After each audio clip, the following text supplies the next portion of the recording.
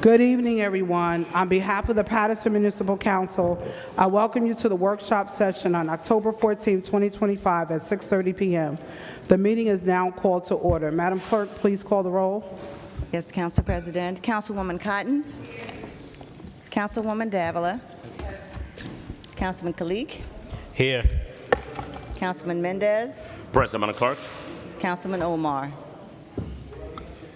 Here, Madam Clerk. Council President. Here. We have 6 present at this time. Madam Clerk, please read Council- the statement of compliance. Sure. All right. Statement of compliance, October 15th, 2025 at 6:30 p.m. Adequate notice of this meeting was compiled and disseminated in accordance with the Open Public Meetings Law in the following manner. 1. The annual notice of regular meetings and workshop sessions of the Municipal Council was compiled for the year 2025-2026 on or about July 1st, 2025. 2. A schedule of the regular meetings and workshop sessions of the Municipal Council for the year 2025-2026 was duly transmitted on or about July 1st, 2025 to the North Jersey Herald News, The Record, The Arabic Voice, The Italian Voice, The Passaic County Pulse, Dominicana News, La Quisqueya International, El Especial, The Paterson Press, The City Post News, Tap into Paterson, The Weekly Bangla Patrica, in addition to any other publication duly requesting such notices. 3. The schedule of the regular meetings and workshop sessions of the Municipal Council for the year 2025-2026 was prominently posted in the lobby of City Hall, first floor, in the place reserved for the announcements of this type. 4. The schedule of the regular meetings and workshop sessions of the Municipal Council for the year 2025-2026 was duly filed with the Municipal Clerk. And 5. A copy of the schedule of regular meetings of the Municipal Council was mailed to any person who requested and paid the fee authorized by the Open Public Records Act. Council President. Madam Clerk, number 5 is moving forward to second reading, and number 7 will be on regular payment of bills. A second, please. Thank you very much, Council President. Good evening, Paterson. Good evening to my council colleagues, Madam Clerk, Sophia, Corporation Council, and CFO. I asked who would be sitting in for the BA. I still have not received a response, so I'd like to know, as I understand there is a personal matter, so I'd like to know who will be sitting in. But with that said, Madam President, we have before us a bills list of $26,194,283.05, of which there are 2 payrolls on this summary of disbursements for $11,033,436.74. The computer checks a total of $15,160,846.31. Of the $15 million, it's 3 payments of street lights for PC&G, solid waste, Covanta. We have workers' comp and liability insurance, making that a total of $15 million. And yes, thank you very much. And a Board of Ed payment, one Board of Ed payment for $6,708,727.92. Once again, total is $26,194,283.05. My motion is for payment of bills. Second. Moved by Council Vice President Davila, second by Councilman Khalid. Discussion, Councilman Mendez. Thank you, Council President. And I know that Councilman Davila, as you mentioned, the VA is not here.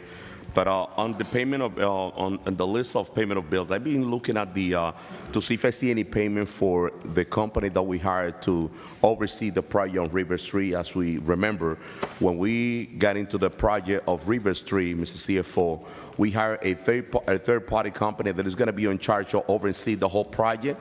That's a very important project, the reconstruction of the sewer and repaving of River Street. I've been there twice, and I have not seen a person on the site. The agreement when we approved the contract was that there will be a person assigned to the site at all time. I've been on River Street twice. I was there today. I asked a few questions. I didn't saw nobody representing that company. I was looking for the payment. I have not seen it, but if I could get some information about the contract and what's the status with the person that need to be on site all the time. We got to make sure that we got to do it right the first time around.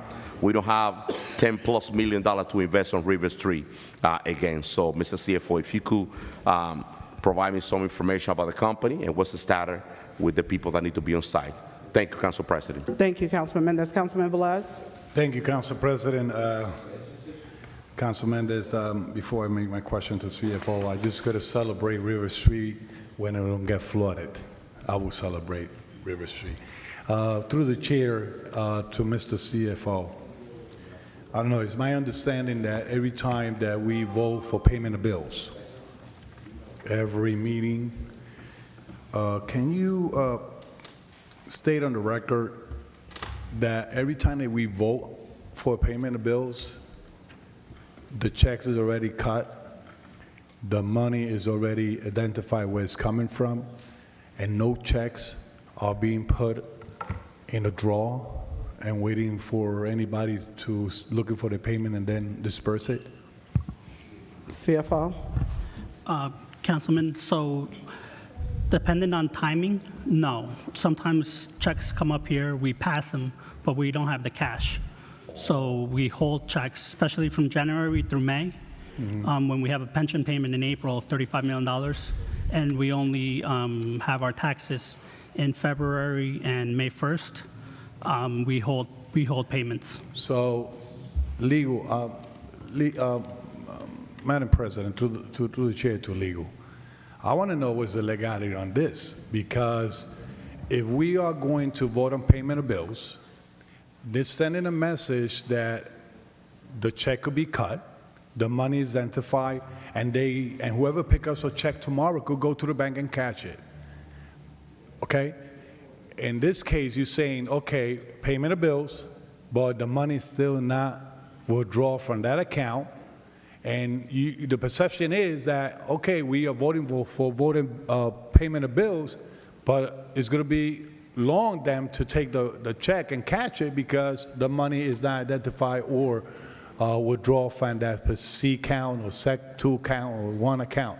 You know, it's sending a, see, for me, I don't know if my colleague will agree with me, when we vote payment of bills, we could say, hoorah, we voted for something that you're going to get paid, and still those vendors are waiting to get paid because perception is that we voted for payment of bill to immediately disperse them and making sure those vendors take the check. That's why we get a lot of complaints about vendors out there saying the city haven't paid us, the city haven't give us a check. And we look at the list. Okay, hold on. Last meeting about a month ago, we voted for that payment of bill, and you still didn't get paid? So this is the explanation you give us. You don't think that's bad government? CFO? So again, it's whenever we get cash in. Don't you think it's bad government? Because if I'm going to put a bill to the city of Paterson, and I'm going to expect that that bill is going to pay me, they do the diligence. That's why we have the problems on the board, ladies and gentlemen.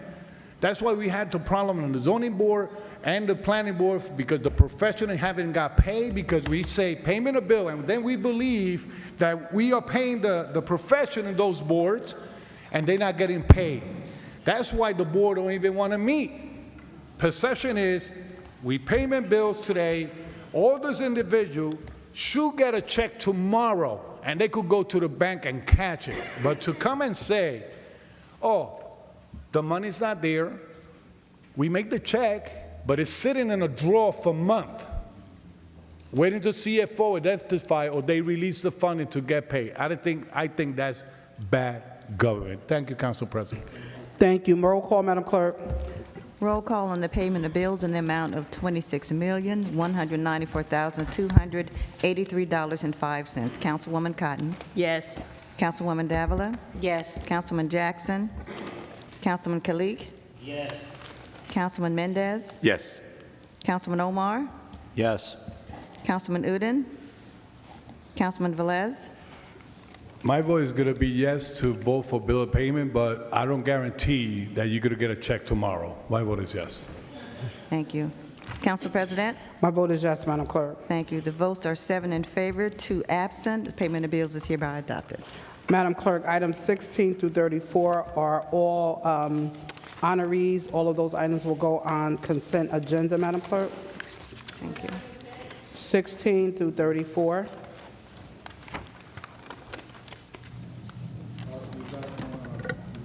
$35 is the economy, And number 35, would you like that on regular or regular. 35 is regular, Madam Clerk.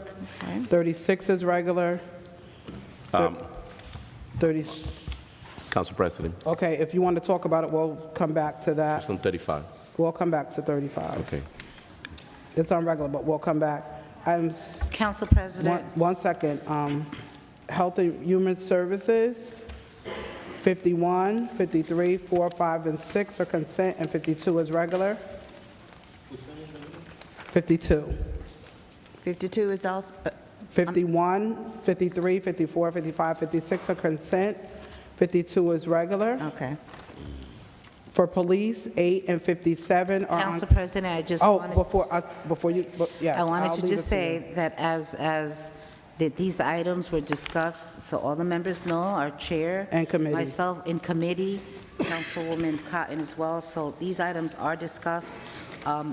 Later on, if somebody has a question, the director is here. There's only one item that would be item 52, which is the agreement with the City of Paterson and the Department of Health and Human Services and the Salvation Army to operate a Code Blue warming center. Yes. Okay. Also, for Police, 57? 8 and 57 are both on consent for police. It is a carryover.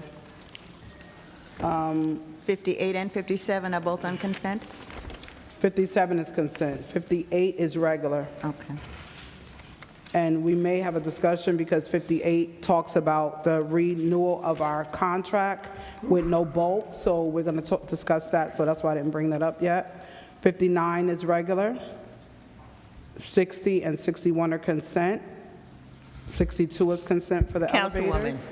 Yes, Okay, you want 59 to be on regular or consent? on regular. Because that's just the overflow for the sewer. Right, they want regular, so. Who want regular? When one person wants regular, Council Who want President. regular? I'm asking a Council question. President, may I please? yes. I was in All right, DPW, I'm so- chair For of that which committee. item, 59? Come on. No, 58. I know that you sent in. Okay, so we'll hold it. I'm just Oh, going we through go- what can go, Yeah, yeah, because we anything wanna we have need to discuss, discussion we'll come We're back. going to have discussion. We'll come back, That's what yes. we're waiting We're just, for. yeah, things that Coming need to back be to discussed, 58. we'll come So, back. Council President, So let's go to number 9. Madam I know, Chair, we'll come back. DPW. We'll come All back. items. We'll come back to DPW. Number 9, Madam Clerk. Number what? You been? Number 9 This is meeting. is to repair our vehicles, is consent. Yeah, consent. 10 is 9 is consent. consent. 10 is consent. 11 is consent.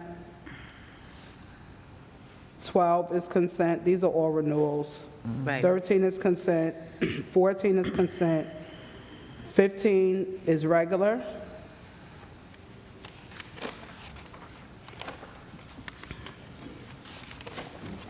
All right, so, Madam... Okay, finance, Madam when you want to do President. all the finance items?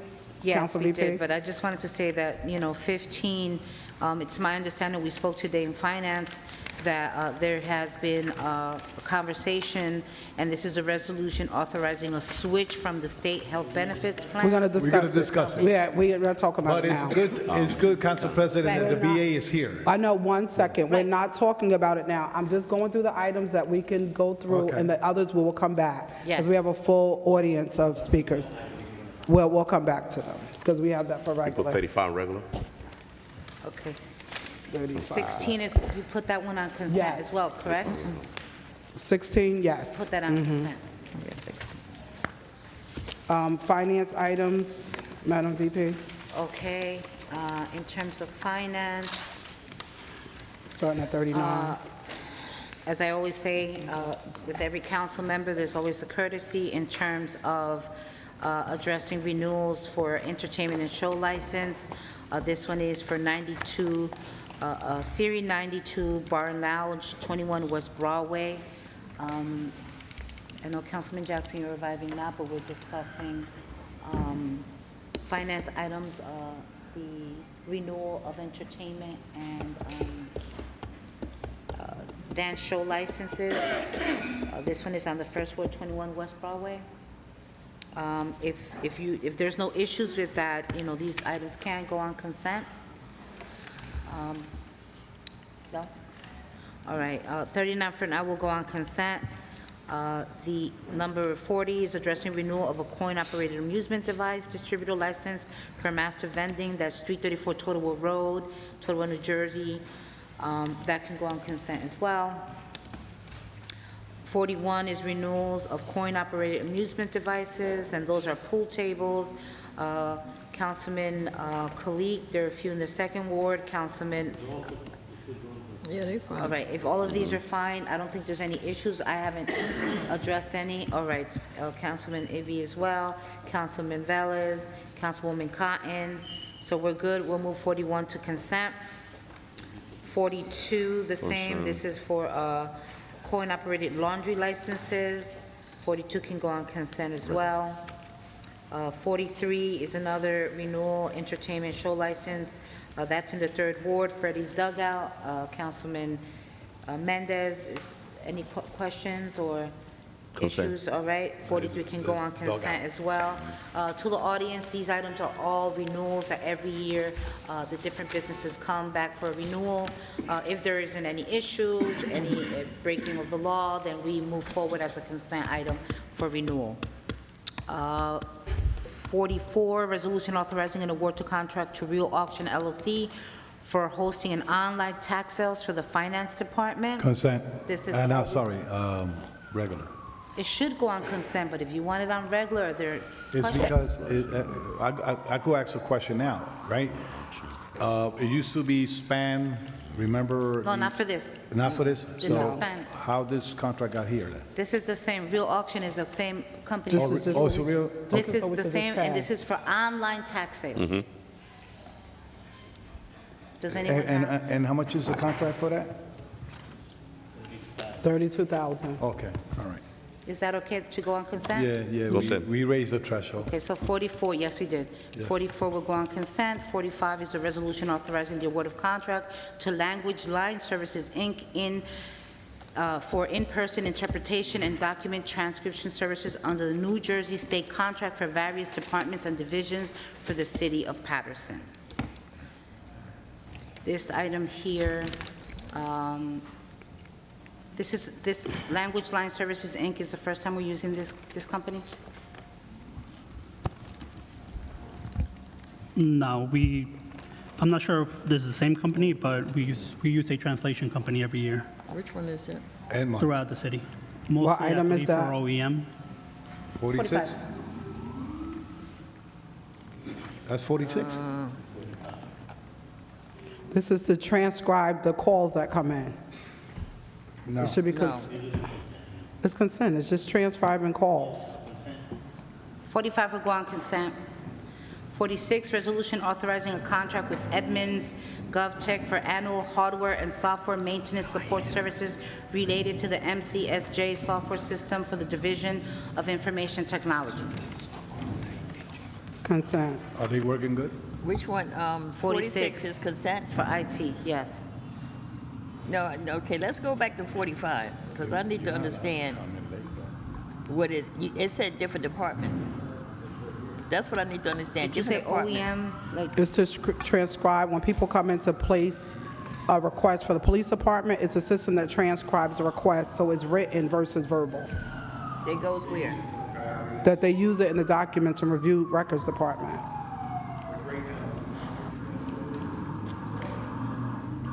Say that again, Director? In other words, language line is something that helps us. Okay, okay. It helps all the different departments. If you have somebody that has language, Right, then language line will step in. okay. They take the language and they transcribe it. Okay. Okay. Okay. Consent is fine. Yep. 47, if there is no issues in the Fifth Ward, Councilman Velez with Mambo Lounge, Mambo better known Lounge, as Mambo Chiflada. Lounge. Oh, no, that's their good. renewal. They're good neighbors. Okay, so that'll go on consent, and He's always 48, been- which is downtown, will go on consent as well. It's the same entity. 49, resolution addressing a new billiard room license for Bumsung Park, known as 1Q Billiard, 301 Main Street. That's in the First Ward. That is in Center City Hall. Does anyone have any questions on that? I'm okay with that going on consent. That's number 50? 49. That's 49. That's fine. Yes. And 50, resolution addressing a new entertainment show license for GNR Restaurant Group LLC, known as Romo Restaurant, 177 3rd Ave, Building 3B at Route 20 and 3rd Ward. Yeah. So just for my That could go on. colleagues who don't know, that used to be the old Mama Juana. Go on It is now consent. under a new owner, new entity, so that's why it's a new license under the new name. Go on consent. And that's in the 3rd Ward. Is everyone Yes. okay? I'm okay for it to go on consent as well.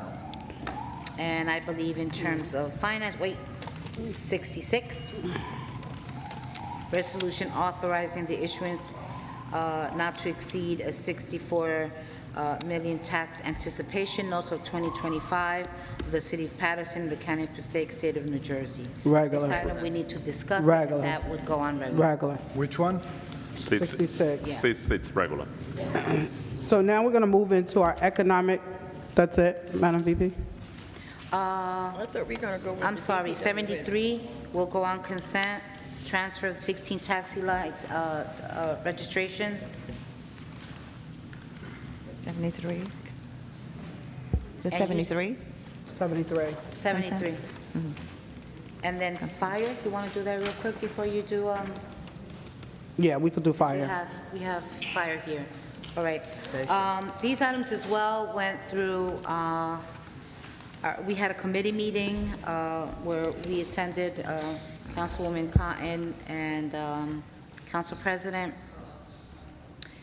I'm a little confused right now. Who's my guy for fire? Council Oh, there you President. go. I didn't, One I second. recognize you without your white shirt. 1 second, Councilman Velez. Okay, so just quickly, 74, resolution to award a contract to V.E. Ralph and Son, Inc., under Educational Services Commission of New Jersey Co-op, bid ESNJ 23-24/29 for the purchase of medical supplies for the fire department. Okay, this right here, all right, is a yearly contract?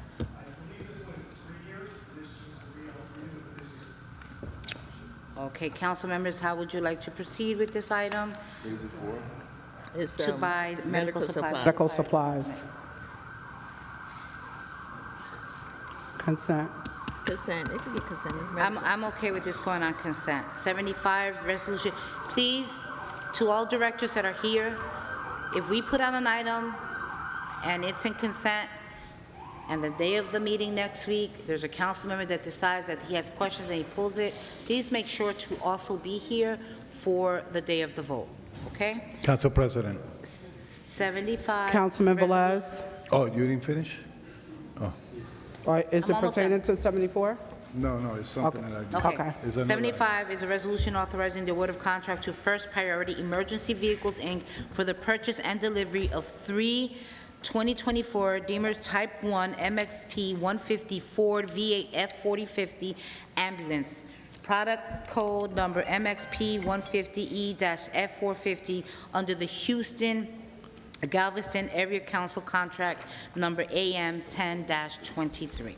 Well, both items, 75 and 76, are for purchasing vehicles. Yes. They both, I would believe, should be on consent unless someone disagrees. They're for vehicles.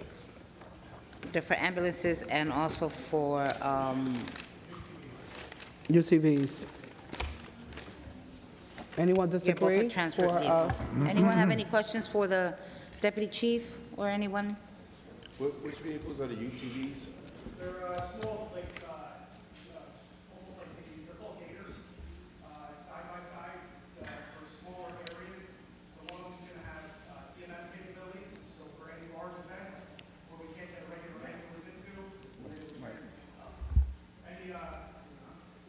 it on?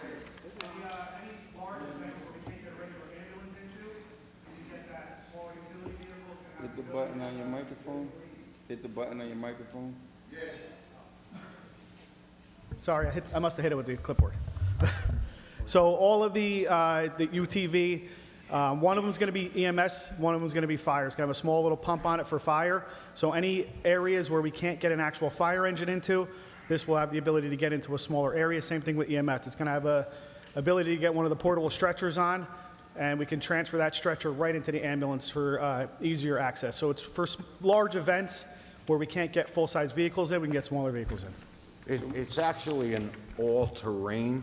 If you think of the four-wheel all-terrain vehicles that you've seen, that's exactly what it is, but it's got a larger back, so like Yeah. he said, you can put a stretcher, you can get it in somewhere, you could get it up on the mountain, you could get it by the falls. We Hinchcliffe. have two of them now. They're both 20 years old. We got them both around the same time. We do have two now. Yeah, they're One doesn't have a pump. yeah. One of them, yeah. One of them's rated for EMS. One of them's just like for transporting equipment. One of them's in the shop. It's basically in pieces. It's trying to get repaired, but it's probably not going to be able to get repaired. And the other one's at headquarters. We use that for any large events, especially at Hinchcliffe. We use for events there. How much is it? The two of them are 110,000 110. total. Yeah, total. And we're paying for this how? Yeah, CDBG money. CDBG. Yeah. The ambulances and the UTVs are all going under one, but it's two separate resolutions. So 110 CDBG. When do we? Give me an example of when we use the vehicles, like outside of a special event, hanging out on the side. Like what emergencies? Anytime there's a large-scale event, like for the high school graduation, we were outside with those vehicles to be able to get from one side of Hinchcliffe to the other. It's for the Falls Festival, any of the parades. They're not in the parades, but they're utilized for those purposes. Smaller spaces Yeah. where an ambulance couldn't make it. Is that all right? Floods too. Oh, We during use the those flooding, during yeah. floods a lot. Yep. Yeah, I got it. So those items can go on consent. Yes. Thank you, our fire department. Madam Clerk, items 67 through 71 will all be regular. The items to honor individuals, regular, all on regular. Which item? 60 what? 67 through 71, they're all honoring individuals in the city of Paterson. That's for Hispanic Heritage? Madam Clerk, Council President. 76 is on consent, correct? 67 through 71. Yeah, and 76 is on consent, correct? Yes. Okay, thanks. Council President. And Madam Clerk, at this time, we're going to open up the public Council portion. President. 1 second, Councilman Council Velez. President. 70 is gone. Yeah, 67 through, We did do. oh, we didn't. Oh, I'm sorry. That's right, she's just chair. 1 second. Council President, pass it over to the chair. No, it wasn't. Councilman Velez, and then public, then Councilman Jackson, then Public Works, and then we're going right into public portion. So, Council President, I was looking into the agenda, but I went directly to the resolution, to the paperwork. 55 is a memorandum of understanding with COMAC to deliver partnership. It says here in the body that DHS and COMAC, Human Services and COMAC, but we supplying the driver, the vehicle. It looks good, but our own expense. The driver, the city employee, the gas, everything coming from us. They're only supplying the grocery. It's good service. But my question on this, are we hiring a new driver for that detail, that this is a new MOU? No, we're not. Director, if you'll just come and speak to that. Yeah, please. We went over this item already? Good evening, members of the council. Thank you for your question, Councilman Velez. This is the second year. We're just renewing this, and you are correct. We are providing the driver, which is in senior services. We are providing the van. CUMAC gives us the list of homebound senior citizens who cannot leave their home, and we take the groceries to them. So how do you senior call COMAC directly? Yes. Or They're they screened- call you guys? They're screened through CUMAC. That's why it's a partnership. Through the application, and they do? Yes. Okay, that's, okay. Thank you. That's a clarification, good one. Thank you, Council Thank you for the President. And the second clarification. one is, looking through the agenda, I don't know, we haven't done DPW, right? So we're going to go to DPW because in that committee, only one person showed up. I'm going to allow the chair to speak to that for DPW, Councilwoman Cotton. So we're going to go into that in 1 second. She's getting ready to speak to DPW items. Okay. So if you want to wait for her to start it? Yeah, Councilman Velez? correct, yeah. Okay, Councilman Jackson, then Councilwoman Cotton for DPW, please. Okay. So before I speak on this other item here, on the same matter, to the Director of Health and Human Services, why is these referrals being given to us by CUMAC and not through our senior services through the city? And are we paying CUMAC to provide this service, or are they being provided a grant or something of this nature to provide the service? Is this in addition to what we do for those seniors that participate in our senior services programs? Or I'm curious of why are we taking referrals from CUMAC for our residents? Why do we have a third-party entity that has to tell us where we have seniors that are in need? Council Director. President. So thank you for your question, Councilman. Again, we started this last year. Nothing's changing. We're just renewing the agreement. CUMAC gets the food from the Community Food Bank of New Jersey. We cannot get the food directly. So they get the food. They had a need to serve homebound seniors. Right. So they reached out to us. We have a driver. We have the capacity. So we do have seniors that come to our programs on a daily basis, but they are mobile. Either the county brings them or they have their own cars. This service is for senior citizens that qualify to get the food but cannot leave their home. For Paterson?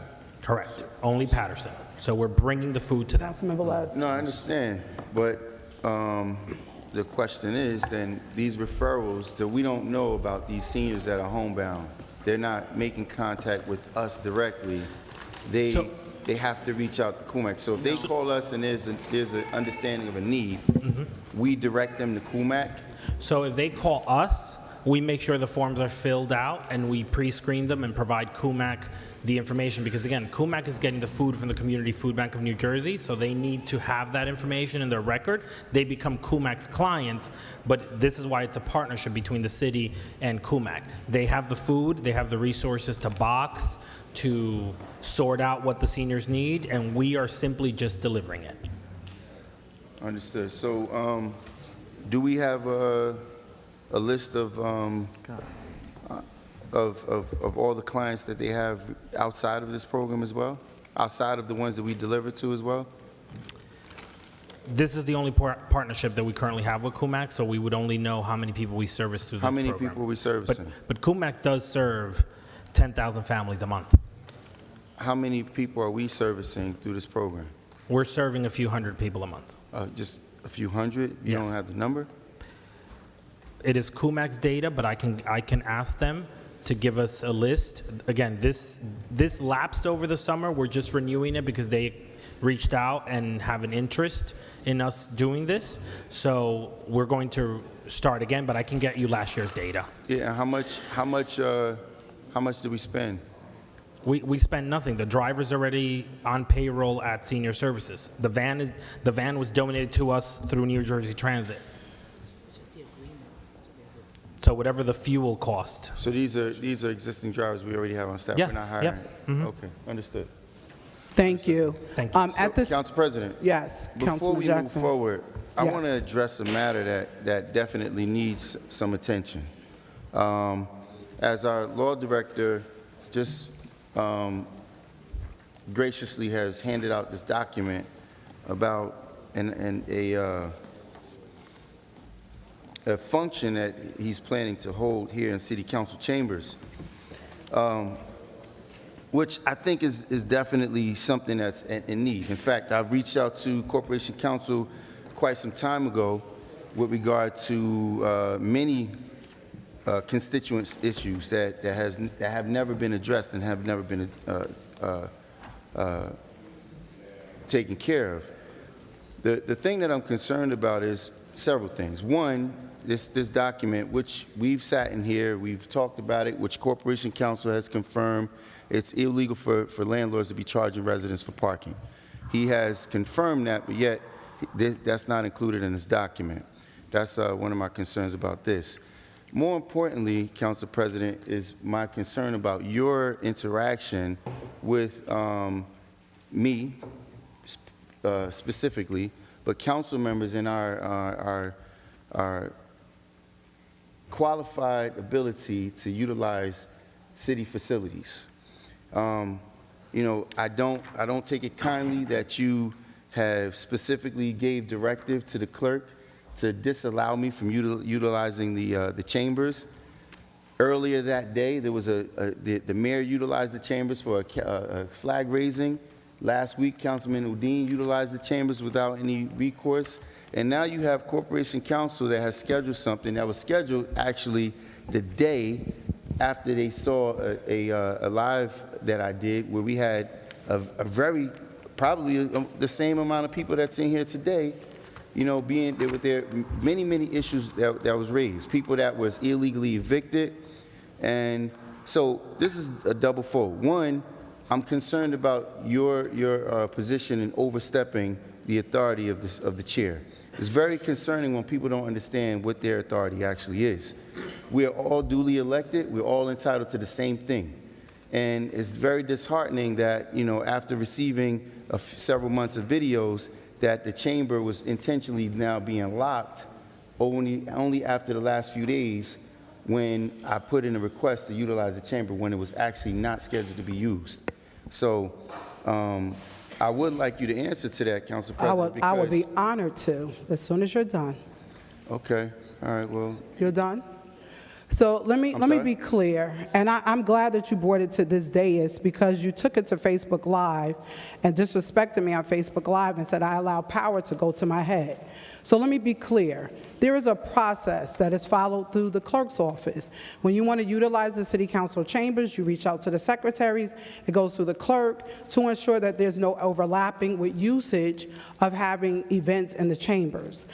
I did not stop an event that you recently tried to have on Monday. When you reached out to the clerk for your event on Monday, the clerk in turn said she stated to you that the city is closed. So in order to have someone to come in to open up, it would have them to have to get paid double time. I was not asked if I should approve it or not approve it. That did not happen. I said there has to be a clear process in place, and as you said, and I'm glad you pointed it out, Corporation Counsel followed the process. He sent the request in, it was available, and he was put on the calendar. It's been that way, and it's amazing to be that now as a female, I'm the council president, you have an issue when there was men council presidents, other people that served the council president, you never tried what you're doing now. So I don't know if it's because Mims is here, and we are of the same ethnicity that you feel that you should do what you're doing. I'm not sure, but this has been the process before I became the council president. I've only been here since July 1st. So I don't understand why there's a difference in standards. If you want to use the chambers, you follow the process just to ensure, and I sent an email out only because there was an event placed in the chambers that we had no idea about. It was to do some celebration. We were not aware. So that was sent out to ensure that anyone that wants to use the council chambers, that they follow the same standards, not just for council members. It wasn't just for council members. It was for anyone that wants to use the chambers. So I'm glad that you made the request here known, but Council President did not say you can't use the chambers, don't use the chambers. That is not true. I made a clear statement to anyone, not just you, but any person that wants to use the chambers. They have to make sure it's clear to make sure the chambers is available. That has been the process forever. There needs to be an advance notification of that so we're not overlapping. That is nothing new, and that's what was stated to you. And I don't know what the issue was, but I don't know what you were told or what was communicated to you, but Council President is not stopping usage of the chambers for any purpose. However, I will put this on the record. When we're in the chambers, if we're in the chambers and we want to do community business, that's fine. If we want to come here, you want the community to come in and you're talking to the community, I don't stop those issues at all. So for you to say that I stopped you, I didn't stop you. You have to follow the process. That's all it is. You got to follow the process. Madam Council Clerk, President, we have Council a quick, President, we have a I'm sorry. presentation. I'm not finished, Council President. Councilman Velez, for Mr. Murphy, I'm so sorry. We're supposed to do it earlier. You know I love you, Mr. Murphy. So we're going to do it, and then we'll come back. I know Councilman Jackson has some more questions. We're going to finalize But this now. Mr. Murphy, we want to honor Council you. President, so, first of all, I never said you stopped me. There's not a person in this building that can stop me from doing what I'm entitled No, to. you did say that in your live. You said that. I did not say that. Yes, you did. I said you made an attempt to stop me. No, you said I And Madam stopped. Clerk, just to be clear, after I spoke with you, did you not tell me that the council president said, no, I cannot have it here because of whatever reason she never said that. she came up with? For the reasons that was stated. For the reasons, but you said that she said no, correct? I didn't say no. She said that she told you. I'm sorry, Council President, I have the right, floor. let her speak. I'm speaking to the clerk. You're going to allow her to answer. She said no for those reasons. She said no, correct. For those reasons. Okay, very good. So let's get that straight. So, Council President, I'm not targeting you. I do the same thing. I did not say Councilman Mendez was tasked with the charge to put me in check. He failed. You will not succeed in doing that either. Okay. You made a clear statement to the clerk that no, I cannot have use of the chamber on Monday, and yet the administration utilized the chamber without any issue. So if you're going to attempt to be unfair, then you should be honest about it. I just wanted to make sure that this is clear that I'm duly elected. If I care to address the concerns of the public within these chambers, this here is the people's house. Often, whoever's in that presidency continues to try to deny access to this room, and it will not happen. And now, furthermore, I don't understand how, if the effort that I made, I didn't have a flag raising, I didn't have a celebration. I had a community meeting where members of the public, a large number of members of the public, are being mistreated by different landlords, and now Corporation Council puts out a directive or a memo on how we bring in legal services. These members that's in our community, they don't need legal advice. They can't afford, and I do see that this is a free legal services, but there's legal aid that's here. The city should be taking a position when we allow these developers to come into our community, overdevelop our community, and then they take advantage of our residents. When residents are being mistreated and evicted at such alarming rates, and the fact that I didn't get specifically you, Council President, you should have been all in favor to ask, how can you support this event, not how you could try to get in the way of it. Thank you, Councilman Furthermore, Jackson. and lastly, I'll say this. Thank you. Madam Clerk, has it been a practice of yours throughout to lock the chambers every single night, or were you given directives after we had that conversation to make sure that the chambers were locked? Well, I'm not necessarily the person that is tasked with that responsibility. Correct, but I couldn't help but notice you night in and night out after we had that communication on the videotape that you were the one who was then tasked to lock the I chamber. have locked the chambers on several occasions when I found that it was unlocked. Right. But That's were the you normal practice. specifically asked to make sure the chambers was locked No. after we had this conversation? No. I'm trying to remember, but I just know that I'm all. No. That I don't want to was put you on a seat, Madam Clerk, because I don't understand why she's trying to answer for you and force you to put you in a position to lie. Madam Clerk, if there's a consistency within your seat, within the purview of your responsibilities that you have not participated in over the last several years, and then all of a sudden the doors being locked and people are utilizing that with an agenda to keep Councilman Jackson out, that's all it is, Madam Clerk. I don't need you to answer. I understand. Everybody knows I can what answer. actually No, happened. allow her to answer, because I've never Go ahead. asked her to Go lock, ahead, so Madam Clerk. please I was allow her asked- to answer. I was asked to lock the chambers after a certain group came in to use the chambers. It was an outside entity, and I was asked to lock the chambers. What outside entity? What outside entity? I would don't you, recall the name of So, it. you know, and I'll make this, because I'm going to publicize this as well, just for the public's understanding. Councilman Velez wrote a long letter to the mayor in answer to the fact, just so everybody understands, these chambers belong to the city council. It doesn't belong to the administration. The second floor belongs to the administration. They don't make decisions and choices. We collectively make decisions. If the council president wants to come up with new directives, it has to go through a council process. It has to go through a vote. She just doesn't get to arbitrarily make unilateral decisions on behalf of the council. That's not how this thing works. And when we do that, we run the risk of disenfranchising the public because their representative is trying to do something on their behalf.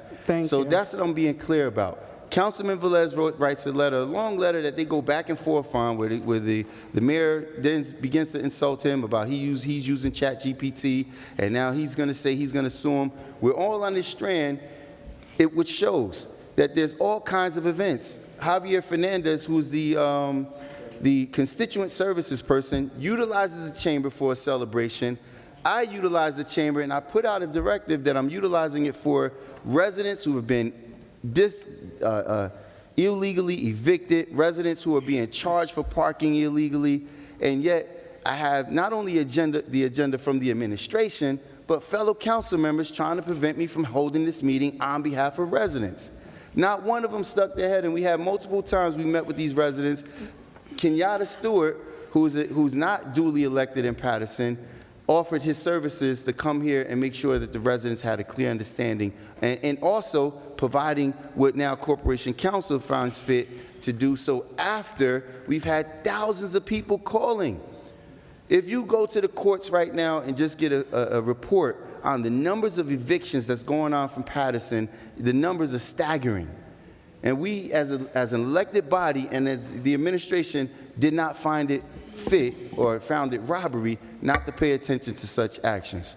So I just wanted to make that clear. Council President, I just want to be clear that if you choose in the future to make unilateral decisions like that, it has to go through a process of I a will vote. say this once again for the record. I did not tell Madam Clerk at any time to lock any chamber. She made that clear. She said a group asked her. I wasn't here. I did not tell her to lock. The chambers are always locked. DPW So locks yet the again, chambers. Council President, in closing, Council the President. people who make the Councilwoman Davila. decisions about the chamber is the Councilwoman council. Davila. The clerk does not take direction from the administration. The only group that the clerk takes direction to when it comes to the council chamber is the council. Nobody can give her directives on when to lock the door, especially when she got a phone call from a council member who says he wants to utilize the chamber on Monday at 6 o'clock, and I got to come and find the door locked. So if you didn't tell her, then yet you're derelict again on your duty because she informed you. On one side you said it's my duty, on the other that side I you was said looking it's to not. utilize Make the up your chamber, mind. and if you Councilwoman did Davila, not give her directives and then to Councilman keep it open, Khalid. then you yet failed again. Councilwoman Davila and then Councilman Khalid. So I want to thank you, Council President, and, you know, I don't like spewing things or trying to twist things to try to look good or not good or make somebody look bad.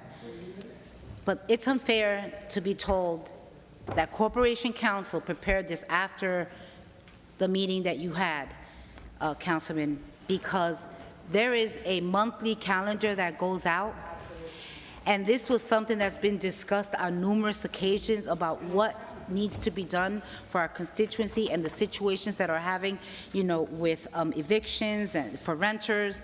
And this was actually something that for Hispanic Heritage Month, they said, you know what, let's do Know Your Rights, right? For October 15th in closing of Hispanic Heritage Month.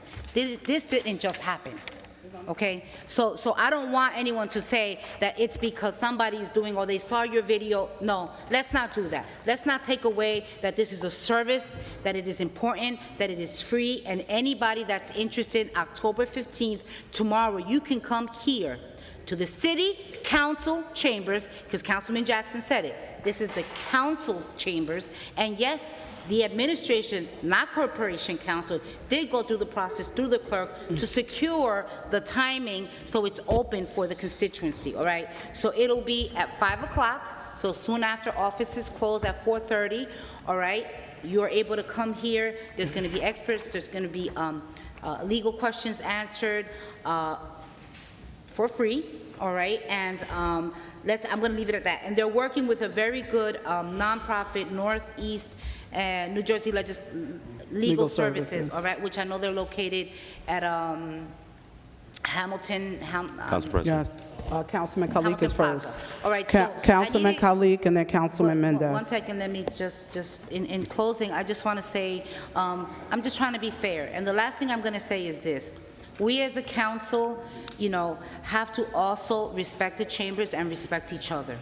We have a tendency, and the situation that happened with our councilman who sent out an email, and you discussed a director putting, requesting to use the chambers, he did bring an outside entity. But that's not what was in the books. The books, it was specific to constituent services, which means all of you can come here and ask questions. And so when I found out, I went to the source, I went to the clerk, and I didn't write the emails out to blast anyone. There's no need for that. If you have respect for people, you pick up that phone and you say, what happened? After we found out what the situation was, all right, it is Hispanic Heritage Month. We are celebrating all different cultures. And it happens that there's this organization of which the director is part of, and they've been here before. We do flag raisings with them, so this is not new. It was just a surprise to us, and I'm going to tell you why. If you're going to do an event in the chambers, and this goes to all the council or anyone out there, invite the council. This is our house here. This is the chamber. This is the council chambers. Yet you do an event and you don't invite the council president or all of the rest of the council members, or you pick and choose. That's unacceptable. That is a disrespect to the council chambers. And the other thing that's a disrespect, and I'll finish with this, is you want to run for office, you have all the right to do so. But sitting in these seats and bashing the council, that's unacceptable. You can't do that. Try doing that in a court. Try doing that somewhere else. Unacceptable, unequivocally not acceptable, and I think that we need to have more respect for our chambers. Thank you very much. Councilman Kalik, Councilman Mendez. Thank you, Madam President. This is all new to me.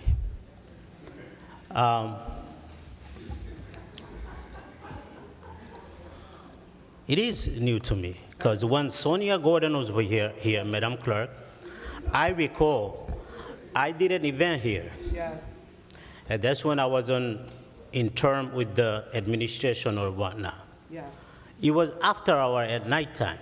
So I had to make the request with the Madam Clerk. Yes. Also, I had to pay for the security and the custodian. Yes. I had to pay from my pocket because the city hall was closed. So now it seems like it's open. Most of us have a key. We could come in anytime we want. There's no security. There's nobody here, and we could do whatever we want to do in this city hall. So there gotta be some kind of ordinance or something in place. Okay, Madam Clerk.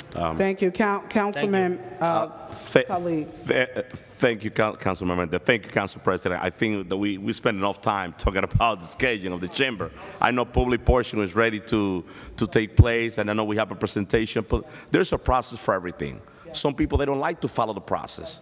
Let's make it simple. Listen, we have to put law and order in the chamber, order in the city. I was council president for 2 years. I never had this problem. I don't know why all over the sudden we got this discussion. The process been the same. 2 years when I was council president, and it's still now with council president Mims. Quite honestly, I don't understand that. And Councilman Kalik is totally correct. There's a point that I have some event, and I have to pay out of my pocket for some security because the city cannot engage into this overtime process. But there is a process, and the clerk is there. Let's respect the clerk, and let's respect the process. You need a chamber, you put a request. You want to invite your Council Cali, be my guest. You don't want to invite none of your Council Cali, we cannot get upset for that. If y'all want to do an event, and I don't want to invite none of my council, this is not my case, I love my Council Cali. I invite everybody to my event, all my council. But if y'all want to do an event, and I feel that I don't want to invite my Council Cali, I have the right. As an elected official, I have the right to use the chamber for whatever reason for the community. So we cannot get upset if Councilman Jackson put an event together and he only invite certain people because that's what he feel like. He's entitled to that. So let's put it, let's move on. I know we got public portion. I know we got another presentation, and we got to get back into business. Thank you. Council President. Councilman Very Velez, good. could you please do your presentation? Councilman Velez, let's honor Mr. Tony. We apologize, Council- Mr. Tony. Councilwoman. We're going into the presentation first. DPW. No, we're doing presentation for Mr. Tony. That should have been earlier. Councilman Velez. He been waiting too. Why is she gonna call him last?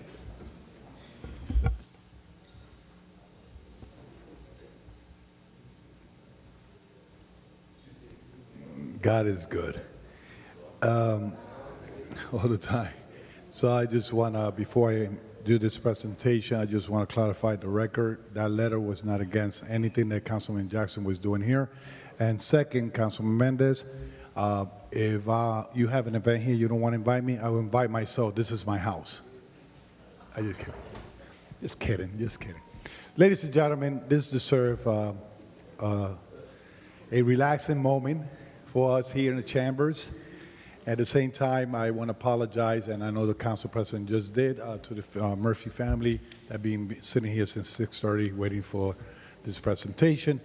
If I'm going to read everything that says here, I know you would like to listen to this better than other things, but Tony Murphy is an individual that his character, his way to conduct himself, as a constituent in the Fifth Ward, resident in the Fifth Ward, the communication that he transpired with his councilman, that is myself, speaks a lot.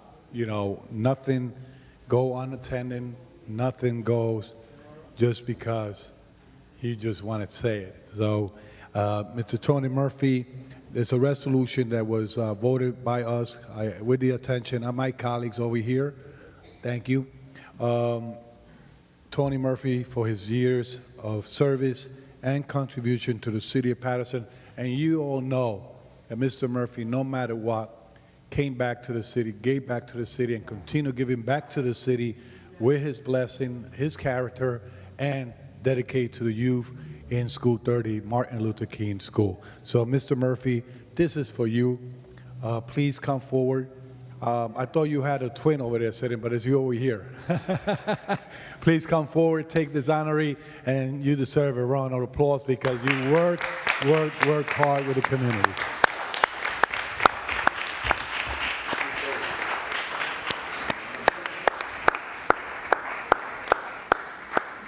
Receive it, and you got some words. Yeah, I just want to thank the council. Thank you for honoring me. I know a couple of people on the council. I coached their kids. Ruby coached her kids. Mike coached his kids. And just want to say thank you. And it's, you know, I just do it to be doing it. I need points to get in heaven, so I just keep coaching. But I just want to thank you guys. And my family, thank you. We all here, you know. But thanks a lot. God bless you. Let's take a picture here, please, in the middle of the chambers. And the family, bring the family too. And the new addition, God bless that little girl. God bless her. A granddaughter. Let's give another round of applause to the Murphy family. God bless them. Thank you, Council President.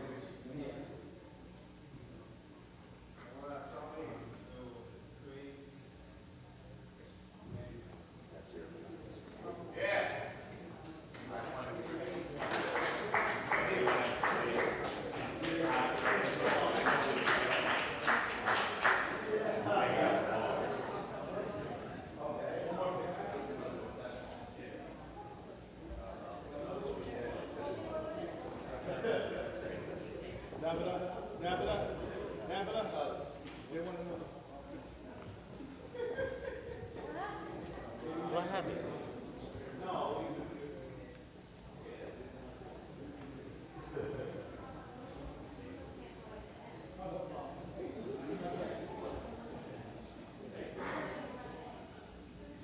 On three. 1, 2, and 3.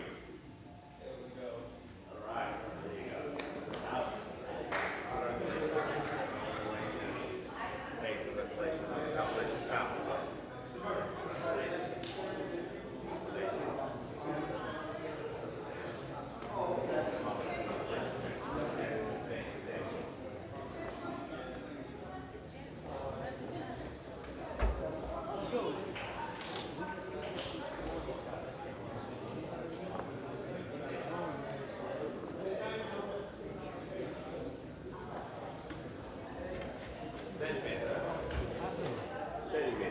What's going on here?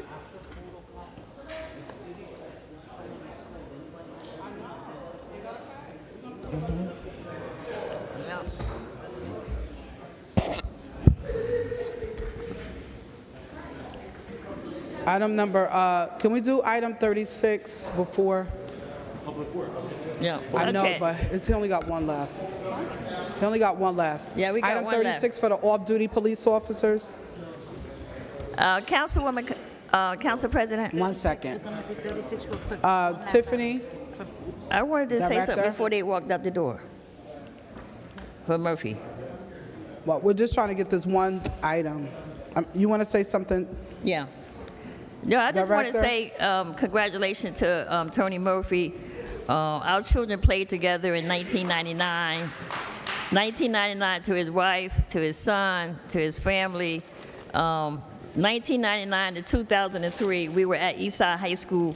Our children played together from 99 to 2003. So congratulations again, Tony Murphy.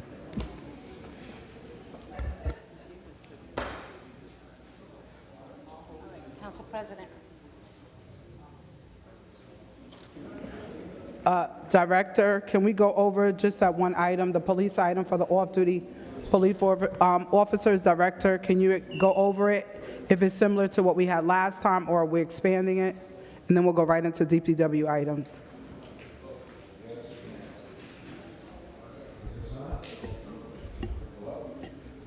It's on. Press the button. Now it's on. Okay, now I got it. Okay, so this is a resolution approving the Paterson UEZ, Urban Enterprise Zone, Division of the Department of Economic Development, to utilize 1.18476.96 of Urban Enterprise Zone Assistance Funds, a grant, for quality of life off-duty public safety patrols in the commercial corridors. As you know, we had 2 and 10. We're going to 2 and 16, also utilizing the cameras. They've helped us repair them, and this will continue to be the next year, but expand because we've been using precision-based and evidence-based policing through data, and we will have our comm center with the cameras and the police officers doing the patrols in the streets where they're needed in the zone. And that's basically what this is all about. Any questions, I'll be more than happy Where's to the data? Before we move forward, I would just like to make a request to get a list of the areas that we covered last time with the call of service report to show what happened in those areas. Yes. And then to look at the areas we're expanding to, whatever calls of service or police activity that has happened in those areas that are connected Sure. to the UEZ zone. If we could see that, I'm happy that you're expanding it, because that was something that some of the members on this council talked about on the dais and in public safety. Sure. So I'm happy to see that. Thank you. Councilman Mendez first. Thank you, Council Yes, ma'am. President. And then And Councilman Jackson. Director, Council President. allocating from UEZ $1.8 million, I'm definitely full support. We have to find any different ways to bring more police presence into our community, into our neighborhood. And using UEZ money, it's perfect. We're not using taxpayer dollars, and we will have additional police power, police officer, boots on the ground. But I want to remind you that, listen, East 33rd and Park Avenue is a UEZ zone. Breland is a UEZ zone. Broadway and East 33rd is a UEZ zone. Yes. Those areas, we didn't cover those areas in the beginning. Please add those areas and just look around, because I don't want to see the $1.8 million resource going into one location specifically.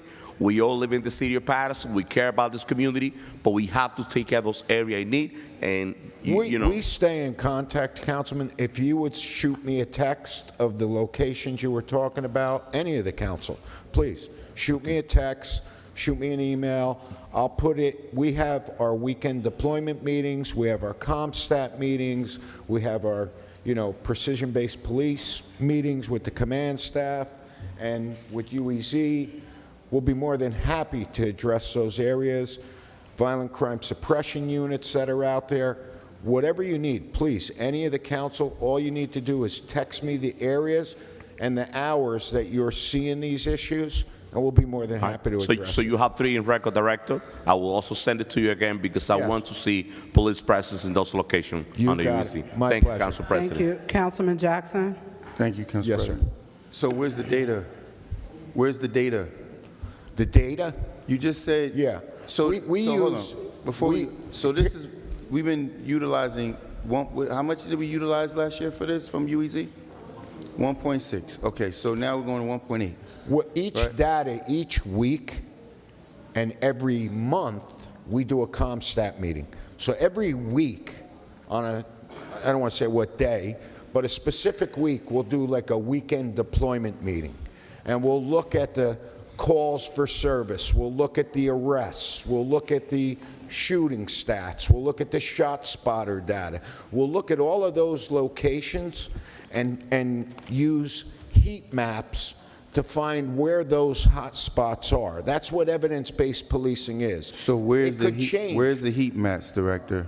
There's going to be tons of them I don't over at see the it. police I department. don't see it being presented here.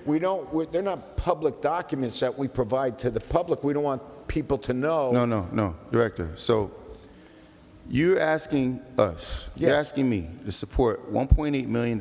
Yes, I am. From UEZ that could be supporting a small business or a number of different things, to allocate it towards quality of life units or whatever the case might be. I don't get to see the data of how effective the money that I spent last year is. It's all not, it's not compartmentalized. What it is it's expanded. Think No, about it. but You it has have to be. Units, there could be 3 quality of life units out tonight. Tomorrow there could be 2. The next week we could have violent crime suppression units in different locations. It's going to change. Director, It's not something that's a strict. Is this 1.6 paying for violent crime as well? It'll pay for anything in that urban enterprise zone that is criminal-based. But that doesn't crime. make sense, Director. If you have officers, right? 'Cause Correct. help me understand this, right? If you have officers that are on duty, Yes. and they're on a violent crime unit or a drug prevention unit, whatever the case might be, just because we take calls in the UEZ zone No. means we're going to reduce the budget from No, UEZ? what you're going to do is you're trying to deter crime. So you want to stop crime before That's it your job occurs as the by PD having- director and the chief of police. Yes. Stopping, deterring crime. Right now, what we're talking about, what you have standing next to you is the Director of Economic Development, the UEZ Director. So we're being accountable right now for the money that we're spending on UEZ. You already got a multi-million-dollar budget of your own to handle and do certain I want things. to be frank with you. You want Okay, to know, without- Councilman? We have a table of organization of 439 police officers in the city of Paterson. On a good day, we're lucky if we make that 400. Jersey City, Newark are in the 1,000. Are you kidding me? In this city of Paterson, with the residents that we have in this small 8.6 square miles, we should have 1,000 police officers here. And we're going to be coming back to the Public Safety Committee with another proposal that we have to put more police presence, because we don't have enough police officers. We need more.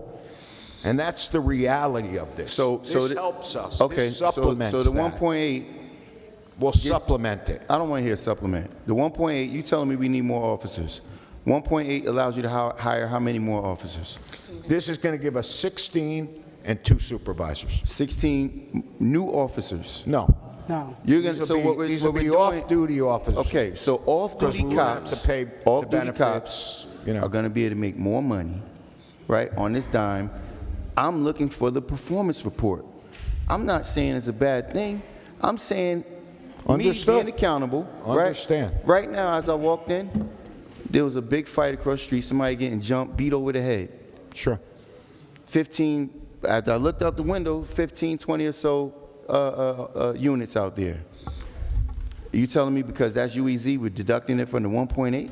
No. So what I'm saying is, again, because I'm Whatever going to get back to report the, you I'm going to want- get back to the UEZ Whatever director as report well. you want, Councilman, He should be we will accountable. prepare for you. But director, we're asking for a vote next week, and he should be presenting. Because it's worked. It's worked. It's How do I proven. know it worked if I'm not given a report? It's in the document. Look at the document.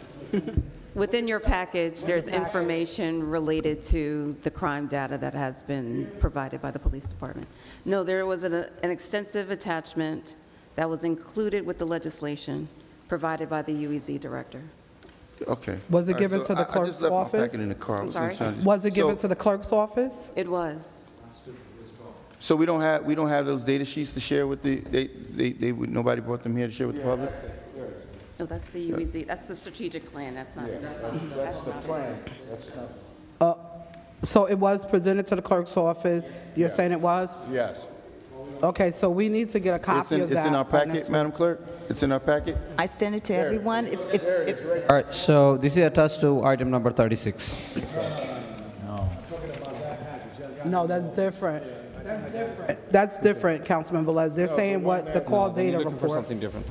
He has it, right? So the point, listen, Okay. the mic. So just 1 Should be second. in your packets there. Director, so if Councilman Jackson is asking, then we should be reading from that report. If it's something you gave us, can we just read from that report? Because he's asking questions, we need to hear the data. Last year, these are the parking signs. Yes. That's what he's talking about, yes. This one last year. Okay. The 2024-25, we go from Yeah, I got it. parking summonses with traffic issues, 1,121 quality actions taken as a result, summonses. Moving violations, 86. TCOPs, our city ordinances, 8. 1048s, which is checking a business. A 1048 is a police code. When an officer goes, gets out, checks a door, checks a business, goes inside, talks. 1048s, they did 14,385. 8 arrests, and the assignments for assistance and assignments like calls for service, they did 2,464. So that's last year's data, and it's broken down by month. If you see it, you'll see it's like weekly. You'll see September 12th to the 15th, September 19th to the 22nd, September 26th to the 29th. It's all data-driven. We meet and we discuss this, and then we decide where can we put this to prevent from occurring. This is not driven for enforcement. This is driven to prevent crime and to reduce it.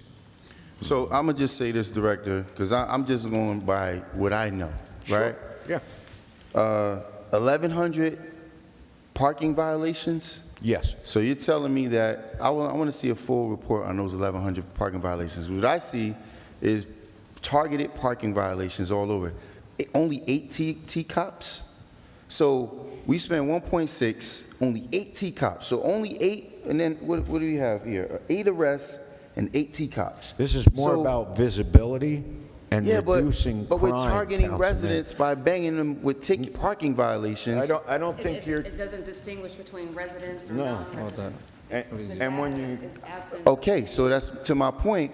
What I know is when I come outside and I'm hearing complaints from residents, and I'm seeing the excessive towing in certain specific areas that don't really outline the UEZ. and I'll show you my phone, Councilman, from people and residents in this city calling nonstop, their driveway blocked, calling because there's a fire hydrant blocked, calling because they can't get down their street, calling because, what are we supposed to do? What am I supposed to say? I'm not going to help you? No, I'm going to go and tow your car and I'm going to help you because that's my I'm texting you duty. 3, 4 o'clock in the morning, and you do respond. Yes, for blocked driveways. I still have people that saying they can't get a police response for a blocked driveway, but we're not talking about that. We're talking about officers driving around at 3, 4 o'clock in the morning and targeting cars that's parked on the corners. We're not talking about officers targeting, because what I would like to see is a more specific If they're on the breakdown corner, are they in violation of the law?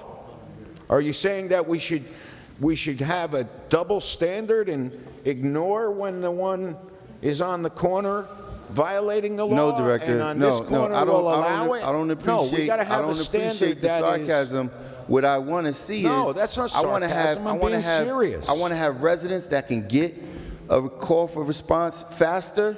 Not an officer just banging tickets in the middle of the night, targeting in a tow company Goes back making to the thousands of dollars. 439. I'm sorry? Goes back to that 439 when you talk about calls for service. Yeah, but Director, I need a more detailed report. I want to see the tickets that are being issued. I want to see these tickets that's being issued, see if they've been issued in front of businesses, see if they've been issued for blocked driveways, see if they've been issued for blocked fire hydrants, or are they just tickets that's being maliciously written in 3 or 4 o'clock in the morning. Listen, Director, you know I'm up 3 or 4 o'clock in the morning all the time. Councilman Jackson, what we will do is we will provide you with more data in advance of next week's meeting. You'll have the information from the police department that will break down I want to each see and every exactly action. what we're spending on, and I want to see exactly, if we're taking money from UEZ that could be utilized for someplace else, just for PD overtime, that's not acceptable. We need the support. We need the boots on the ground. And I can tell you, Councilman, being in this for 42 years, it'll be before I would let a police officer target anyone, they'd have some problem with me. Because I've been doing this for 42 years. I don't target people. What I do is look at violations and dangerous conditions, and that's what I ask them to address. That's it, simple. Not who, what, basically the violation. And what can it do? Can a house catch on fire and I can't get to that fire hydrant with my fire department? Can I have somebody on a corner and I can't get the hook and ladder around it? There's so many different issues. I could go on and on and on for 42 years. I've been there and I've done it. And believe me, I talk to people that cars towed, and I've been on top of it to make sure that we do everything we can, especially someone that can't afford it and made a mistake. I'm the first one that'll be over at the towing company, and you go check. Thank you. We'll put this item on regular. Madam Clerk, we're going to open Council up. President. We're going to open up. Council President, Yeah. may I please? Councilman Velez. Thank you, Council President. Director. Yes, sir. Councilman. You know, the reality is to the residents of Paterson. And look at the numbers. 2010, we have 146,199 residents in the city of Paterson based on the data of census. That's without counting the people who didn't want to get count. And we had 497 full-time cops. 2025, we have 160,463 individuals live in the city of Paterson. That's without counting the individuals that did not want to get count. So we could say we are a little bit more of residents. And we have only 402 cops in the city of Paterson. Something is wrong. Yes, sir. Nobody's looking at Paterson in a serious way. Not even the governor, not even the federal, not even the county or whatever. We need help, and we need more cops.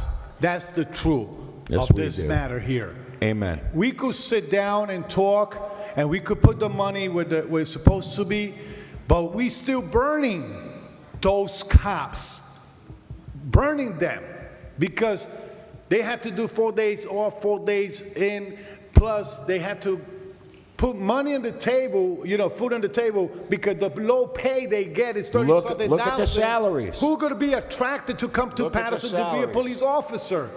So this money, what I expect, the UEC is expecting to do it in the corridors of the city of Paterson, in the UEZ zone. What we want to see is more proactive, more arrests, but they need the tools, but we need the police officer. You got it. And Council President, I'm the one that called dispatch a lot. And, sometimes they get tired. And one thing I could say is, and one thing I could say is that the amount of calls that they receive for the little things, you imagine the big things, Sometimes we have to put ourselves, Council President, can you please? Can we have Can you please, Mr. decorum, please? Decorum, please. Councilman Velez. So last but not least, and then I want to explain this more. I understand the money's being And this used. also pays for the equipment. Correct. The What cameras, we always the ask, cows, Council, the repairs to the cows. Director, Councilman what we ask Velez. directors is that when you guys come to utilize UEZ money, in the past you have listened to us that we want more police presence in 10th Avenue, more in Park Avenue, more in Market Street, not just dedicated on one section of the city. Understood. Okay, and we all understand that. But look at the reality of it. We still growing.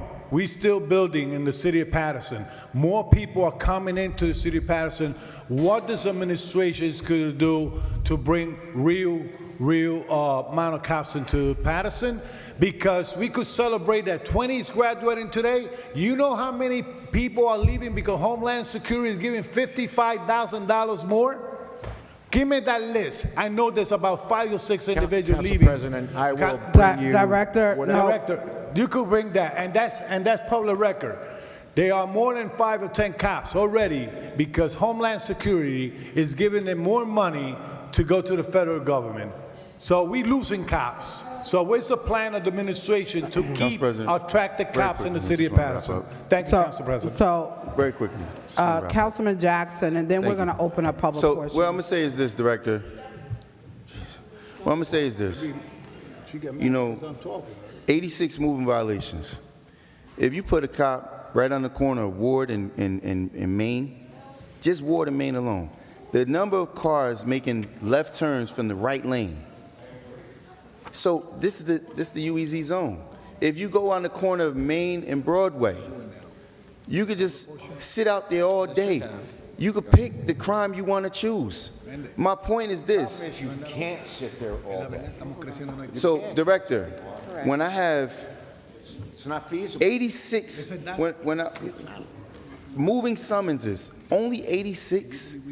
Do you understand how many cars commit a moving violation like every single minute? You go on the corner, you can put one cop there So, Councilman, with the expanded number of police officers that will be deployed throughout the city in the So, UEZ I'm sorry, corridors, Director. I'm you sorry. will have Please don't the cut me off. ability to track. Let me finish with my thought.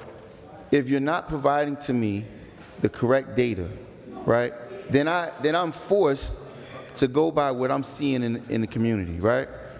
I'm telling you that right here on Market Street in front of City Hall, you just go any single day and you got double parking like crazy. So when I see a report that says 1,000 plus parking summonses, that's not part.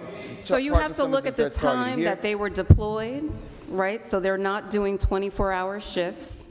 There's, they're broken up into different shifts that they're working, and they're moving. So to that point, they're not stationary in one quality location. of life in the UEZ, for the UEZ to take funds from their money to pay for quality of life things, it should not be 1 a.m.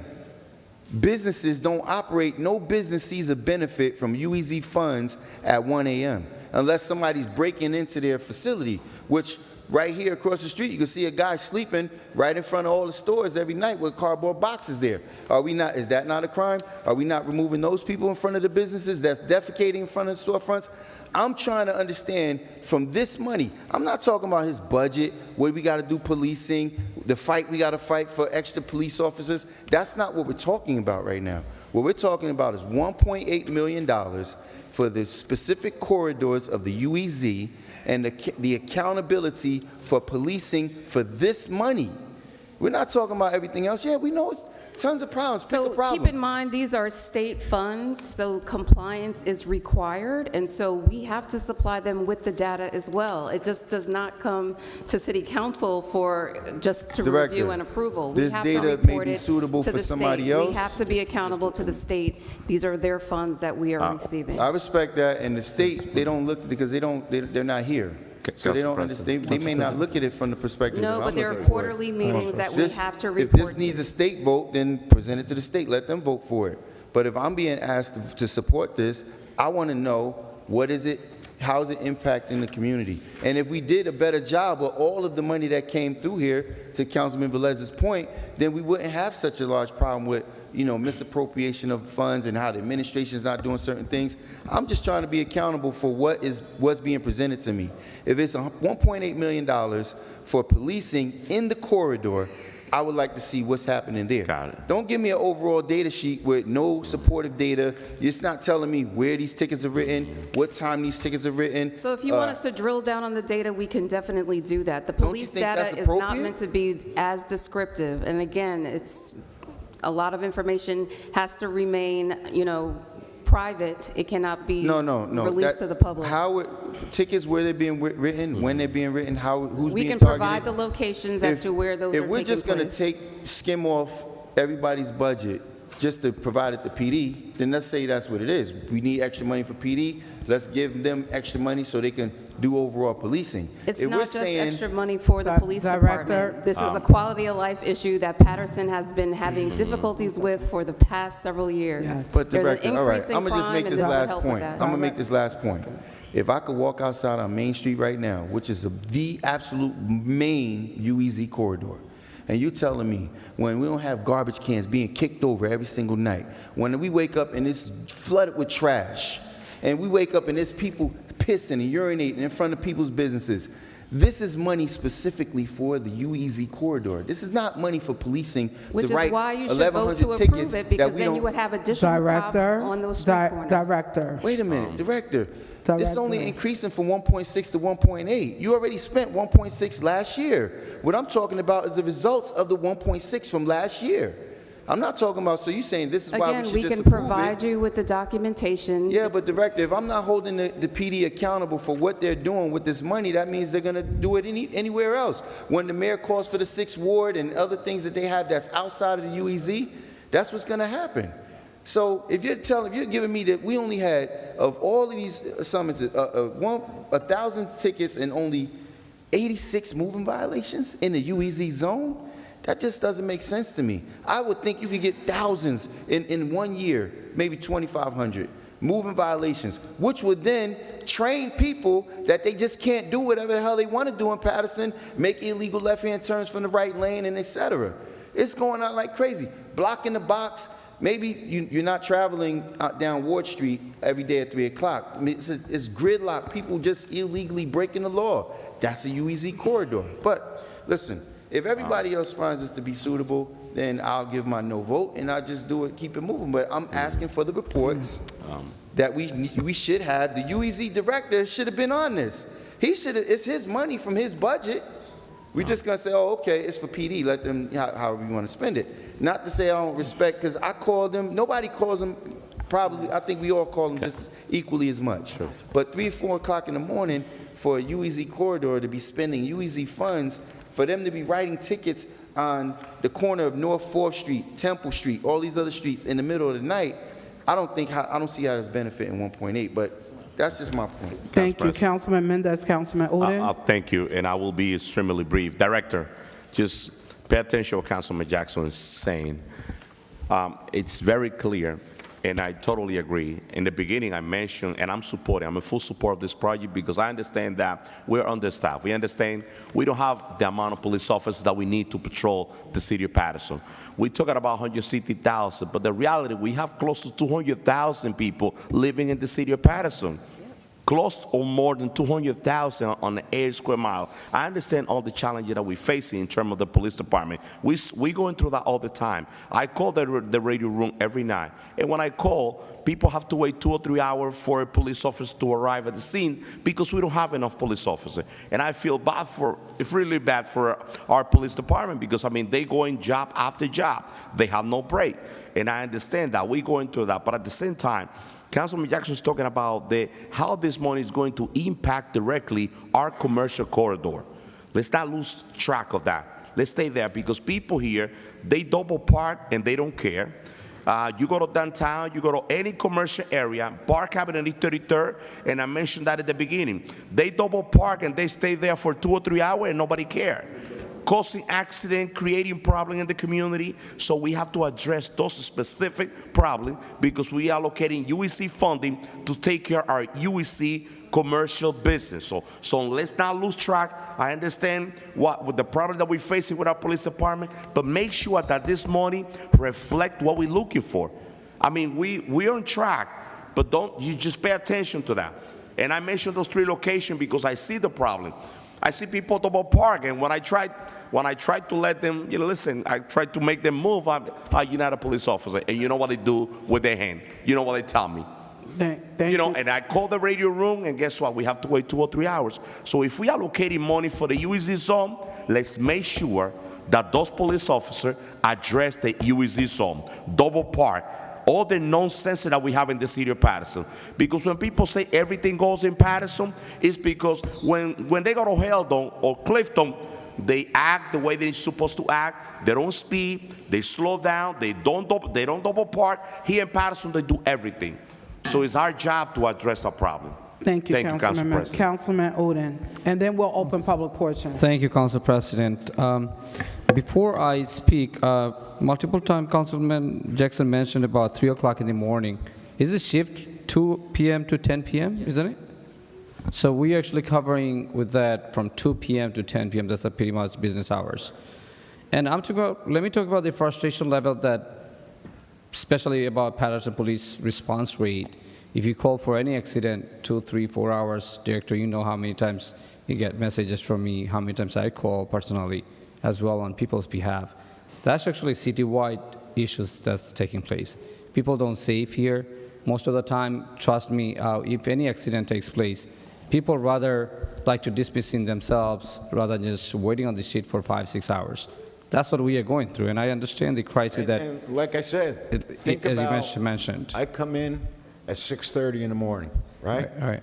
When I get in at 6:30, I call and I ask, how many jobs we have holding?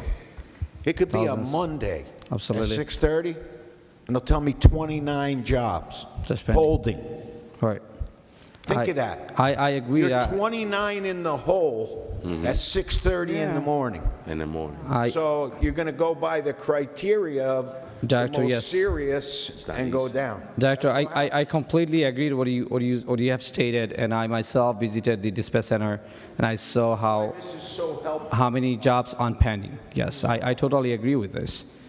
But one thing, Director, you should, and I personally sat down with you about 2 years ago, that when there is a shooting or certain serious issue takes place in certain part of the city, we say the other side of Paterson completely empty, no police available. That happens, just know this. Sure. Let's come to about day before yesterday. There are 3 accident reports at the same time. People called me personally, and I called dispatch center, and they said, oh, there's a serious incident takes place and no unit available at this time. That's the response came.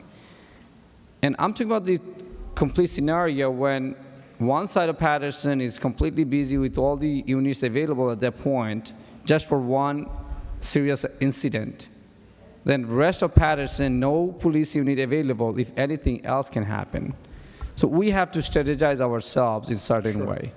It's based on the computer-aided dispatch. and that prioritizes Absolutely. the jobs and tells how many, where, when to send. We have a plan to meet with our chairwoman from Public Safety Yes. and our Public Safety Committee over the course of the next week. We're putting something together now that may help us with more police officers.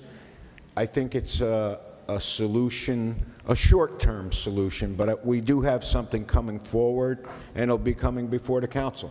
Absolutely, and I 100% agreed what Director is saying, but the number that required at this point, based on the last census 2020, it says 170,000. We have over 200,000 people living in our city at this point. That's the truth. I 100% agree that we need to hire more police officers. And this is not going to be a dramatic change next day, tomorrow. It will take, I would say, a few years. But at the same time, Director, that when we are talking about, think about the suffering. The shooting took place, all the units busy with that serious situation where someone is on the street with their families 5-6 hours just for a small accident report. I sat down with you. Also, I spoke to officer in charge, Abbasi as well. You were in the meeting as well. He was the one initiated auxiliary police officers in New York. I spoke to him and said, why not we have certain strategy where auxiliary officers or class 2 officers can focus on those petty crimes and the regular officers can deal with the real situation. We have to find a solution. We cannot just blame on shortage for many years. That is exactly what I was talking about. I don't want to say something before I bring it to my chairwoman from Public Safety, but we are drawing something up that we are writing and drafting right now that's got to go through legal. Legal's already on it with us. You will see what I'm talking about. We will be bringing it back to you, and it's a solution for what you are saying. So just be patient. We're going through the process Please. right now, and you will see it shortly. It's very Okay? important. We do have a plan. Okay? Thank you, Director. Now, let me come to the particular agenda that we are speaking about. And I would say, first of all, positive response that I call for 3 different sections, pretty much regular basis: Union Avenue, Main Street, and 21st Ave. That 3 particular business areas I visit regular basis. And I call and I see the positive response that when police presence on Union Avenue. I have seen even yesterday. And when I was parking, I saw there's a unit just driving around and no double park. So we cannot really just say with how many tickets were issued, how many moving violations. With that, we cannot judge the performance rate.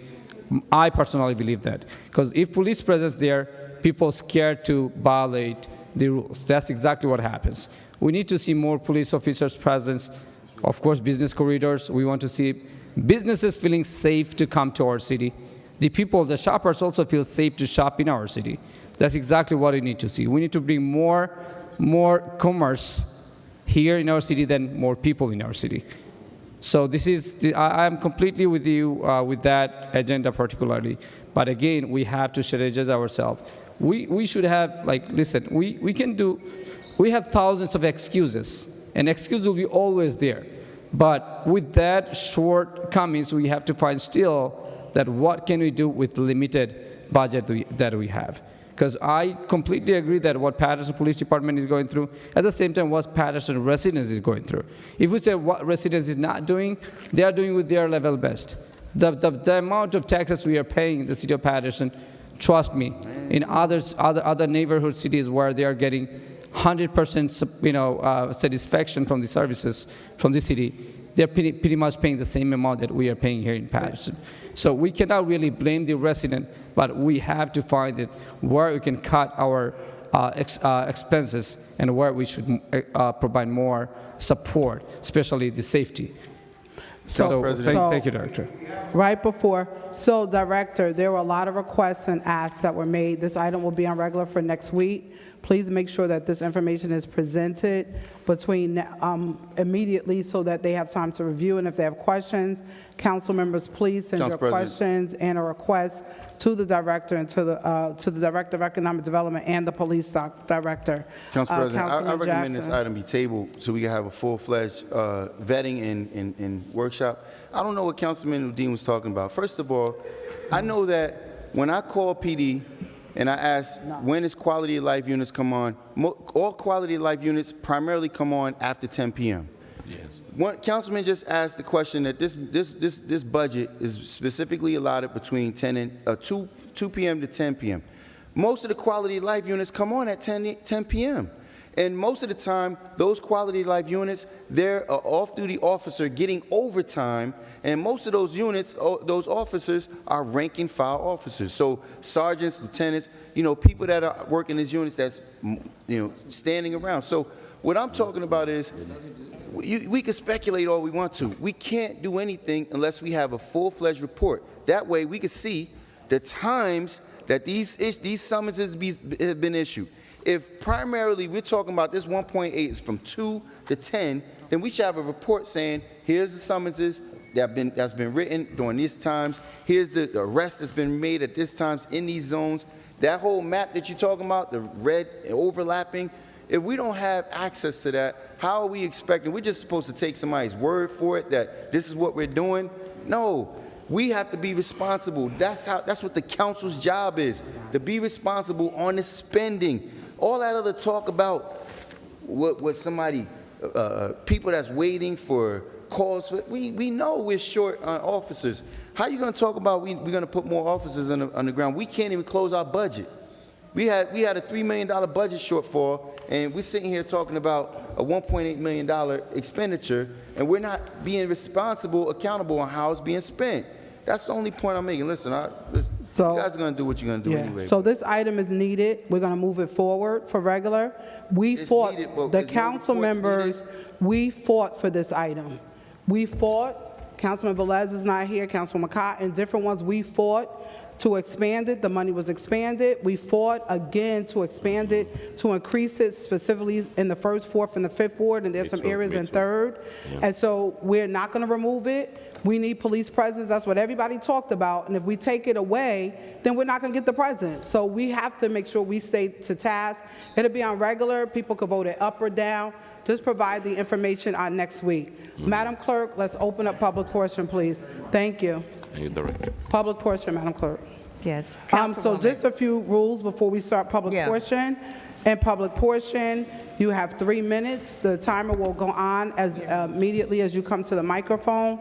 So please adhere to the rules of that. The same respect that we're asking from the dais to the community, we ask the same from the community to the dais. We respect that you've come down, and we thank you. We appreciate that. At this time, first speaker, Madam Clerk. Yes, the first speaker is Ernest Rucker. Please state your name and address. Thank you. Ernest Rucker, Paterson, New Jersey. I want to begin with, first I want, even though he's not here, to thank Councilman Velez for finally making an appointment to the Rent Leveling Board. And I'm here to talk about that. I saw what Corporation Council passed out. First of all, the Rent Leveling Board is one of the most important boards of any city. It helps tenants. And we have an ordinance on the books that's so weak, and I believe it was purposely done, to see this board disappear. What is here on this paper is something we use at the meeting, and we've had people come in to train the public on it. They stopped televising us, for what reason I have no idea. And every time I talked with the director concerning this of Human Services, why haven't we gotten the amendments that we've requested? He tells me it's Corporation Council's fault. Then it's his fault. I don't know whose fault it is, but I know damn good and well, if you're talking about serving the public and serving the people of Paterson, you can't have no-doing boards with no power. Newark, Jersey City, even Passaic, a smaller city, got smart enough to understand if they didn't strengthen their rent leveling board to protect tenants and also landlords that's being abused, that they could not survive utilizing that legislation. So I'm going to say now, Corporation Council, you're going to get a list of amendments. I don't want to hear, though, oh, it's Joel's fault. I don't want Joel to tell me it's your fault. I'm looking for results. You can't have a legislation on the books that does nothing for the tenants. Nothing. Who made a decision to stop televising? I don't know. Because they didn't want the public to hear how bad it was and how much less power we had. We need this council to do its due diligence as well. We have amendments coming up. We're going to bring you copies from other cities. And tell me, I dare any one of you to tell me that our ordinance has any bones to it at all, any teeth. This was done purposely. And you wonder why people leave that board, why people don't want to take that commission. More people have turned down the commission on rent leveling than any other board in the city. Matter of fact, I don't know a board that turns down a commission other than rent leveling. It is time that you serve the people that put you there. Until the state, which we're working with the state now, give me 30 seconds, please. We're working with the state now to have state legislation put on the books so it can guide councils what they need to do and what they need to put into their ordinances for it to work. Ladies and gentlemen, it's been a pleasure. Thank you, Mr. Rucker. You know I'm going to close it. Thank you, Councilwoman. Mr. Rucker. In closing, I noticed, and I guess you wonder why I don't come back as much as I used to. It's the arguing. Please stop it. Thank you. Next speaker, Madam Clerk. The next speaker is Adrian Tooley. Please state your name and your address. Thank you. Good evening. Ms. Tooley, thank you for having me here tonight. I did email all of you. There's still an ongoing matter at Phillips Academy Charter School with Dr. Dwayne Davis. I did not hear from any of you besides Mr. Jackson. Thank you for your continued diligence, Mr. Jackson. I did speak to you, Mrs. Cotton, and I just was a little taken back. I had some kids in a car, and I had an adult in a car, and they just were a little beside themselves just about your tone and hostility when you were talking to me, and you seemed just to be almost at your wits' ends. And I had a hard time processing that because I had to pull over because I wanted to meet your intensity, you know. And everybody said, if it has to be like that, you should have just disconnected the call. I'm just like, but she's a leader of the community. And I came to her, and she called me because I had stopped down to her office, and it was the second time. And you just came across real short and nasty and snippy, and you made mention that what happened to my daughter, she wasn't the first. No, I have to tell you, sister, and I want to pronounce my E and R with that, sister. She was the first, but she will, in fact, be the last to be put out of school for reasons harassment, retaliation, and discrimination. She will absolutely be the last. And you may mention about me being her best advocate. I am.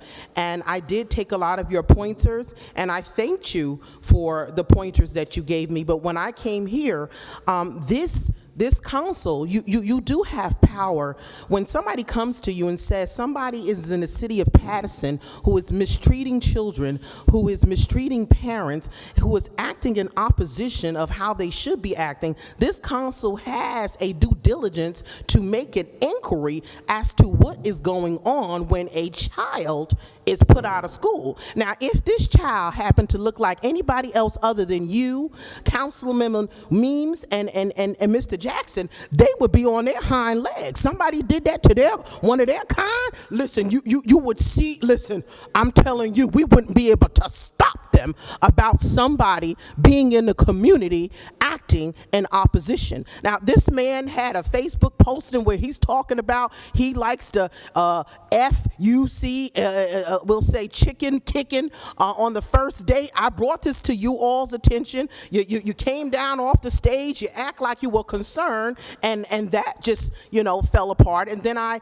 told you additionally what this man is doing. I recently filed a petition with the Office of Administrative Law. We had a court appearance, via Zoom last Friday, and we have another one coming up on the 22nd. So I am filing complaints. I am moving. Thank you. Next speaker, Madam Clerk. Yes. Next speaker is Joel Keys Jr.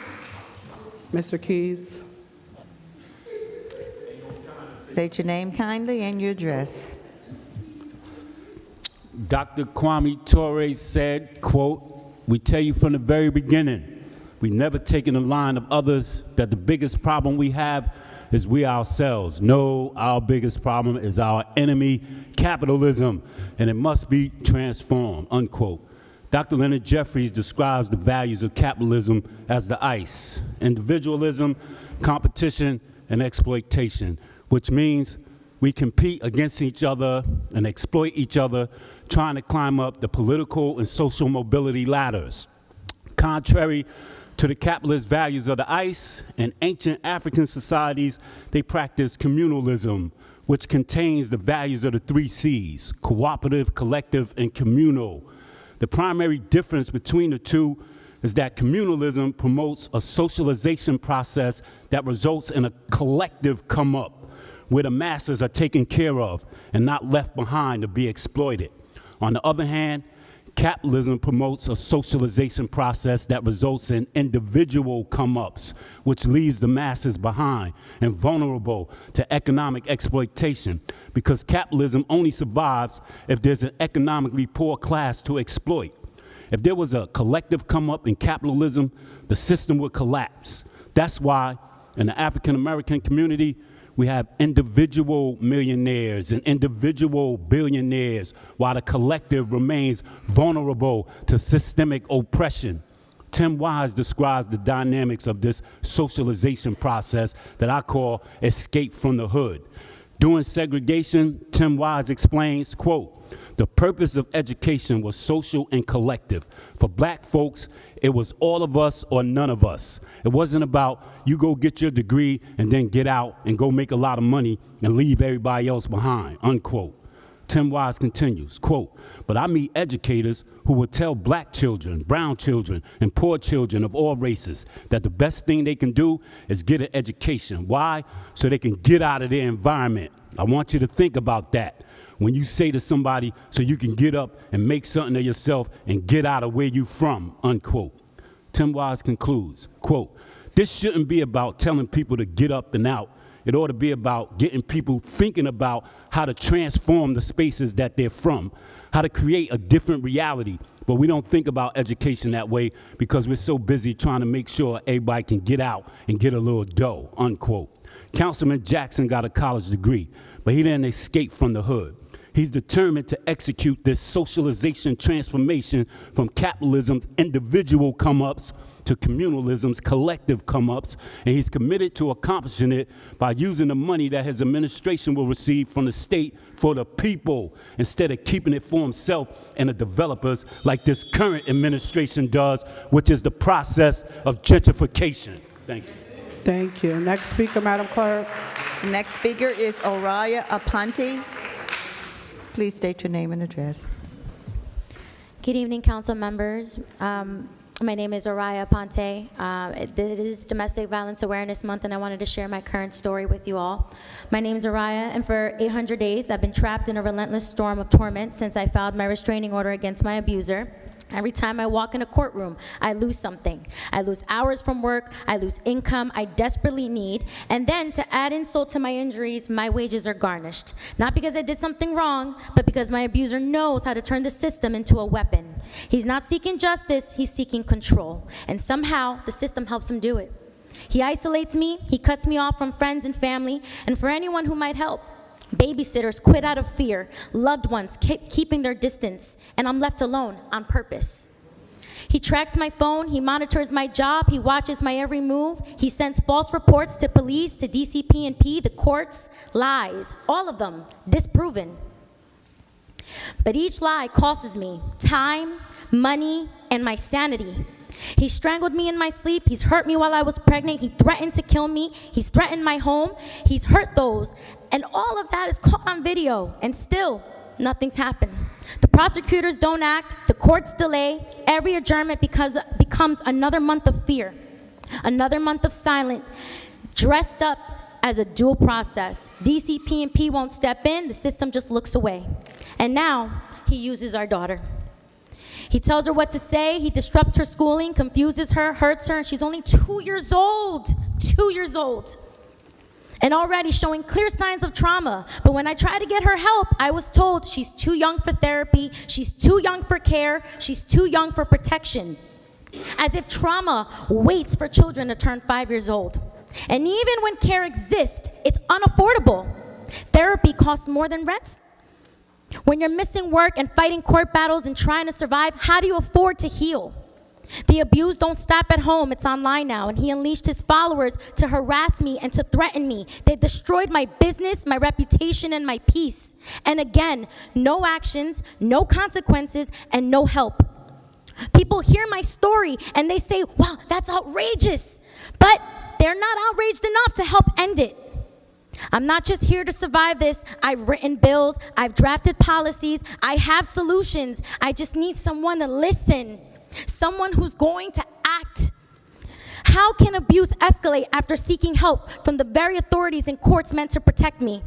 How am I supposed to feel when my last resort, the courts and law enforcement, subject me to even more violence? How am I to trust that I will be safe when I've been threatened in police stations, in courtrooms, and no action has been taken against my abuser? How am I supposed to feel safe when a restraining order has been violated 3 times and I still receive death threats and harassment with no consequences? May I finish this last portion? How am I supposed to feel safe when every moment... 30 seconds, if you can do 30 seconds. Sorry? 30 seconds if you could do. Whether I'm sleeping, waking up, taking my daughter to school, or enduring custody exchange puts me in harm's way. At what point and at what time is safety ever truly mine? When the system that promised to protect me continuously fails to shield me from danger it claims to prevent.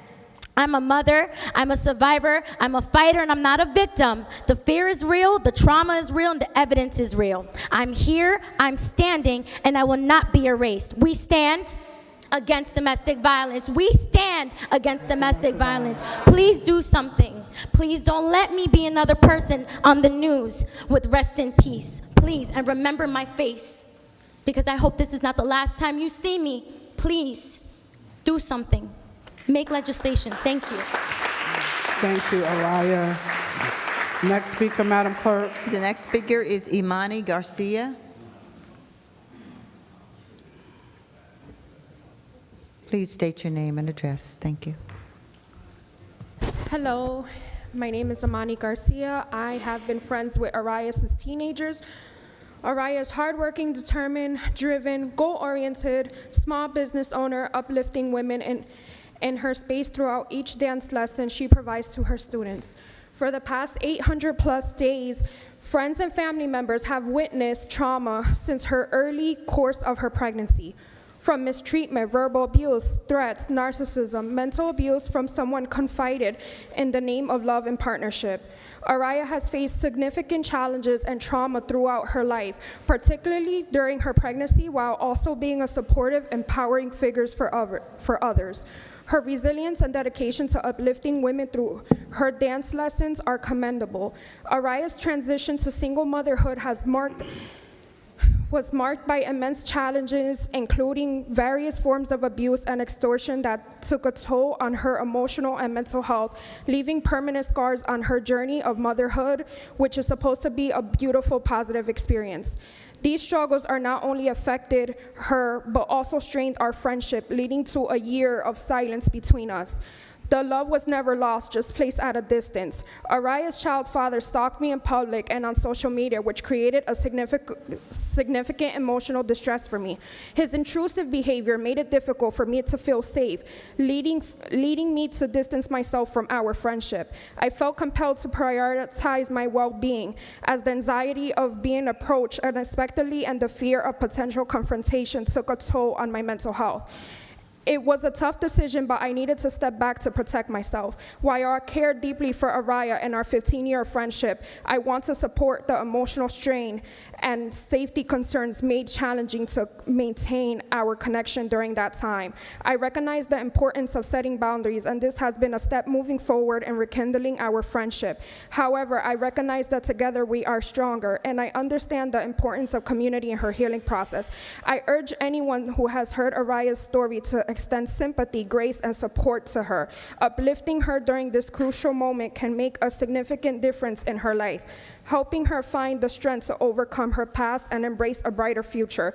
Let's come together to ensure she feels valued and supported before it's too late. Thank you so much. Next speaker, Madam Clerk. Next speaker is Murad Arsianbek. Hope I pronounced that correctly. Please pronounce your name. Good and evening, address, Mr. Murad. Hello, thank you, City Council, men and women. Thank you for the opportunity to talk. My name is Murad Arslanbek. I'm here on behalf of the Cody family, and I just want to take some time to say a couple of things. I'm here on behalf of the family of Capro Cody, a devoted father, son, and valued member of the community whose life ended under suspicious circumstances that still remain unclear to this day. This is going back, we're coming on 2 years exact, New Year's Eve of 2023. A 911 call was placed for an apparent suicide at 292 19th Ave. This is December 31st, 2023. The Cody family is still experiencing profound grief. They're seeking only what any family in their position would want: truth, transparency, and accountability. This is not about blame or confrontation. It is about understanding what happened and ensuring that every step in this process is handled with integrity and fairness. The family believes that when the full truth is known, justice will follow, but they cannot begin to heal until they have clear answers. Capro Cody was known as a hardworking man who cared deeply for his baby daughter and his family. His loss left a deep void in their lives and the community as a whole. The family recognizes the difficult work that law enforcement in this city has to handle and how much they can be overwhelmed at any given time. We saw that already through a few of the previous speakers. So like I said, I want to reiterate, this is not an anti-police thing. I'm a retired New York City detective, a veteran, and my sister was gunned down here too, about 4 years ago. For that reason, we're calling for a thorough and independent investigation into the circumstances surrounding Mr. Capro Cody's death. The family asks that this process be conducted with professionalism, honesty, and respect. To the public, we ask for your continued support, patience, and compassion. To anyone who may have information, please come forward through proper channels. What I'm trying to say here is Capro Cody was also a victim of domestic violence. He was a male. It's not always a female. And we are... And we feel that because of him being a male, he's one of the people that got left behind. I don't know what the correct term is. Can I finish? I have not even a paragraph. It'll take about 30 seconds, please. The family's request is simple: to know the truth, to see justice carried out, and to ensure that what happened to Capro Cody is fully understood and never forgotten. Ms. Cody, I believe, is speaking next, speaking after me, who is Capro's mother. She will be able to elaborate because I didn't have enough time to fully Thank explain you. myself. Next speaker, Madam Clerk. This issue. Thank you. Cody.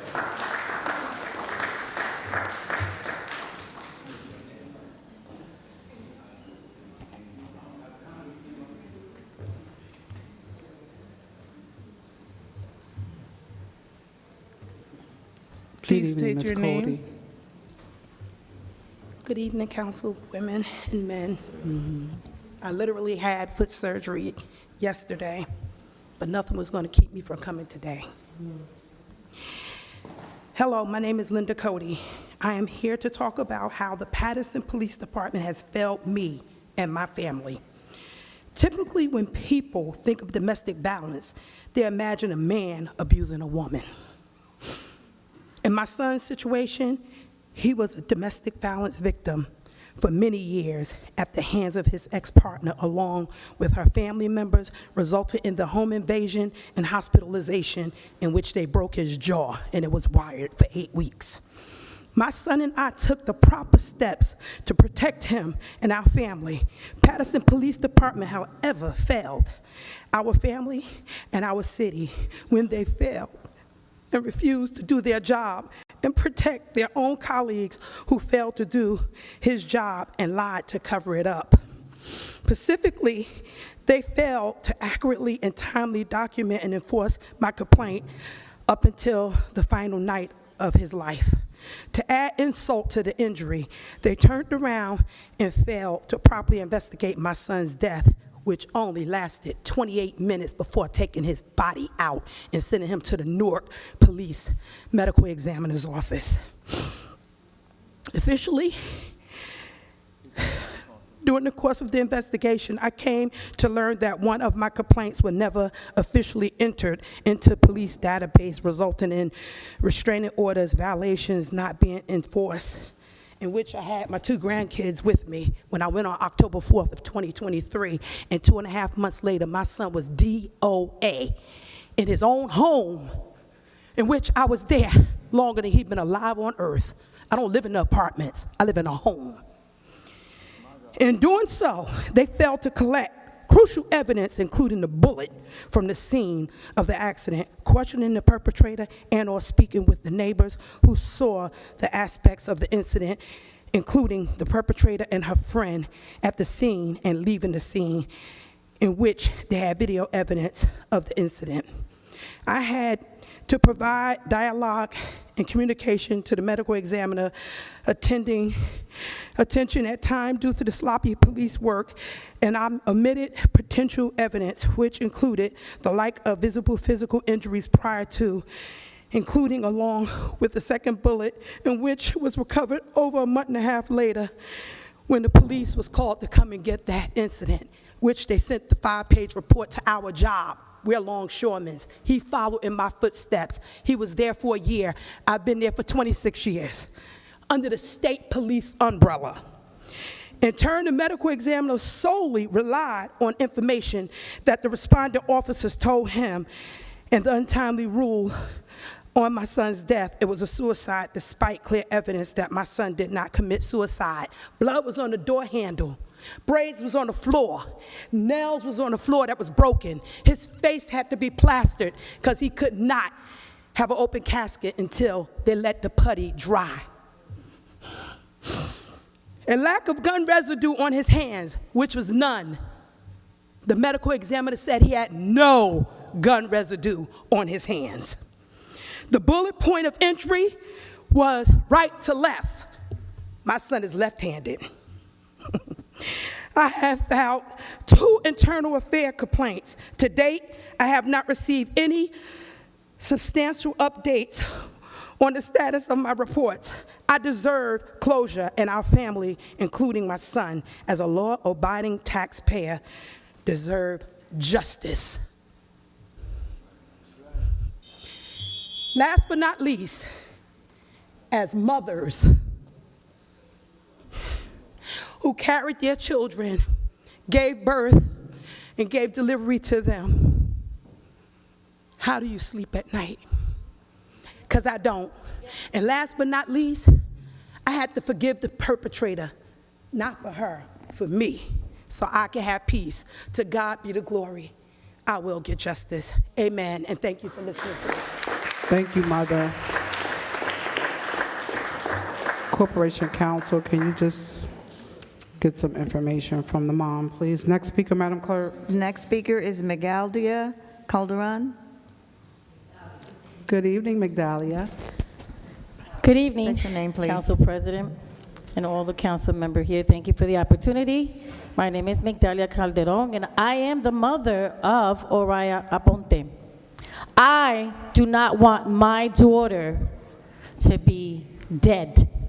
I don't want to put her in a rest in peace, my daughter. I don't want to be like her. I don't sleep at nighttime. I have a beautiful granddaughter who's not safe. I'm not safe. I've been all over social media. My daughter has been all over social media. She had to shut down her social media because she would get messages. I know where you work. By the way, he put where I work as well. Watch her back, B-I-T-C-H. Pine back her, A-double-S-S. One bullet changed all that. He just needs to murk both of them seriously, take them out, me and her. That's why OJ did what he had to do. He texts my daughter, don't make me do something. You're going to hate me for the rest of your life. What do you think he means by that? What do you think he means by that? Do you think I sleep every time he takes my granddaughter? I don't sleep. I pray to God on my knees. I don't sleep. The justice doesn't do anything for us. This statement is issued to bring attention to the unacceptable delay in finalizing a restraining order case in Passaic County. What should be a swift and protective legal process has instead become an extended ordeal, leaving the victims and their family without closure or security or protection. Restraining order exists to provide immediate safety and peace of mind. I don't have a peace of mind. I don't sleep at nighttime. My daughter doesn't sleep at nighttime. When such cases are allowed to linger unresolved, the very intent of these protective measures is defeated. The prolonged inaction not only puts individuals at greater risk and their family, but also erodes trust in a system meant to protect us. We call on the Passaic County Judiciary and state officials to review current case handling procedures, ensure accountability, and implement reforms that prioritize timely protection for those in danger. Justice is delay in matters of safety. It's protection denied. My daughter's protection has been denied. We have been fighting with the justice system. We've been silent and quiet for 2 years while this abuser have accused my daughter of rape, have accused me and every family member of molesting my granddaughter. All of her babysitters, shutting down door, but he's not going to shut us up anymore. We will speak. I will speak until my last breath. Someone has to hear me. I don't want my granddaughter in a shirt. I don't want my daughter in a shirt. And quite frankly, I don't care about me. I want to be here for them. But I will fight until my last breath. This abuser will have to pay his consequences. Thank you, Ms. I will shut no more. Thank you, Ms. Migdalia. Next speaker, Madam Clerk. Next speaker is Eddie Olivares. State your name, please. Eddie Olivares, Paterson, New Jersey. Tonight, it's going to be a little different than what I usually do. Mr. Jackson, on many occasions, you and I have spoken about certain things that should be done in the city of Paterson to improve it, such as not paying the $30 million that we spend on trash pickup and buying our own trucks, such as buying our own equipment to fix our streets and hire people from Paterson so that our economy can be more dynamic. Those are very good ideas, Mr. Jackson, and I agree with you 100% we should do that. But I'm going to tell you what I think is even more important. This city is in the hands of a bunch of idiots. Over here to our left, Mr. Rodriguez, that's it, yeah, step back. But you see these three guys over here? We have to get rid of them. The BA, Silva, gotta get rid of them. The city attorney, gotta get rid of them. They are an impediment to improving the city of Paterson. They are the problem. We have the people, the city in hands of people that have no clue. We have Joel Ramirez. He's my friend. But if you had a drugstore, which is in charge of, prescribing medications over the counter and stuff like that, Joel Ramirez is not qualified to do that.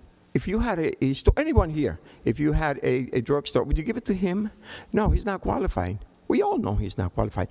And the city of Paterson gave him the entire city to run the public health department. This is why we are in the situation that we are in.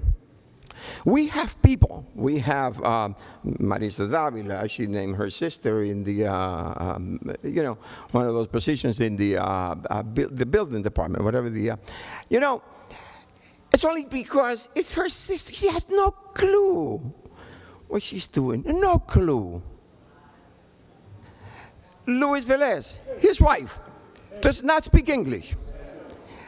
He has no clue what she's doing in the health department.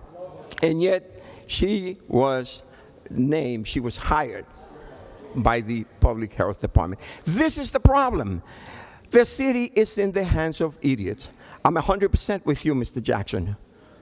So long as you do as I am telling you, because this is the only way that you can fix the city of Paterson. You gave everybody 30 seconds, so please, 30 seconds. I am going to close with this. In November, in next year, we have these three seats coming up. Udine, Lilisa Mims, and Marisa Davila. You have to get rid of them. Thank you. You won't do it. Next speaker, Madam Clerk. Next speaker is Deborah Hannibal. She's not here. Oh, yes, she is. I'm sorry. Hi, Ms. Hannibal. I didn't see you back there. State your name and address, please. Thank you. Corporation Counsel. Good evening.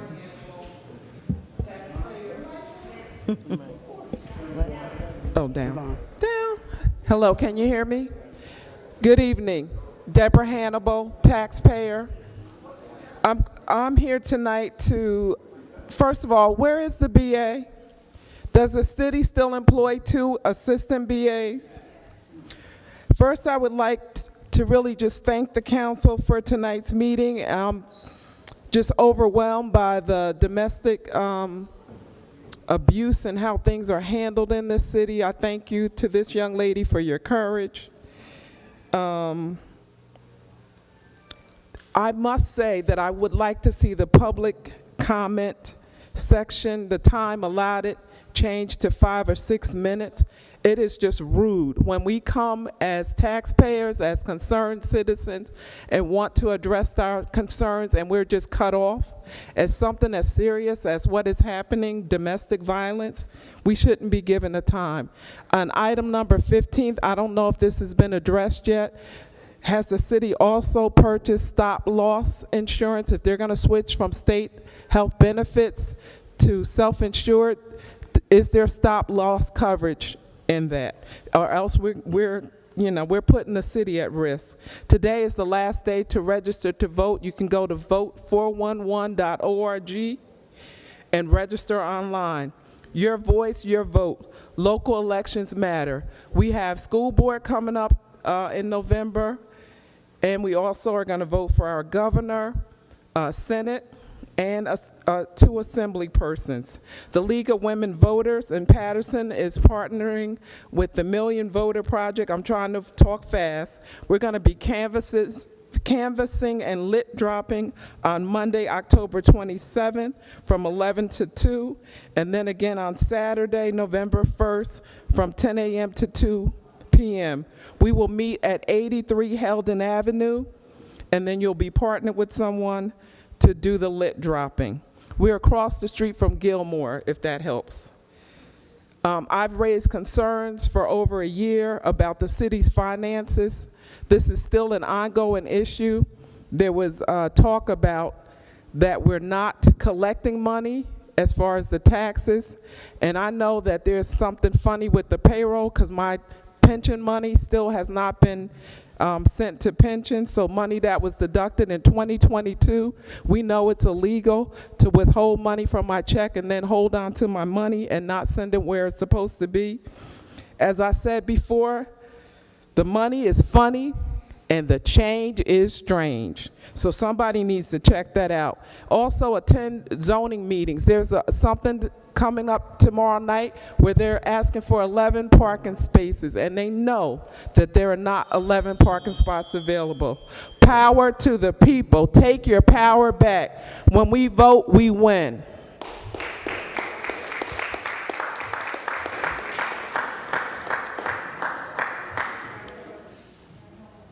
Next speaker, Madam Clerk. Next speaker is Cameo Black.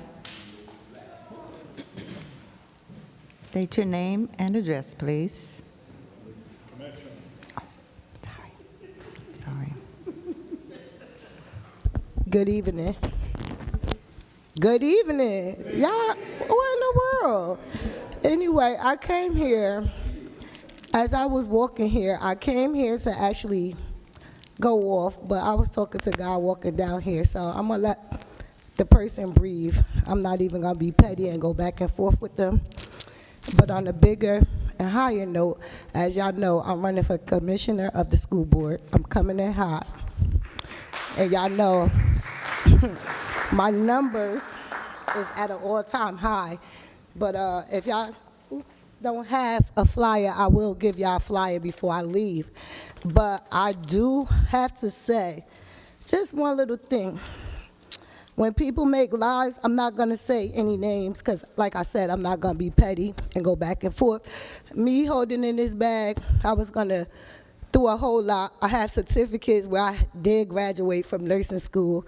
I have certificates where I've been baptized. I was going to do a whole little show, but as you grow and you're glowing, some things don't even need to be addressed. Some things you just leave it in God's hands because some people just going to be who they are. Some people forget who they are. But me, y'all know I stand on loyalty. I stand on love. I will never forget where I came from. When I get in my seat, trust and believe it's only a volunteer position. I'm doing it for the kids, the kids. No backdoor deals. Nobody can get in my ear to tell me to do X, Y, and Z. That's why I'm a threat coming in. A lot of stuff that's been going on, I'm going to put an end to it. So all the deals that y'all doing, be comfortable. Because November 4th, y'all time up. January, when I'm swearing, it's a lot of stuff that I'm going to open them cans of worms of all them little side deals that y'all been doing. Everything's going to come to an end. So get ready. Another thing, I haven't seen not one council person yet share. I don't care if y'all share it or not, endorse me or not. Y'all see, y'all sit with the city clerk, y'all sit with everybody. Y'all know my numbers is up there. I'm #1 right now. And why? Because all y'all little deals y'all doing, y'all never see me not in one picture. I roll solo dolo. Only person I roll with is God. Everybody scream God, God, God, God. I keep asking y'all, what God y'all serve? What God? Why the director was sitting up here asking for money? I know y'all seen when I came in, I ran back outside. Y'all know why? It was a couple, a lady getting stabbed in her face, and the man was getting beat up with his clothes ripped off on him. Did anybody go downstairs? No. And like Uden said, the whole police department be in one spot. Something else could be happening across town. And one more thing I got to say, Mr. Velez, when I called you the other day, I called you to let you know, 3 weeks in a row, people starting to dump on our block. 133 Market Street, I told Billy too, I sent him the pictures. Okay, he picked it up today. I made the phone call Saturday. What happened? He picked it up today. I made the phone call on Saturday, sent him the pictures. Sunday, you text me and said you in church, text you. But you never called me back. Even though he picked it up, I do the footwork and everything. I don't get paid for none of it. 133 Market Street is the beauty zone across the street. Why is the garbage coming up to 444 Market Street? I'm telling you, I'm explaining it to you, I'm explaining it to him. I don't get paid for none of this. Y'all got money for cameras. When are these cameras gonna come out? I'm getting sick of all of this. Y'all don't want me to come down here. Y'all don't want me to curse. Y'all don't want me to do none of this stuff. Do y'all jobs of what we vote y'all in to do. Instead of everybody sitting back looking stupid, high, and texting. Get it together. Thank you. Next speaker, Madam Clerk. Yes, next speaker is Corey Teague. Commissioners, state your name and address, please. Corey Teague, Paterson, New Jersey. So I'm here tonight to make an endorsement, and I'm sure the community knows who I'm behind because we've been walking the streets, we've been doing what we need to do in this community, and the reason why this community respects my endorsements is because I'm a veteran board member. Let me be very clear with you. I started working with Paterson Public Schools since 2012, even before that. This is my third term on the Board of Education. And it's not only just being up there at 90 Delaware, it's actually being out here in the streets with the community. Cameo Black is an individual that truly cares about this community. A lot of times we look at a person's passion and we try to dismiss their language and say, oh, this person's talking this way or that way. But if you guys knew the context of what she's been through and the stuff that the district has put her through, even as a board member, sometimes being stonewalled by the superintendent's office. Even the fact that the superintendent had the nerve to ban a parent from a school board meeting when the school board meeting is the Board of Education's meeting, not the superintendent's meeting. I've said that in emails, I've said that in person, I'm saying it here. Board of Education meeting is the Board of Education's meeting, not the superintendent's meeting. So for the superintendent to ban a parent from a board meeting without even having a discussion with the board, unless it was done in closed session somewhere, without the rest of us being notified. And that's the way you're going to treat a parent that truly cares about the community and comes out, fights for her son as well as everybody else. So I'm 110% behind her candidacy because I have seen the work that she does in this community. And like she said, there is no money involved. Being on the school board, there is no money involved. There is no salary there. So when you have people who are committed enough to continue to run for that same seat, even though there's no money involved, you got to ask them, what are they there for? Why are we out here every day advocating for this community, getting attacked, getting yelled at for free because we truly care about our children and we want to do what's best for them? So I'm encouraging everybody. You can actually vote now. Early voting has begun, I believe. You can vote by mail, of course, if you received your packet in the mail. And of course, November 4th is Election Day. Let's get out and let's make sure we put somebody up there who we know for sure is going to stand up and advocate for children. Don't worry about how we talk.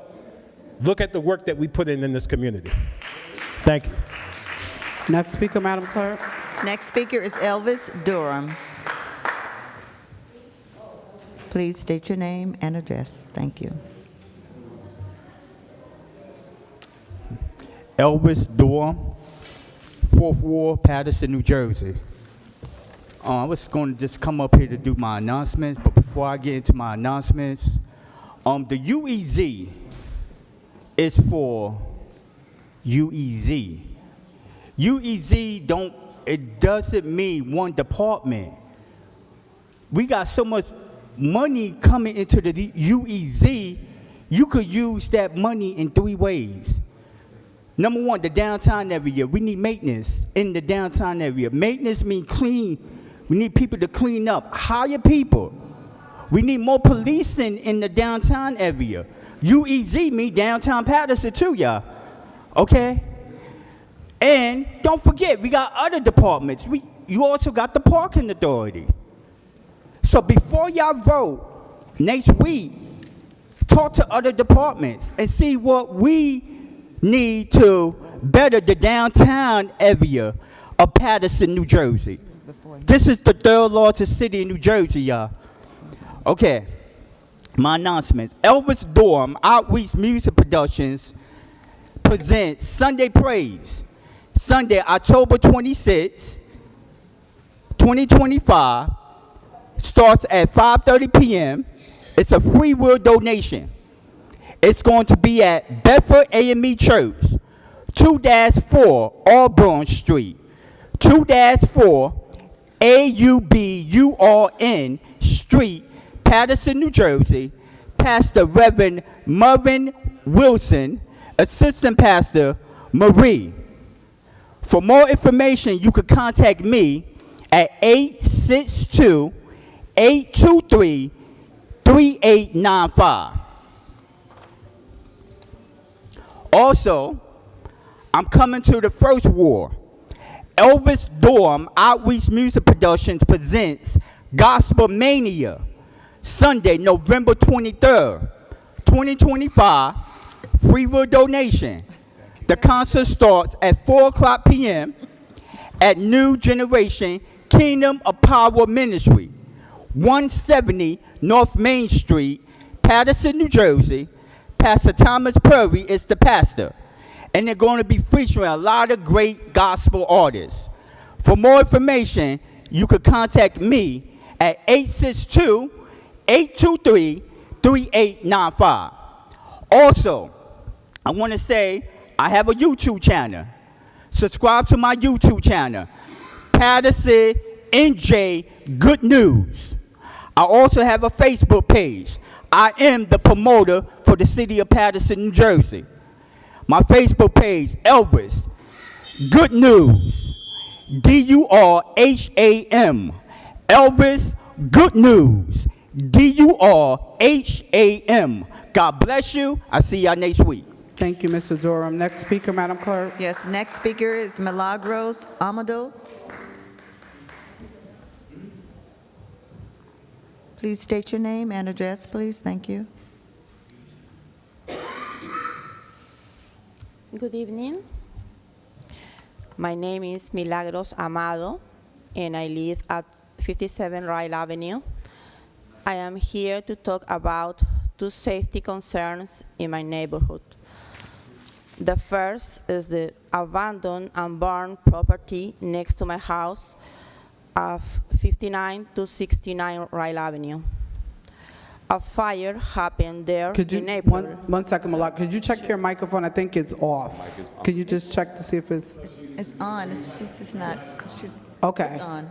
She's not close. Okay, I'm sorry. You can start all over. Okay. More Just speak into the mic because they can't hear you. Can I start again? No, you're fine. Okay. Oh, yes. My name is Milagros Amado, and I live at 57 Ryle Avenue. I am here to talk about two safety concerns in my neighborhood. The first is the abandoned and burned property next to my house at 59 and 61 Ryle Avenue. A fire happened there in April 2025, and the fire department issued an imminent hazard notice. But the property remains open, full of trash, and really unsafe. The second issue is the fenced vacant lot across the street from my home. Heavy machinery has been used there for a month, causing vibration that I can feel inside my home. I went today to the Community Improvement Office and I submitted letters and photos. They told me it's a process, but the situation is serious, and I am asking the city to please take action to protect our neighborhood's safety and dignity. Thank you very much for listening, and I think that to care for what one has built is to honor the soul of the place we belong to. Thank you, Mr. Mr. Javier, could you please see our resident, please? He will come see you, constituent services. Next speaker, Madam Clerk. Next speaker is Bilal Hakeem.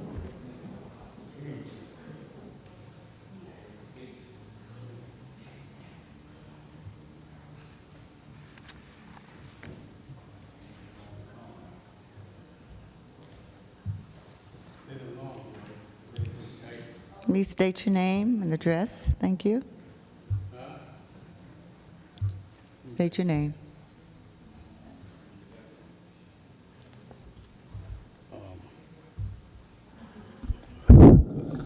Good evening. I'm Bilal Hakeem. The first thing I wanted to say, I really wish downtown area that there were some handicap spots for people that are being physically challenged. October the 7th, right down the street, I was getting out of the car to give them the bill and pay the money for a relative of mine, and the ticket lady, she's doing a job out there, but she see that I was having a difficult time walking. She just rushed to write a ticket anyway, gave me a ticket anyway, and all I did was hand them the money and the bill. So the other thing is I want to just thank the three council people. When we did our program, the New Africa Family Liberation Day at Barber Park, I want to thank the councilman at large, Fareed Uddin, as well as Ibrahim Umar, the councilman of the 6th Ward, and Councilwoman Ruby Cotton of the 4th Ward. Also thanking Casey Melvin, Ms. Deborah Hannibal, for your contribution, Dave Gilmore, Jamie Bland.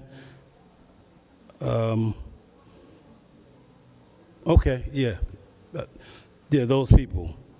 We want to just thank those people because it's your in-kind donation that helps us continue these things without getting on our knees and have to go to the rich man table begging like Lazarus, like so many here in the city of Paterson do, and they're beholding the people that have big purses.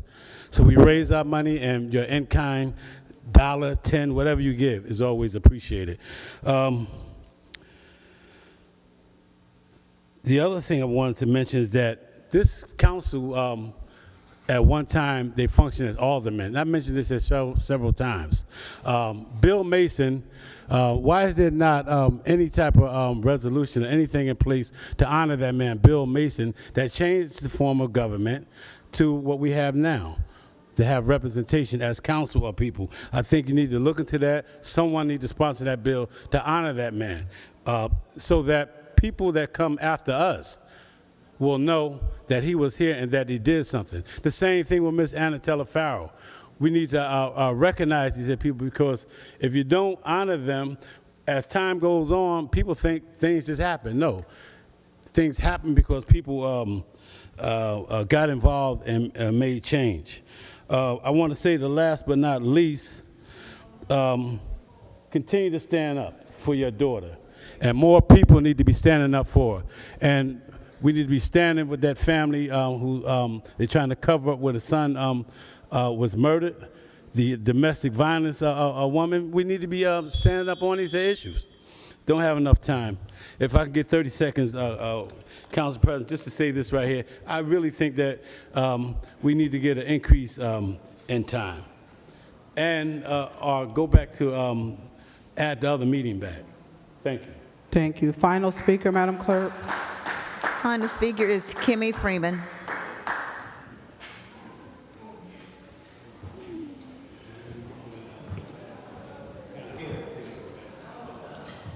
Please state your name and address. Kimmy Freeman, 3rd Ward. I got a letter here from Public Works right here, and it's probably containing, like I already told men what happened. There was a broken toilet somebody threw right across the street from our house, and on my block, we have 6 houses.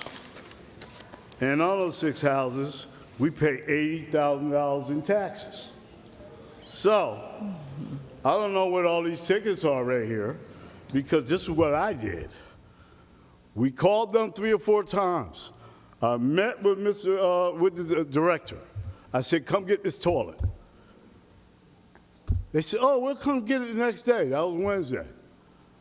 Thursday, they didn't come get it. Friday, I said, I still saw the toilet. I picked the toilet up and threw it into the driveway of DPW. That's what I did. I did it. And I don't know who chased me with their fake cop car or something like that, because he almost hit me in the back. Okay? I don't know what this is right here. I'm pleading not guilty to all this, because you should have came and got the toilet, right? And you always come through for me. It's not you, it's your people. Now, all my neighbors and everything, they're like, oh my God. A broken toilet, porcelain toilet on East 40th Street. And we called, neighbors called. So you know what? I'll see you in court. And with that, since y'all don't want to do anything about speeding, you had 28 moving violations. When 28 moving violations. You could have 28 moving violations on 18th Ave alone. So you're not enforcing speeding. That poor man who got hit, clearing off his car, was 62 years old, 61 years old. I'm 65 years old. I'm afraid to get in my car because you know what? For 15 years, I've been telling you there's been speeding on 18th Ave. So guess what? I'm gonna fight. I'm gonna do more than that. I'm running for council at large. And I already told Maritza, thank you for the advice, Maritza. Thank you so much. Because guess what? I'm tired of this. And I'll work for $1 a day. It ain't even about the money. I told J.B. Bland, she's the first person I told, I'll donate all of it because I'm tired. And now I'm gonna do something. So now I'm running at large. And I hope that people like Miguel Diaz and all the other people I know a lot of people. I'm the only person in this room who's lived in every ward. I lived in every ward. Thank you, Madam Clerk. And I hope that people that's up there support me. Okay? Support me like I've supported you. Thank you. All right? And I'll give you details. Guess what? Maritza got a copy. Thank you. Seeing no more. And guess what? I'll go to prison before I get these fines in here. Do your damn job. No more speakers. Can we get a motion to close? Second. Motion to close by Councilman Davila, second by Councilman Khalid. Roll call to close. Officers, can we set decorum, please? Motion to close, Madam Clerk. Yes. Roll call. No, roll call. Roll call to close the public portion. Councilwoman Cotton? Yes. Thank you. Councilwoman Davila? So I normally say yes to closing, but I can't. I cannot just say no. So first I want to start by saying very compelled, with the individuals that came to talk about domestic violence. Only someone, and I always say this, you don't know people's story. And so truly compelling for the young lady, for the mother, that is grieving for her son, because she said it best that it is not always women who are victims, men are as well. In addition to that, a lot of people come here and they address us and they say things, and as elected officials, some say, well, you're in that position, you put yourself in that position. But I refuse for you to come and slander and besmirch and talk ill about someone who was hired by a city, a place where wasn't born here, but came here at a very, very young age. Okay, and that's my sister. She's a qualified employee. I have nothing to do with that. And this is not about defending me right now, because I could defend myself. But don't you come here as a city employee to attack another city employee and think that that's going to be okay, because that's unacceptable. And I hope my sister's sitting right here in the back. I hope that you do something about it. They can say all they want about me, but I refuse for somebody to come here, slander and besmirch you the way you were done today, and also Councilman Velez's wife. You all need to get together, and that gentleman needs to be ousted from this city. He doesn't belong in the city because all he does is negative things. He brings negative things. He talks negative, and then he wants to say that he serves this city. He got to look at himself in the mirror. But with that said, to everyone else, thank you so much also for coming and putting your views. It's a shame that some people have to make things racial when it comes about children, because I care about all children. I've been working with the district. I've been working for 32 years in higher education. But I'll tell you this. I know my space, I know my place, and I know process. And I cannot get involved when there's litigation in process. Sorry if you can't accept that. I'm sorry, but that is where I stand in terms of my position as an elected official serving and being a legislator for the city of Paterson and not being part of the Board of Education, or in this matter, not the Board of Education, but specific to charters. So, Madam President, and to my colleagues, thank you so much. My vote is yes to close the public portion. Thank you, Councilwoman. Councilman Jackson, Councilman Kalik. My vote is yes to close the public portion. Thank you. Councilman Mendez. My vote is...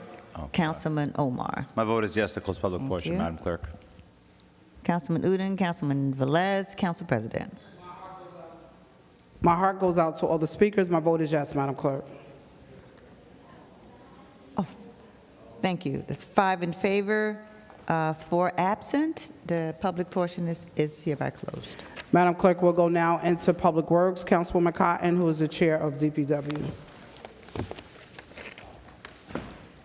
Thank you, Council President. Let me find Public Works. Starting at item 58. 58.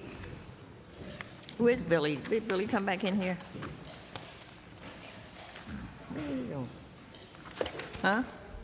Oh, that's where he went. Okay. Is DPW not here? He went out there, but we was So- already, thank you, Council President. We already was put number 58 on regular because it's the first year option for renewal for the Philco contract for the carding collection.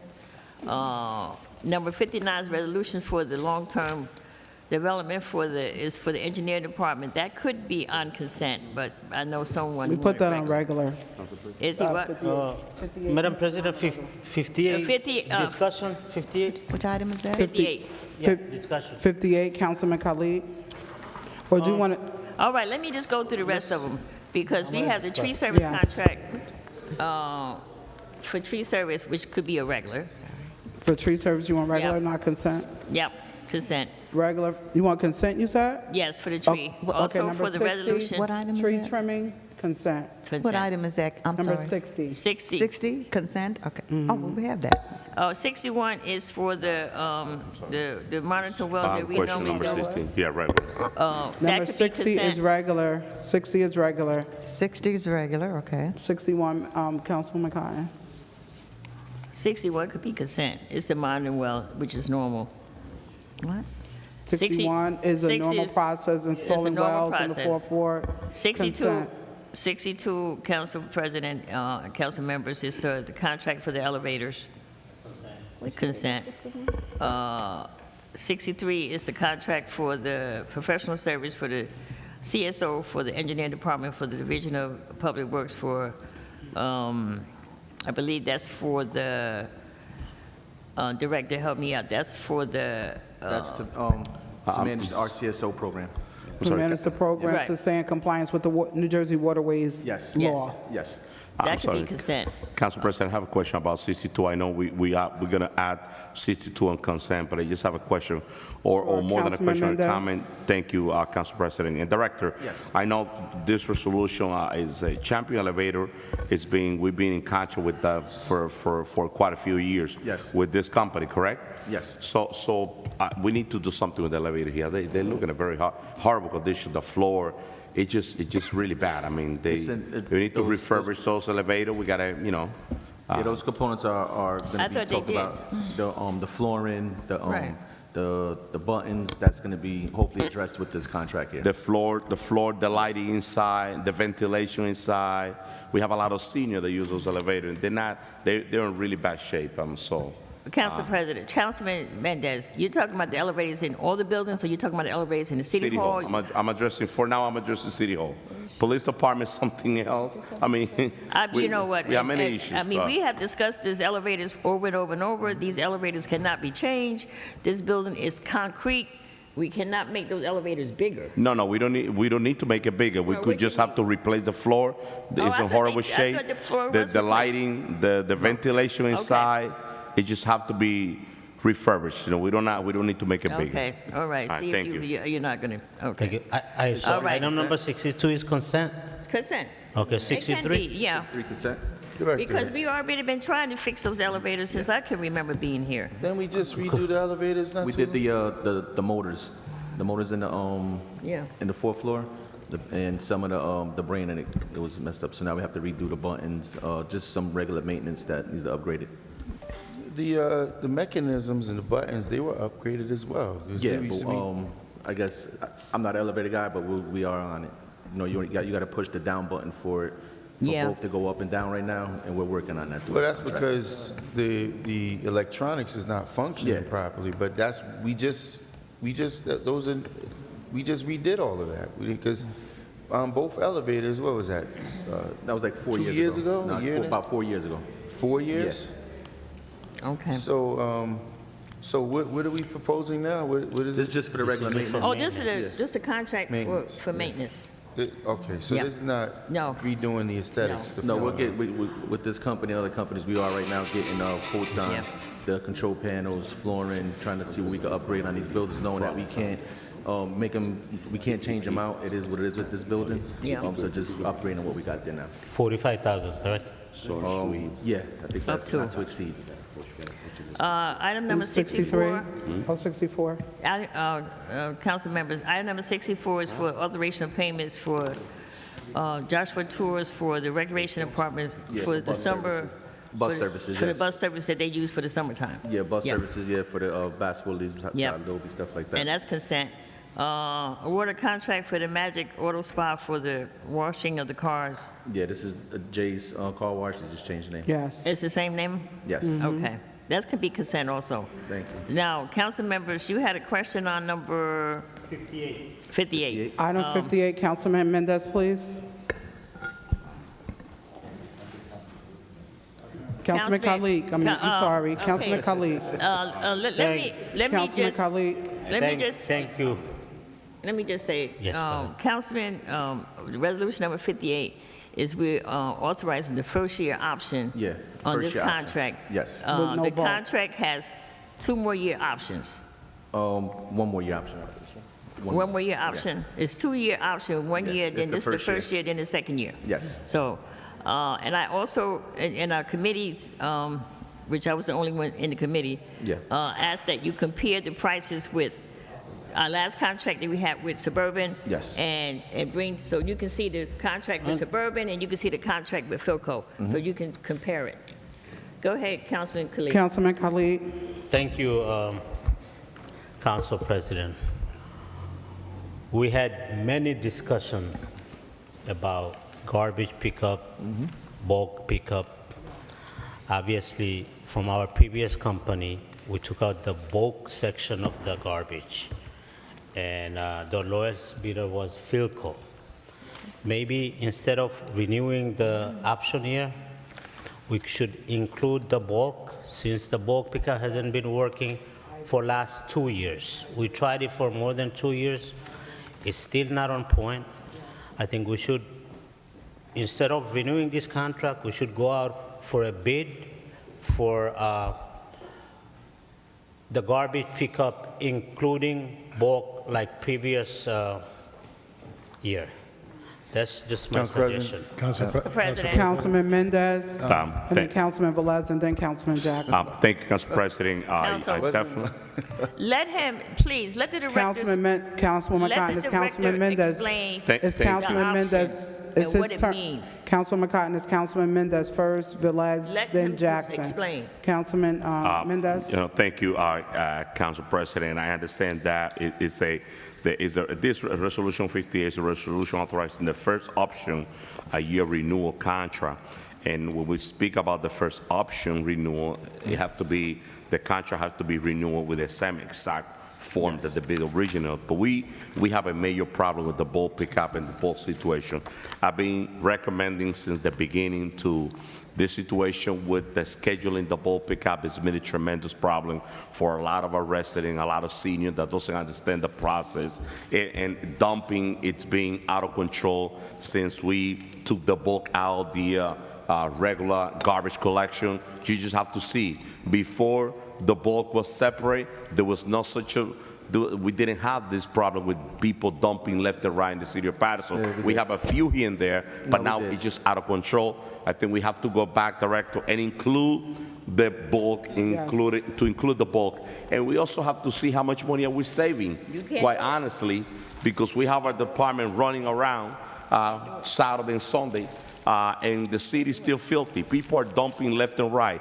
I'm still having problems with people in the Riverside section and in the section of the Heritage Place, all over the place about dumping. I think that we have to review this contract. But if we're gonna do it, get into a contract with Philco, have to be with everything included, bulk, everything included, to clean our city once and for all.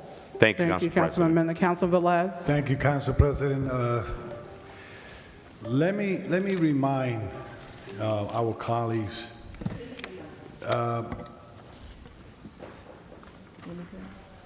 Some plans that the city put forward and bring it to the council in the past, they just present it to us, but unfortunately, they don't take the recommendation of us, and then they go their way, and it proven failure. And I could prove it when they tried to switch the self-insured to the state plan. And tonight, we could discuss that later. They want to try to go back again to self-insured. They say they was going to be saving money. They didn't save us no money. Taxpayers had to pay more for the city of Paterson. And still, the residents, the employees of the city of Paterson don't get the full coverage what they need, even those that have retired in our city. So that's a failure. Second, we had a lot of conversation. I remember when I was the chair of DPW, we had a lot of conversation, but a lot. We spoke about the plan. We spoke about the zoning. We changed this for this, and we did this, and we did a lot of recommendation this side to the administration, and we tell them it's not going to work, and it's not working. It's not working, and we could probably say, okay, let's give another shot to the mayor's plan. But it's still not going to work because he's not living the reality of what's going on in the city of Paterson regarding the garbage collection and cleanliness of the city of Paterson. Now, we even recommended through the UEZ to buy and purchase trucks to be able to add from 4 days that they took from the downtown district, and they put only 2 days for garbage collection, and they still not working. It's not working for the commercial corridors in downtown. They was planning to bring a fee for commercial. That failed because we're not going to burden the taxpayer of Paterson. They're already paying for that.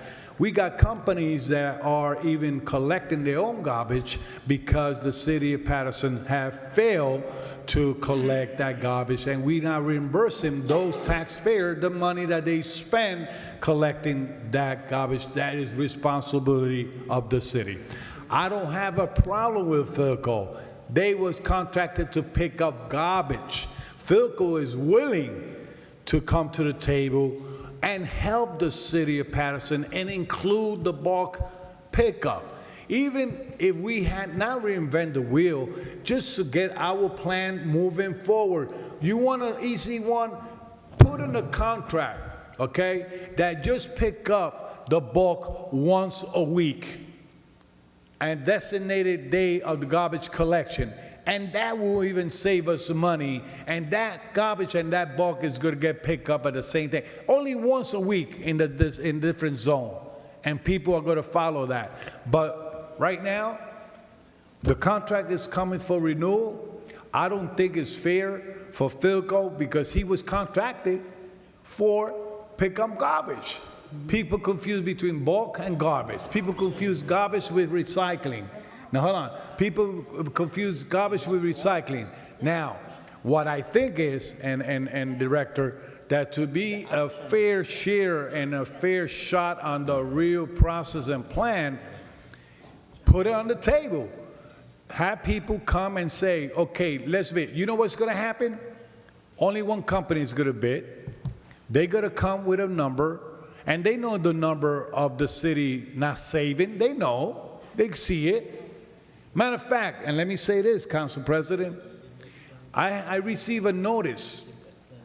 You know the brush that we suppose we have a contract to take it to Clifton? They been charging, if it's a half truck, if it's 4 bags, if it's 3 bags of brush or whatever, they charging the same amount of money. So something is going on. Something's going on. The money is going down the drain. The city, it looks filthy. And the plan, listen, there's 9 council members here. 9 council members here. And if you ask any council member here of a plan that this is going to work, they're going to have a good idea. They're going to save taxpayer money, and the city will look good. Even the mayor will look good. Even the director of the department will look good because took recommendation from us because we are out there daily. We don't go 1 block today. I visit my ward all the way around. Councilman Jackson does the same thing. Everyone here knows where the need. Take the recommendation of us, put it to work, and leave the stubborn idea that I'm the mayor, I'm going to do whatever I want, I'm going to save, have been proved that is failing. And still, the dirtiness and that what you see in the city, other cities see us and say, what are you guys doing? And you know what it falls into? They don't want to listen. I know, Director, that you put some plan together, but you always have to say, oh, the mayor is the one to take that decision.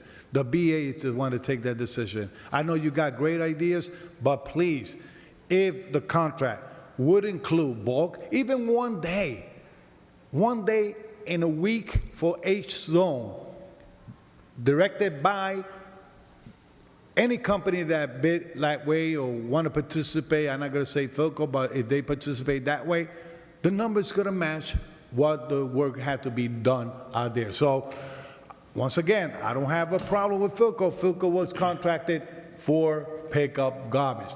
The bad idea was to remove the bulk, put the burden in our city employees, okay, because the money is going down the drain somehow. I'm not saying that they spend it in the wrong way. They're doing the job. They have to get paid.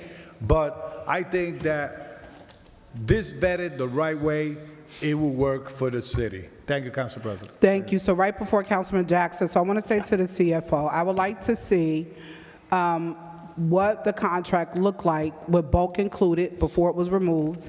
I want to see all the overtime that has been expended through our DPW department. I want to see the quantity of the pickup and what has not been picked up. And much of it we were paying to the company for the bulk pickup. I want to put it on the record.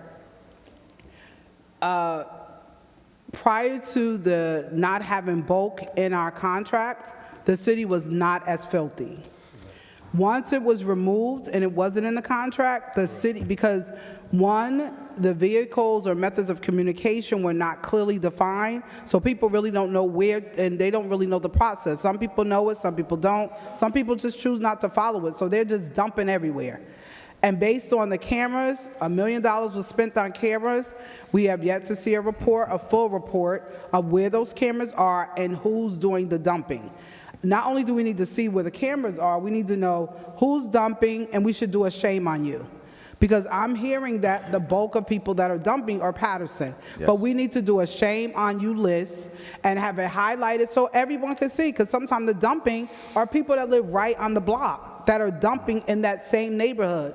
But we have to make sure we expose those things, but also the recommendations of what the contract will look like with adding bulk back, whether it's 2 days, 3 days, whatever that looks like. That has to be an option, and if it's not, then there's possibly going to be a recommendation that we go back to the table, but there has to be a resolution for bulk pickup. We could not continue doing city's business the way we're doing. The city is filthy. I mean, I don't think there's not one council person, anyone watching or anyone sitting that will disagree. You look, someone sent me a message, and I know they're watching. They sent me a video, and they had a sofa, they had a lamp that overshadowed the sofa. They had like pillows. They had a little popcorn stand. This was all sitting out by Fifth Ave. This was outside. And then they had next to it somewhere where they could sleep. So a lot of people are using these as opportunities to create more garbage and filth in our community, and there has to be another option. Councilman Jackson.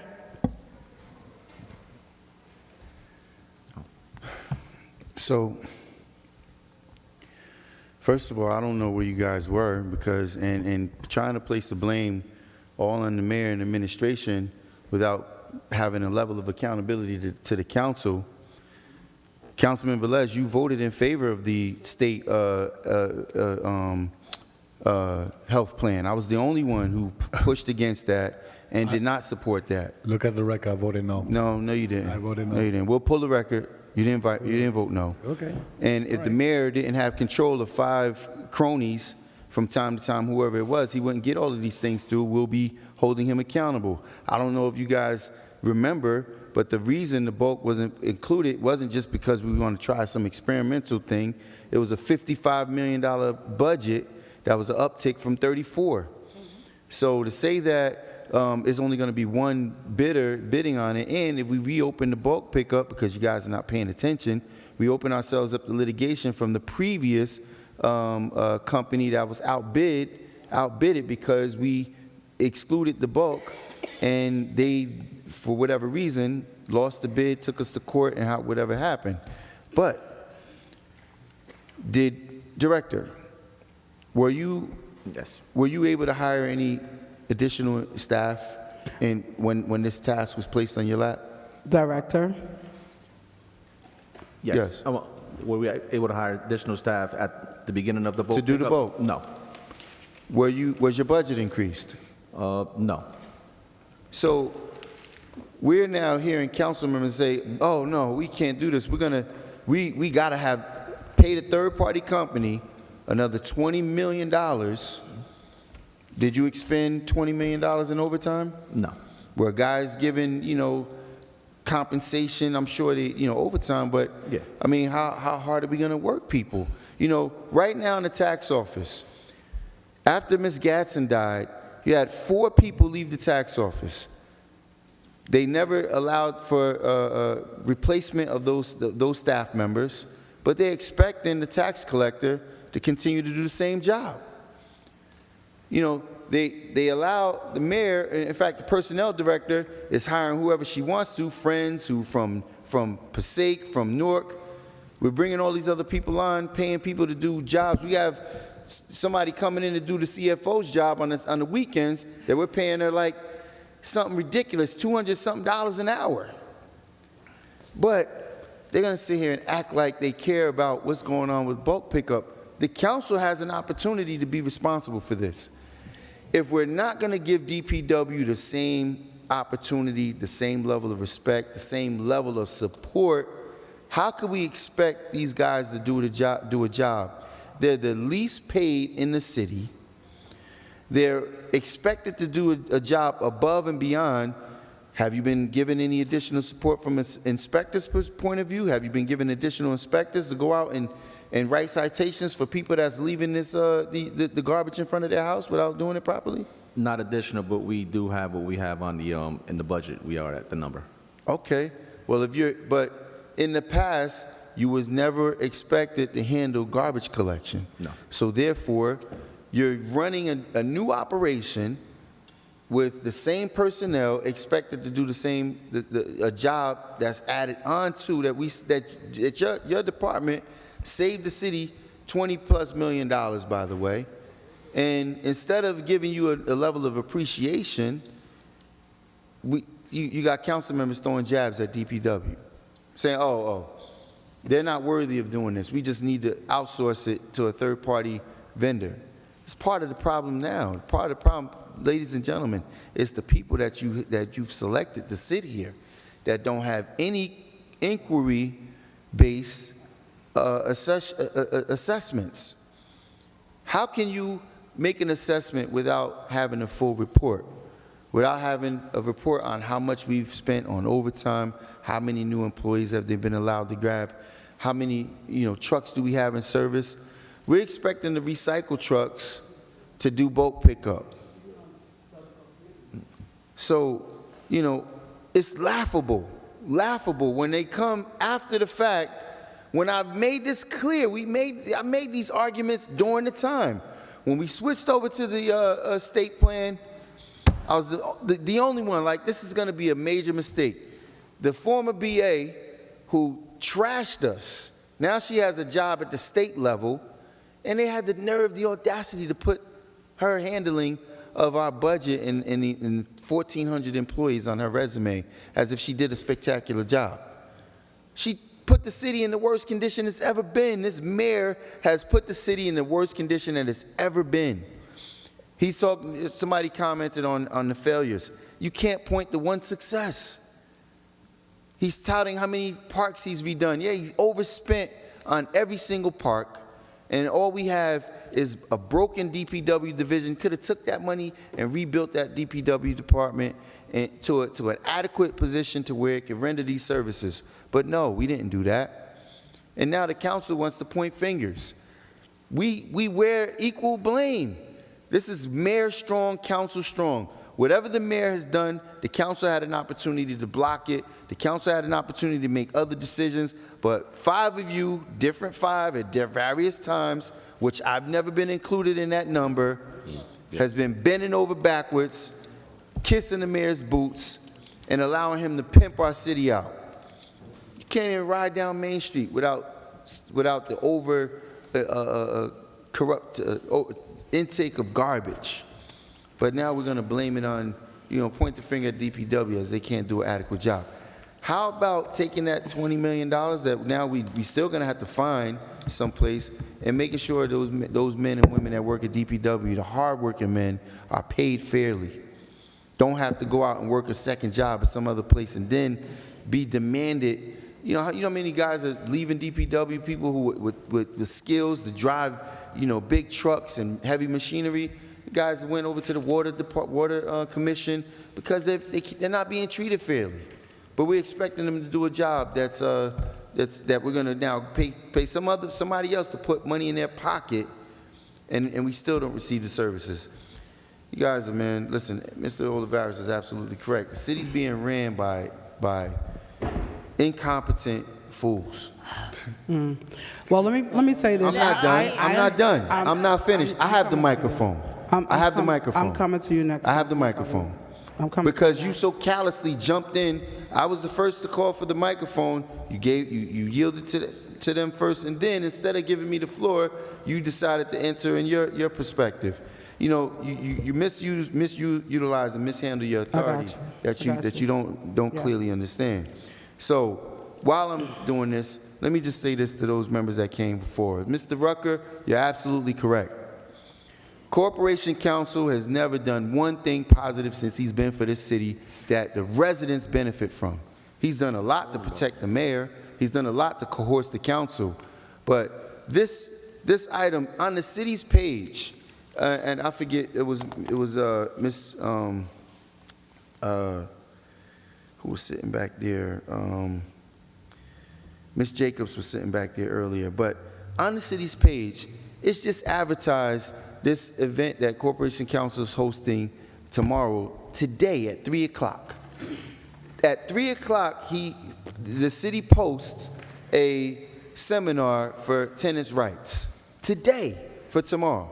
So Council President talking about he put adequate time in, 2 weeks in advance. I asked the clerk, which day did the law department call to request it? It was the day after. It wasn't until Wednesday, the day after, she told me, no, I can't use the chambers. But now he utilized adequate time. We just advertised, the city just advertised today at 3 o'clock that there's gonna be a seminar. We'll see who shows up for that, and I hope it's well attended. I'll make an effort to get there as well. Ms. Tooley, your support, it's obvious. You're coming here, you know, everything you're talking about is legitimate, but your cries are going on deaf ears because people don't care about that. And to Mrs. Cody, my deepest condolences for the loss of your son. And unfortunately, we have to deal with the facts. When bodies hit the ground, it's just another number. For her to say that 28 minutes later, they've already taken the young man's body out, never did a full investigation, and but yet we keep throwing money at the situation without any real facts on reports. And I'm gonna just say this last thing. Ms. Cameo Black, 1,000% you have my support. I don't care how inexperienced you are. I don't care if you don't know what's going on. What I do care about is your independence. Your independence, the amount of the alliances that I've been watching and people doing what they're doing. Ms. Val Freeman, you got my 1,000% support, and Ms. Cameo Black, you will have my 1,000% support. Close it on the poll push? Turn your mic off. Oh, I'm sorry. The level of ignorance. You know, is baffling. Sits here, make all these foolish decisions. So anyway, not gonna do that. Anyway, yet again, I'll make this clear. Corporation Council, I appreciate the effort. I hope that the city takes a position to protect its residents as opposed to giving just another, lecture on people who are being illegally targeted.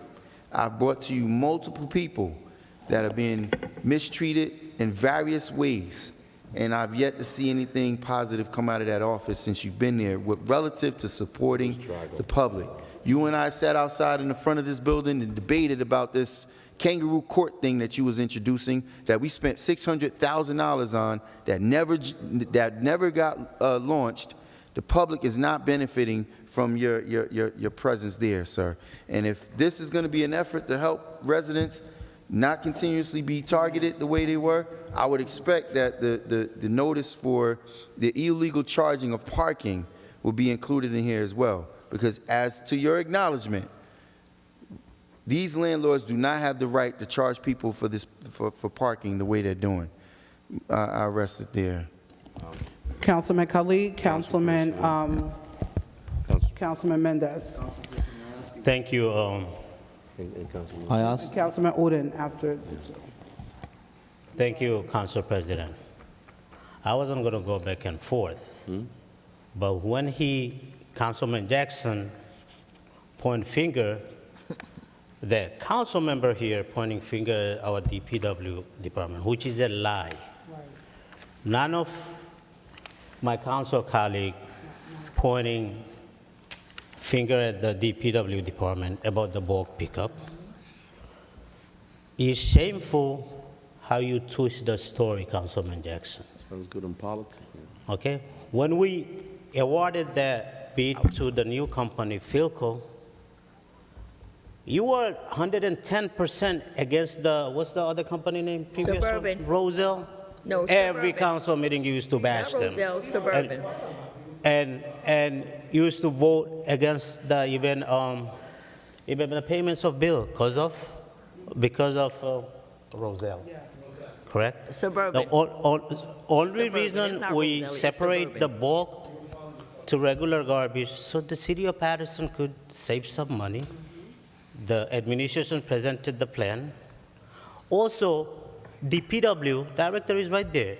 He said the department was ready to take care of the bulk pickup. You could rewind it, go back. Director said that the DPW department is ready to take care of the bulk pickup. I think he probably underestimated. People wasn't ready to use the electronic divider to schedule or whatnot. But at the same time, last 2 years, it hasn't been fixed. the bulk pickup situation. Garbage everywhere. It's better. It's getting there. I'm not going to say it's like how it was 2 years ago, but it's getting better, but still it's not there. About 57% people are reporting for the bulk pickup. 57% is not enough, according to the data that we have downstairs. And right now, only reason we're saying not to renew, we have the option not to renew this contract. Maybe we should take a look at it. How much are we spending if we include the bulk pickup?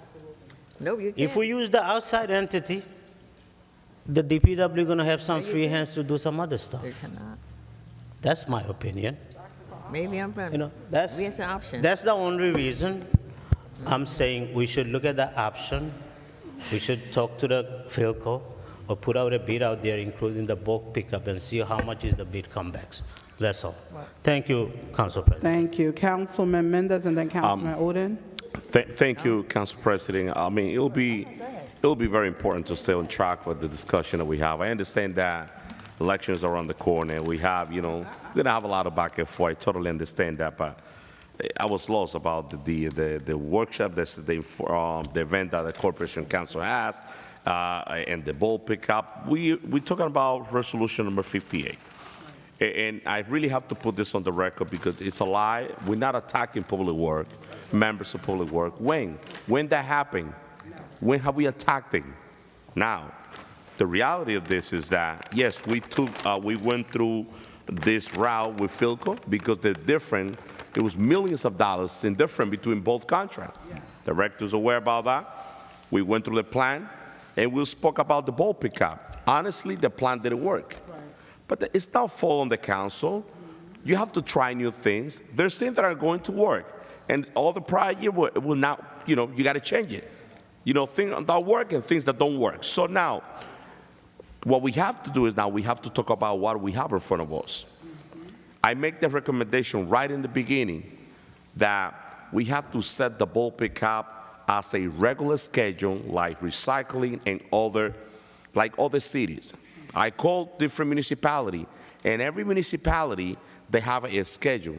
All right, the last month of the week is this section, and the bulk pickup, you could put it up there. If you put any bulk in another time, you're gonna have a ticket, you will be in court, ticket, and in court, period. But now, you don't have to schedule anything. You have no idea how many calls I get every day. Senior telling me, Councilman, I have a software here. I don't know how to do this. I have no time to go on this application, to download the application, to pull the bulk pickup. And I was a little more simple with the new application. But still, people, they're not putting that on the schedule. They're not scheduling the bulk pickup. That's the whole problem. If you would change that from the beginning, and I would tell everybody, because I remember on public work, it was my idea to split the route in 3 sections. On the committee, that was my idea. Let's split Paterson 3 sections. You got 3 sections. Let's go to the next route.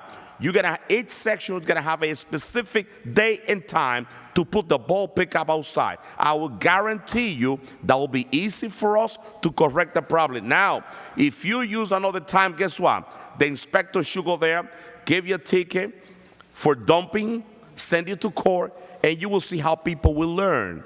And you will see how we will clean the city. It's simple. It's not difficult. Trust me, it's not.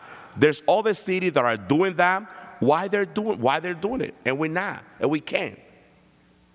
We have a schedule for recycling. We have it. Why we cannot have a specific schedule for bulk? Why it's so difficult about the data? Okay, 57% of the people are, putting the request through the app. What about the rest of the people? You know what they're doing? They're dumping. They're dumping furniture everywhere. And I feel sorry for public work. At Heritage Place, we have a meeting. There was even a trailer there. The amount of garbage was incredible. Public work went there. They took the whole day. We spent thousands of dollars cleaning that director. I don't know how many hours we spent there, but we spent a lot of time. Guess what? People are dumping again. There's 2 things that we have to do. Council members, We know that we don't have the money. We might don't have the money to include the bulk, but we have to look at how the number look. Number one, this is my recommendation. Let's get the numbers together. How much money we're spending director doing that in-house? How much money will cost to include it? But at the same time, we got to go back to the table. We have to be able to make a new plan and to change the director. People are not scheduling. People are putting bed, sofa, table, everything out, and the city is filthy. Look what other cities are doing. That's one. Now, we have to enforce the law that we have. We need our police department. We need everybody. You see people dumping like there's no tomorrow. And I feel horrible about that because we have to spend taxpayer dollars to pick up all the garbage, construction debris that they're putting up there. It's our tax dollars that we're spending there instead of cleaning the city and doing other things. So I know we spoke about the camera. I'm not at the DPW committee, but if you could invite me and we could have that conversation, I would love to be there. If we could have it. So I don't know, if one of the council members not going, please let me know. I was there. I would love to have this conversation because Paterson is filthy. It's embarrassing when we invite residents to the city of Paterson. And I don't talk down about my city. I love this city, and this city is going to be one of the greatest cities in the state of New Jersey. I know. Our potential is incredible. That's the reason why real estate is through the roof, but we got to get things done. And one of the things that we have to do is to clean the city. Forget about scheduling. Remember what I'm telling you. If you set a schedule, people will know when they have to put the bulk out. We will pick it up. If it's not your time, we're going to put a ticket for dumping, and we'll send you to court. And you will see how we're going to correct the problem. Thank you, Councilman. Councilman Udine? Thank you. Thank you, Council President. Director, the past 2 years, Paterson have witnessed their neighborhoods are filthy with bulky trash. Yep. And one thing is because that was not included with our current trash collection contract. I salute DPW that they did their level best. However, the result is very clear. Last 2 years, if we review the entire city, you will see the dumping went up. Every street you visit, bulky trash on the street here and there. Now, the scheduling process, I mean, yes, I would say that whoever scheduled, you kind of covered pretty much all the requests, but I would say there are more trash out there than how many were requested online. Yep, that's true. Now, we need, before we move forward with another additional year with Philco, with no additional bulk pickups, we need a comparative analysis where if we hire private company or give bulky trash collection to the contractor third party, then how much would it cost versus how much would it cost in-house to collect trash without having online request, just at least one day collection from every single street. We have to have that, Director, before we move forward with that current contract. Because it does not state actually how much money we are exactly saving from this contract. It just, everything is very vague at this point. When you are saying that, oh, the collecting or adding trash bulk with this contract is too high, or too costly, but we don't know that what's the total cost we are adding up if we have in-house service. True. So, Director, I would recommend it that before we move forward to our regular meeting, we have to have clear data where we can see what we are saving or what we are losing. Otherwise, I would say that what administration has planned when last 2 years, Paterson was going through this trash situation. If we continue giving the contract to the same company with no bulky trash added to it. And when we are talking about bulk pickups, it seems like there's something optional, adds on. It's not really something adds on, it's something mandatory. That something should be collected from every single street. So I would recommend it to table it back have comparative analysis where how much money we're saving or not. And then I think we should make decision whether it's something wise to move forward with that company with no bulk trash pickup. If you have any comments, Director, I think you could comment, but I would recommend it to be tabled back. Okay, thank you for that, Councilman Udine. So, Director, I know you want to respond, so I'm going to give you the opportunity because you were like, so I'm going to allow the Director to respond, but right before you respond, Director, because you wrote a lot of notes and I want to give you the opportunity. Let me make it clear, and I've heard every council person, I did not hear anyone say anything negative about DPW. DPW is not dumping. That's right. So there would be no reason for any council member to degrade DPW. I made it clear, and the Director, I'm sure when he speaks, or if he would speak to it, there are Paterson residents dumping. As much as we thought or maybe have assumed that it was people from outside of Paterson, I would like the Director to talk about how they're capturing on camera that these people dumping in the city of Paterson live here. So I'm not sure if it's, as I stated before, of the vehicles of communication or the methods that people are not really sure of how to go on the site to act, to request it, or they just don't care. But we see it every day. You drive, people go in McDonald's, they drop the whole bag out the car window.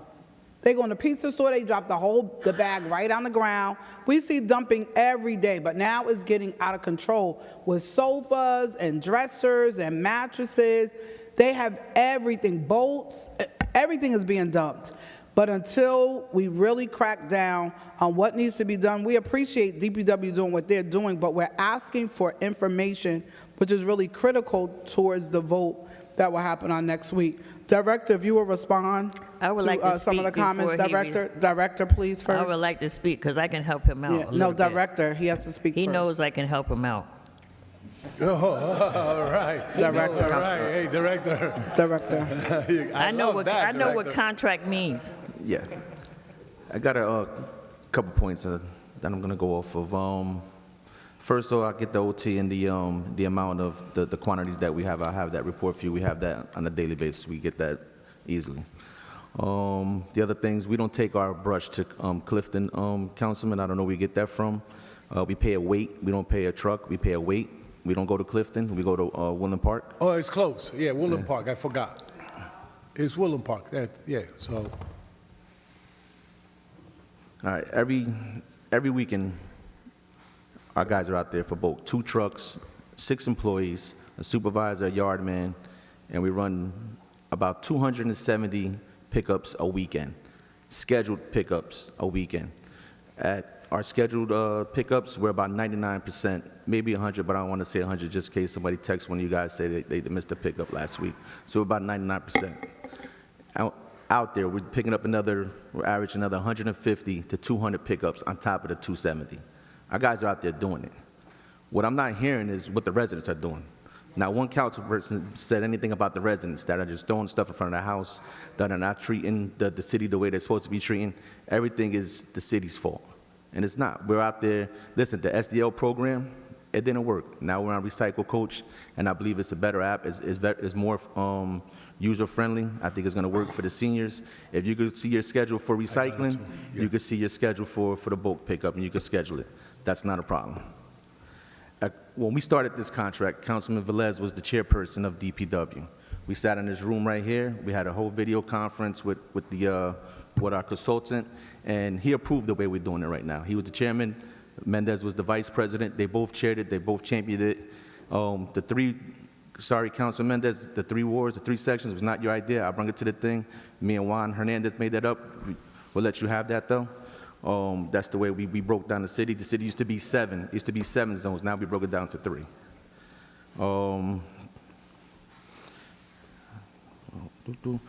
The UEZ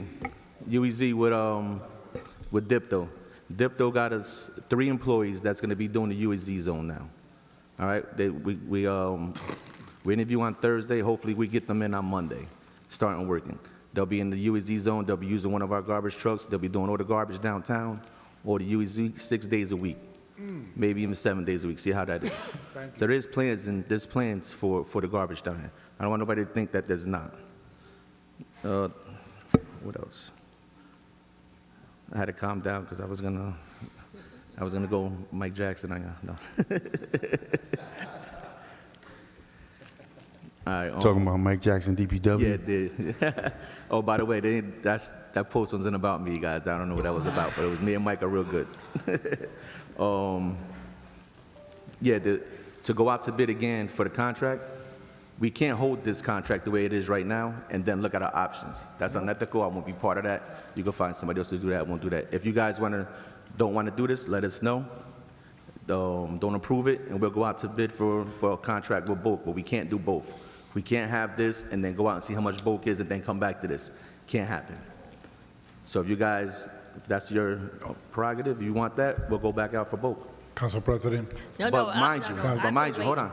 Mind you, when we did this, when we took the bulk out, we saved $250,000 a month. We're probably spending about $35,000 a month in overtime.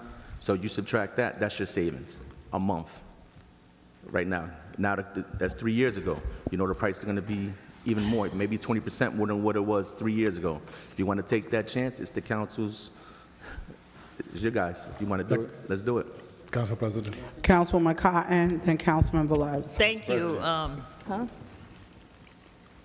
Thank you, Council President. I just want to say that probably 3 years ago, I said that when I went down to the Leagues of City, I went looking for garbage companies.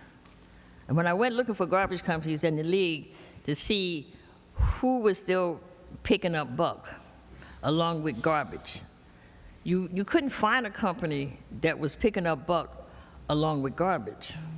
Now, when we had Suburban here, there was a lot of people complaining about Suburban, but Suburban was the only company that was picking up garbage and buck together. And I had asked the director in the committee meeting to please have for our colleagues here the difference in what the Suburban contract looked like, what the Suburban bid looked like, and what the Philco bid looked like. Now, after I did some research and I looked it up, I was the no vote. I was the only no vote on the Philco contract because they have never picked up residential garbage. Residential garbage, and I have nothing against Philco, but to me, residential garbage is jumping off the truck at every house. Picking up restaurant, you got this big thing. You got apartment buildings, you got this big thing. So you ain't going from house to house to house down the street picking up garbage. So to me, for a company that never really picked up residential garbage, and we're in a residential city, I couldn't see how they can do it without picking up buck. Now, when you look at buck is so different from recycling. Because when I put my recycling, I got one can. Now, when you ride down the street, you look at buck, you see dressers, mirrors, chairs, bed, mattress, you see everything. Instead of that truck taking 2 minutes to get my cans, he's taking 20, 30 minutes just to pick up that one spot there. Now, tell me if I'm wrong. When we offer a contract, when we voted on a contract, and tell me if I'm wrong, when you give a company an option, if we just going out for bid or we're renewing, take option out of it. Just put renewal. Then you can change it. But to me, if I'm wrong, when you offer a company 2-year options, 1 year, 2 years, that means that company has to have done something wrong for you not to renew their option. You have to renew their option because until you can prove they've done something wrong in their original contract, you can't just not renew their contract. Prove somewhere where they did something wrong. That's my understanding. Now, I have nothing against Philco. I mean, they're picking up garbage, but that's all they're supposed to do is pick up garbage. Now, if you want to do the right, you want to separate it, and go out for a buck pickup, but to sit here and say, not renew the contract, but when it don't say, you have the option. We gave this company the option too, so they could come back then and say, you know what, we don't want to be bothered no more. They have that right to do that, not to be bothered. But I don't know if we have that right to say, unless we can find something that they did not do right, for them not to renew their contract, and we need to look at Buck. And right now, I think the only cities, I hear council people talking about cities, the only city I know that still got Buck pickup is Newark, Camden, Trenton. So Urban cities, not no Fairlawn, not no Ridgewood, not no Wyckoff. They don't got Buck pickup because they know they can take their Buck somewhere. Them major cities like Newark, Jersey City, Camden, Trenton, they still got Buck pickup in their contract. And I just want to share that with my colleagues because we got to come up with something. We got to come up with how you want to do Buck. We got to figure out something. Thank you, Councilwoman Carr. I absolutely agree. I have nothing against Philco. I never had nothing against Philco, but when I went to that league and I talked to all those garbage companies and I knew that Buck is a really major, major problem, and it costs a lot more money to have Buck included in your contract. Thank you, Councilwoman Carr. So I'm recommending that this item go back to committee so that the options can be properly presented. It should be thoroughly vetted through committee. There's a lot of concerns, and I am asking, and DPW committee, the only person that was there was the DPW chair. There are 4 council members in that committee. If you're not going to be present, please allow other council members to be there so that some of this discussion can happen in the committee meeting. I'm not a member. Council President. Council President. Council President. Council President. So, 1 second, Councilman Velez. Okay. Yes. So this is real sensitive what we're doing here. Okay. If we table this, okay, to go to committee, we could discuss it. But it's so time sensitive. We are in the month of October, going to November. We don't want to see the cows that happen when we switch from one company to the other because they switch in the middle of January the 1st, and the contract started January 1st. And the holiday, that was a mess all the way around the city when the company came in. Now, what we could do is, and I think we did it in the past, is that we did temporary contract approval until we went out and bid again. So, and that was done in the past. So, yeah, you think we have time to go to bid or to add it to the contract? But if we go back, I know we have done it, Director, you correct me if not, when we didn't want Rosselli, not we didn't want Rosselli, only out of 8, 9 council members, 1 didn't want Rosselli, and there was nobody participating, only Rosselli.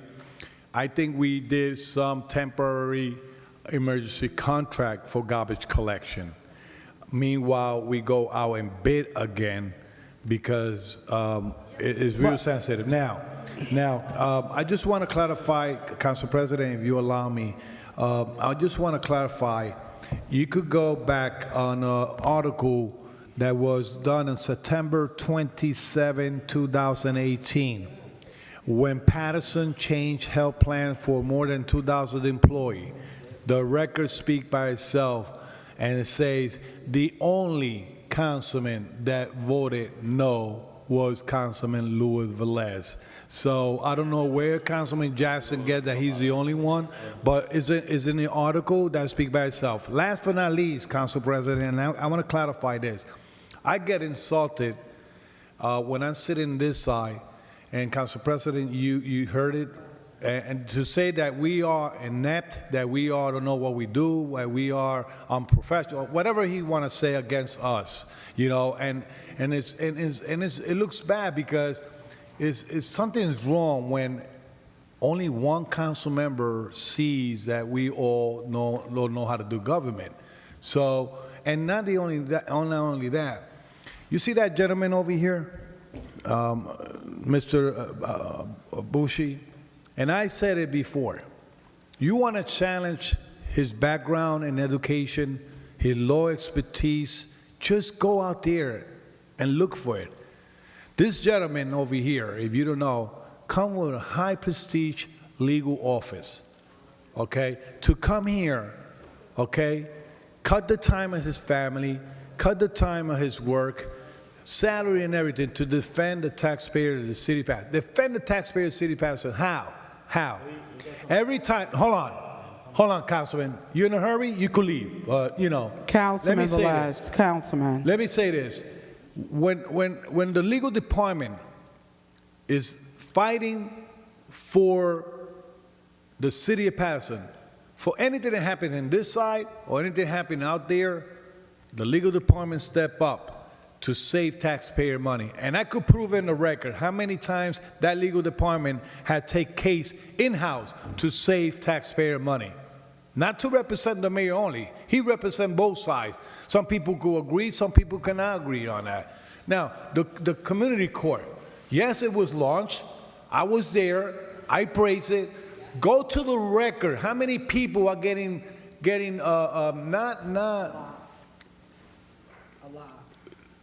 reinvicted, how you call it? I could say the word, taking benefit of the community court.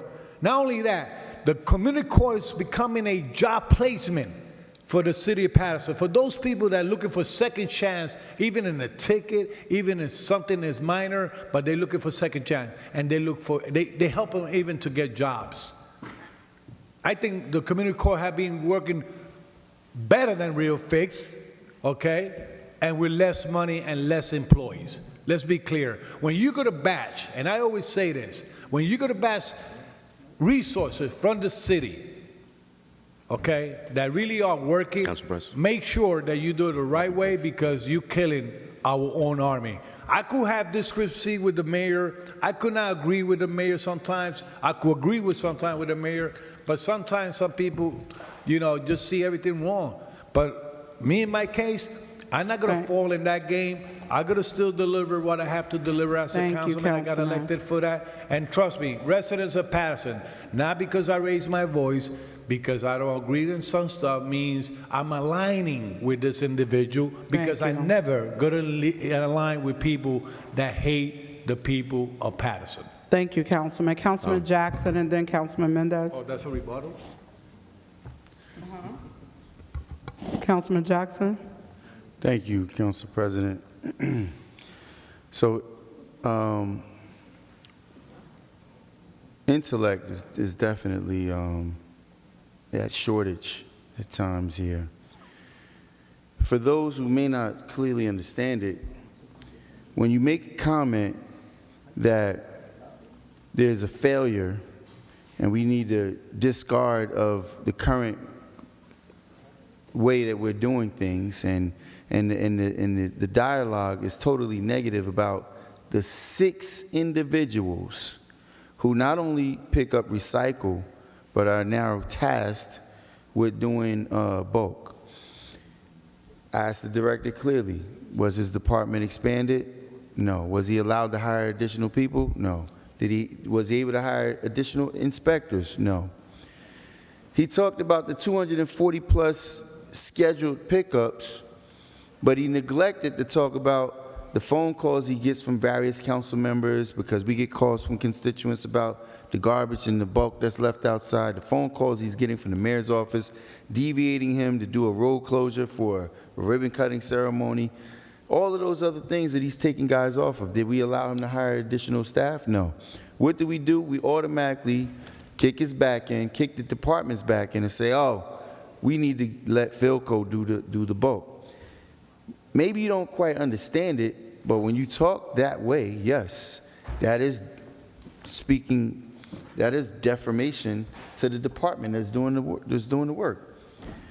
Now, relative to the praise for Corporation Counsel, Corporation Counsel's responsibility, and this is to the public because I don't have to explain it to them. You can explain it to them and they won't understand it anyway. Corporation Counsel, although he's hired by the mayor, he's approved by the council. And his job is to defend not the mayor, but the city. Equally, council and mayor. Currently, we're in court with a case that we're going to get hit in the face with over $5 million with Dave Gilmore, that this attorney, this Corporation Counsel, he can't blame it on his predecessor, him. He's never given this council on whether or not the direction we're going into is right or wrong. They're pushing the can down the line when we're spending out a $5 million payout to an employee that was wrongfully mistreated, that was fired wrongfully under his watch, but he wants to sit here and praise the person for what it is. I'm going to call strikes, and I'm going to call balls. That's just what it is. I'm not going to sit here and praise somebody that's failing this community. Dave Gilmore sat here night in and night out, and he's pled his case to this council, and it went on deaf ears, while Corporation Counsel is taking arm. Now, whether or not I'm misinformed about this community court, last that I checked, we spent $600,000 on it, and it was never launched. So unless that's a piece of information that I'm missing, I'll do as I normally do. I'll make an apology. But I can tell you one thing, I have not gotten one phone call from one city resident that's talked about the benefit that they've gotten from having this community court. I haven't gotten it. So maybe I'm misinformed. Maybe I should be enlightened by my council colleagues that people are running to it because they're receiving some type of benefit from it. But I don't see it. What I know is we're making poor decisions, and instead of granting the DPW director an opportunity to hire more staff to support his efforts to pick up the bulk, because whatever Councilman Mendez is talking about, I don't understand it, because I can see it clearly on the recycle coach. It tells you exactly what days you got garbage collection, recycle days, bulk pickup. It tells you exactly. So I don't understand what we're talking about, that we're not informing the public properly. What we don't have is the support staff to write those summonses for derelict people putting these things out. These absentee landlords that's dumping their entire vacancies on these illegal evictions. When you don't take care of one problem, it becomes another. So we have landlords dumping their entire contents of their property on the sidewalk, and then what do? We hold DPW to task. Go clean that up. But show me the summonses that's been written. There hasn't been, because we don't want to piss off the investors. That's what we're doing the work for. So let's call them. Let's call it what it is. Let's call strikes, call balls, and be honest about what's going on. Council President. Anyway, it's pointless. Thank you. So let me just say this first, and I know Councilman Mendez is next, and I know he's not here. So, CFO, please let him listen to my comments. So I want to say to Corporation Counsel, Mr. Ayman Abushi, he came, he met in committee, he talked about putting forth this community court program. It's been running for months.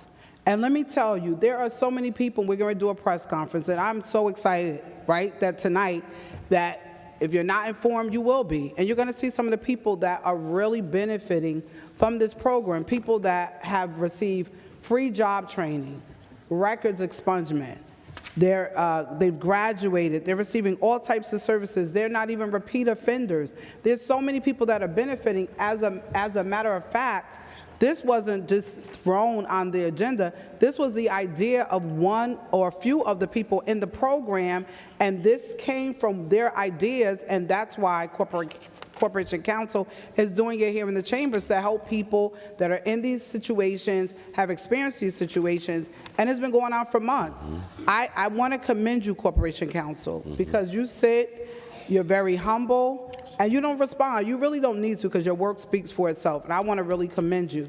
But to hear and to listen to those individuals that started your program, have graduated, and are benefiting, and their lives have been made the better, that speaks volumes of what you do.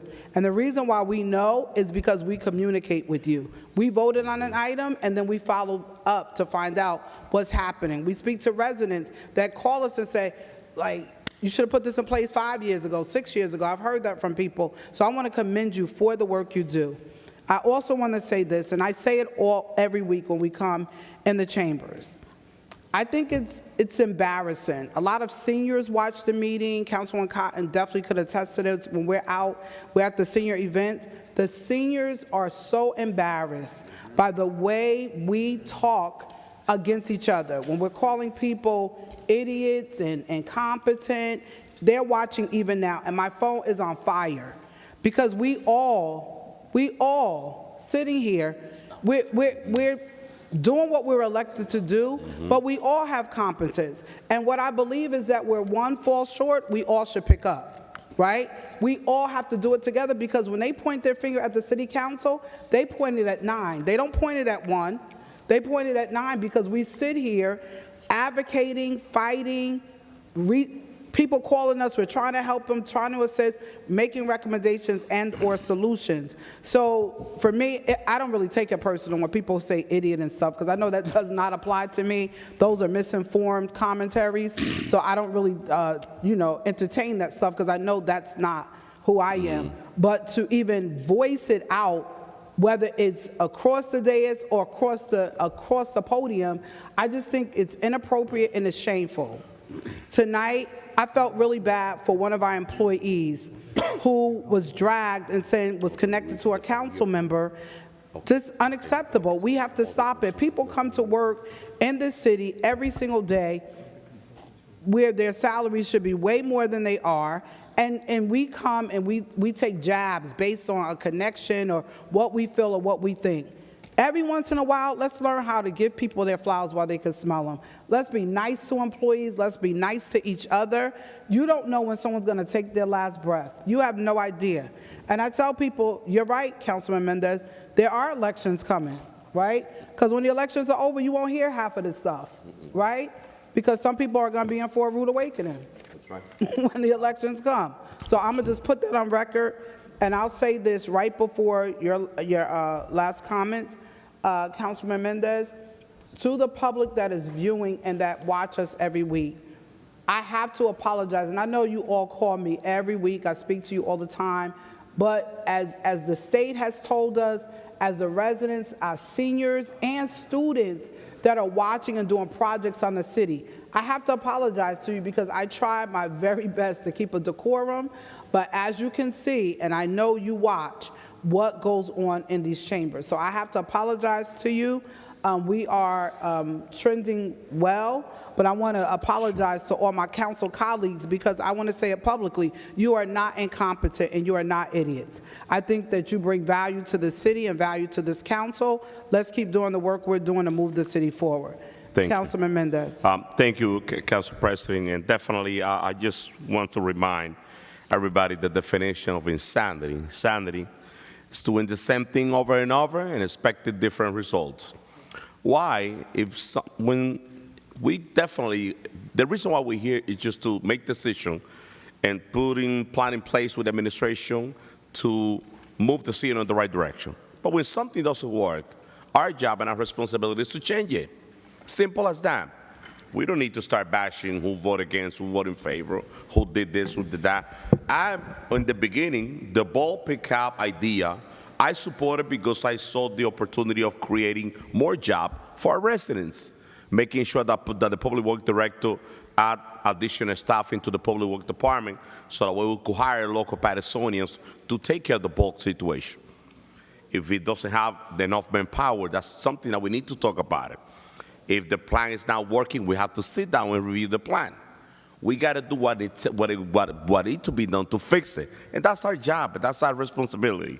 And I'm glad that it's been tabled, and we're going to have a very extensive discussion about this project.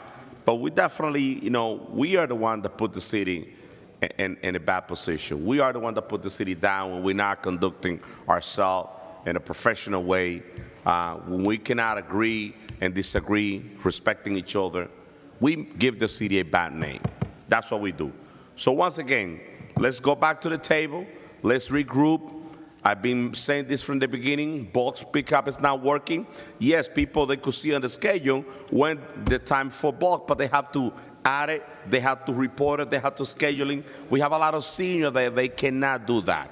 And we're not taking bulk over the phone, so it's been a problem. And everybody have to agree on something. And I said this in the beginning.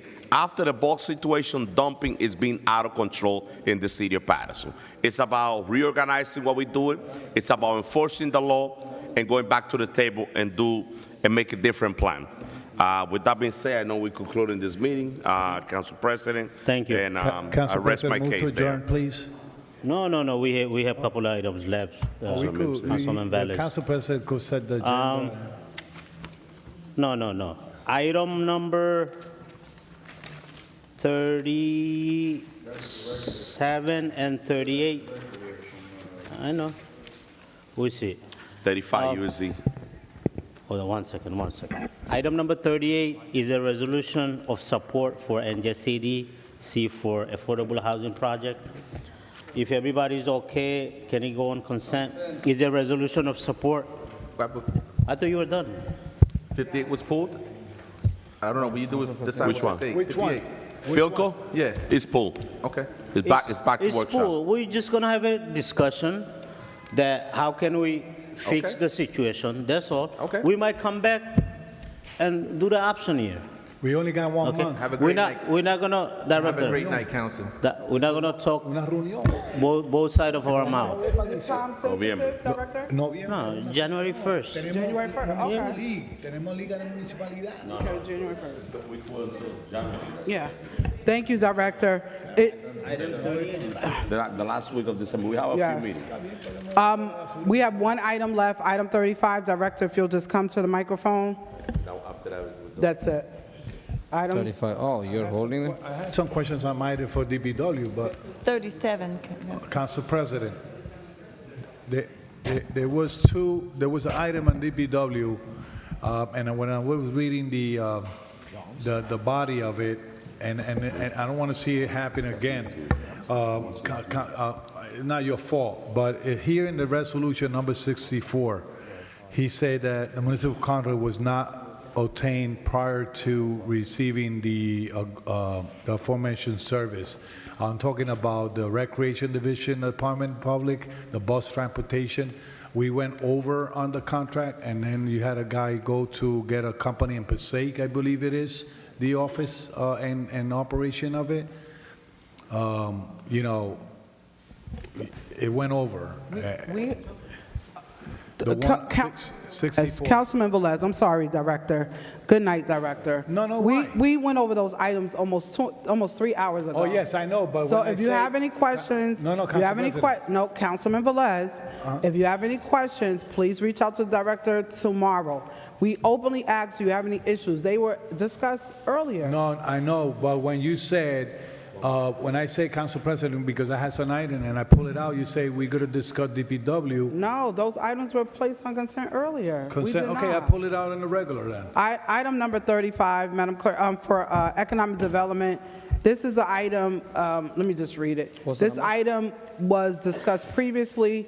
First of all, to Economic Development, I want to Monday. thank you because this council gave recommendations on going to businesses, open it up and doing to expand it. So could you give could you talk about the great work that you've done since coming back for this application, which is very time sensitive? Please, can you go into item 35? Hello, yes. Definitely, before I give you all the data, after the last workshop, I do want to introduce Miles and Cyril from CME Associate who helped us, including Chris, the last individual who helped us, restructure the plan, right, with better data informations. So, after this is a required plan that we need to submit for an adoption for the state, Urban Enterprise Zone Authority. After the last workshop meeting, I took recommendation from every single council members. I contacted them individually to get their input. Every single member had given me some suggestions that I should be working on. And after that, we visited over 260 businesses all over the city. We educated them about the Urban Enterprise Zone initiative, the program. We also invited them on the September 24th, the Business Community Forum, where we had, I believe, 18 business owners who participated from different industries such as grocery shops, beauty salon, restaurant owners. And also we hosted the business follow-up business survey. We distributed a survey. A lot of the business owners did participate on the survey also. And also, we had the workforce development meeting. We had a meeting with Dr. Rose from the PCCC, basically asking him what are some of the issues that you're facing, what are some of the issues that your students facing visiting Paterson's or shopping here in Paterson, New Jersey at the Urban Enterprise Zone. And also we had a meeting with Dr. Ken Morris. He's the president, I believe he's the president of vice president, I apologize, vice president of St. Joseph Hospital. He gave us some of the suggestions based on all the data that we received from all of these sectors, all of these factors, right? 5 main priorities that we'll be focusing for the next 5 years is public safety, trash management, beautification, road infrastructure, and access to loans and grants. I'm asking for your approval to present it from the state for this plan to be adopted, which is required by the State Urban Enterprise Zone Authority. Council President. Councilman Mendez and then Councilman Thank Velez. you. Thank you, Council President, Director. I make my recommendation the last time at the last workshop. I understand it was my impression that you wasn't ready to present it, but I have to commend you because we met at the committee meeting. My concern was the lack of involvement from all the different business from the UEC corridor. Yes. I saw the list of all the business that you guys visited and all the stakeholders that you guys are included and touched and got involved in this project. That was my main concern. We have to watch this UEC dollar that we're getting. We have to make sure that we impact the community the right way with this money, that we impact our commercial corridor. We're facing a lot of challenges in terms of safety. We're utilizing UEC funding for safety to clean the commercial corridor. It's involving there and the beautification. So stay on top. And I want to mention again the Clean Corridor Project. Yes. That's on your shoulder. Make sure we do it right. Make sure we do it properly. And I mentioned something in the beginning. Sometimes we put a plan together and we handle it to you or any other department. If the plan doesn't work, it's not the city council fault. We just got to go back to the table and get it done the right way. This time around, I saw my request presented on this project, and I'm ready to vote in support of this 5-year plan. Thank you, Council President. Thank you. Councilman Velez. Thank you, Council President. Director, I don't know if you have seen on TV those contests about when they come and sing, everybody had to give their opinion and hit the horn and you pass to the other one, to the other final, whatever. I had to admit, even if you compare yourself the last meeting, yes, when you came up to us, and to this one, even articulation, you stand firm. You stand with positive notes, and you stand with that you did your homework before coming here. Yes. Okay, and I had to commend you on that. One thing is that we have to be conscious is that when the plan was presented, for me, it was like a repeated plan from the previous. That's what I saw. Now, putting the plan together and sitting with your department head and talk all over, yeah, because you didn't do it by yourself, let's be admitted. You sit down with your co-workers and your directors and set up a plan that really will satisfy us, and even your articulation, your way to move your hands and everything, prove that you had solid from a month that you came in front of us. One of the things that we have to keep in mind is we don't know for sure what's going to happen in November. So we had to send a message to the state and whoever is there with this plan that the city of Paterson is really needed of this funding to move our city in the right direction with the right service. So if you go and look at the past meeting and you look at yourself now and you present what you're saying now to them in the state, the same way you present it here, they're going to say, Paterson needs that money. That plan is going to work. So congratulations, and keep on doing the good job, improving every day. Council President. Yes, Councilman Oden. Thank you, Council President. Director Roy, and as my council colleagues mentioned about your previous meeting until today, one thing I really commend, which is you did not just send a mass messages or emails to all the council members, but reached out personal level as well to hear their personal suggestions, and you took all these suggestions. You have hosted few community forums in between as well. So I believe that your next 5 years project is reflect what Paterson is in need, and I think it's a great move. And exactly same thing we need to for every other steps that we do in the future. Because as an elected official, we deal with people every basis. When you speak out on different things, whether DPW or your items, we actually speak for the people. Because people don't talk to you about their concern, but they talk to us about their concern. So when we clear this gap, we get connected with the people directly, it really reflects what Paterson exactly is looking forward to. So I commend you for that and looking forward to support you next week. And thank you to the team for the teamwork. Great job, guys. So let me brag on you for a minute. 1 second, Councilwoman Cotton. Let me brag on you. Because sometimes people, they point fingers, but they don't take the time to really talk about what you've done since you got there. So prior to you getting in that position, we were not receiving these dollars. So we have to thank the late, great Sheila Oliver, who was our former lieutenant governor, that fought for these dollars. When you came in, let me just brag on some of the stuff you've done. Clean Corridor Project. We've done off-duty police officers to provide public safety. Twice, 1.6 million, now we've expanded it to 1.8 million. We've resurfaced many roads. We bought trucks through DPW, whether it's been public safety, and then you're also giving employees over, which DPW just mentioned, to help with the bulk pickup.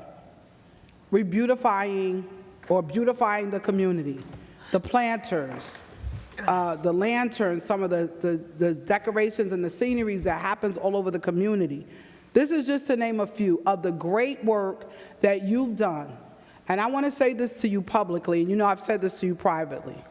What people say about you doesn't matter. What you know about yourself is what matters. And I want to tell you publicly, since you've been in that job, you've been an asset to the city. The fact that you live in the city and you came back to help do what's necessary to move our city forward by making it clean and safe and beautifying it and so many other things, I want to say thank you. From this side, there were some questions and concerns. I want to thank you because what you did, you took those lemons and you made lemonade. You went home, you called all the council members, you reached out to them, whether they responded to you or not. You reached out and you went out into the community to find vehicles and methods. How do you reach out to the businesses? You went to some of the experts. They gave you some ideas. The business, you didn't talk about like Chamber of Commerce and all those people that helped you too. But all those people that gave you help, and then you went with your team to these businesses, whether they wanted to participate or not, you kept track and you kept record. I want to commend you for doing your due diligence, and tonight coming prepared before this council. I am definitely supporting it because let me say this in closing. I was on the local finance board meeting with the administration, and there's one thing about compliance that they are very concerned about. Yes. But the fact that you did what you did, I am sure that when you present this to the state, they won't have any questions and or concerns. So I commend you heavily. We need to continue to have employees like yourself and so many others that work for this city that do a great job every day, that never get the pat on the back and never get the thank you. Councilwoman Cotton. You can help him. Thank you, Council President. I just want to say I too was in the meeting, and I want to thank the director and for inviting me, because I'm not on Economic Development Committee. But I have always said that, you know, you need to go to committee meetings so you can really understand and you can ask some of those questions that you may not get an answer, or you can try to figure out like what some of your colleagues may ask. So this way you can be ready, you can have some of the answers that you think that they may have. So, but I just want to say that, you know, doing this, your team put together a good plan, and we got to move forward. We're not going to know what's going to happen in January. They might just throw the whole thing out the window, but for now, we better get it down there while we can get it down there. And, you know, that's what we have to try to understand. If we have to get something there, we have to get it there before we're not able to get there. We can't keep waiting and keep waiting and keep waiting. We got to get it down there. And you worked very hard. Your team worked very hard. I want to say to our director, Tiffany Delane, for working hard, all the gentlemen here, for you, Mr. Washington. You got to work together. And I'm happy that I was invited to the committee meeting, even though I'm not on the committee, but I'm a true believer of committee meetings because it's important, because you can ask stuff that you think your colleagues may ask to see what's going on. So I want to say I commend you, congratulations. Thank you for inviting me to that committee meeting that we had. Thank you. Council President? Thank you. Thank you, Councilman Jackson. Thank you. Mr. Roy, I'm searching my inbox. All the items I asked you for, I don't see anything in my inbox from you at all. The report on the communications from the garbage cans, did you ever send that to me? We were heavily invested in this. Okay, no problem. All right, no problem. So you never sent it, just, that's fine, that's fine. That's not important. But they're working, I just want to add, they are working. The DPW is cleaning up the trash. Mr. Roy, we don't need to elongate this. Okay. I don't need you to tell me something's working when I'm seeing garbage cans just overflow with garbage. I asked you for a simple item. His mic, you got to turn his mic back on, Council President. I asked you for a simple report that I never got. Simple as that. You want to tell me it's working? I don't want to take your word for it. I want to see the report. You said you visited 200-plus businesses since the last time you was here? Yes, sir. I have the report. Where's the list of the businesses? The list of businesses in Appendix D, if you see it on the plan, is in your email which was sent to you. The businesses from downtown, Union Avenue, 21st Avenue, Vreeland Avenue, Park Avenue, Broadway, Summer, all the list of the businesses that we visited, and we educated them about the Urban Enterprise Zone Initiative. We encouraged them to complete the survey, and also we invited them on the September 24th meeting. Yes, sir.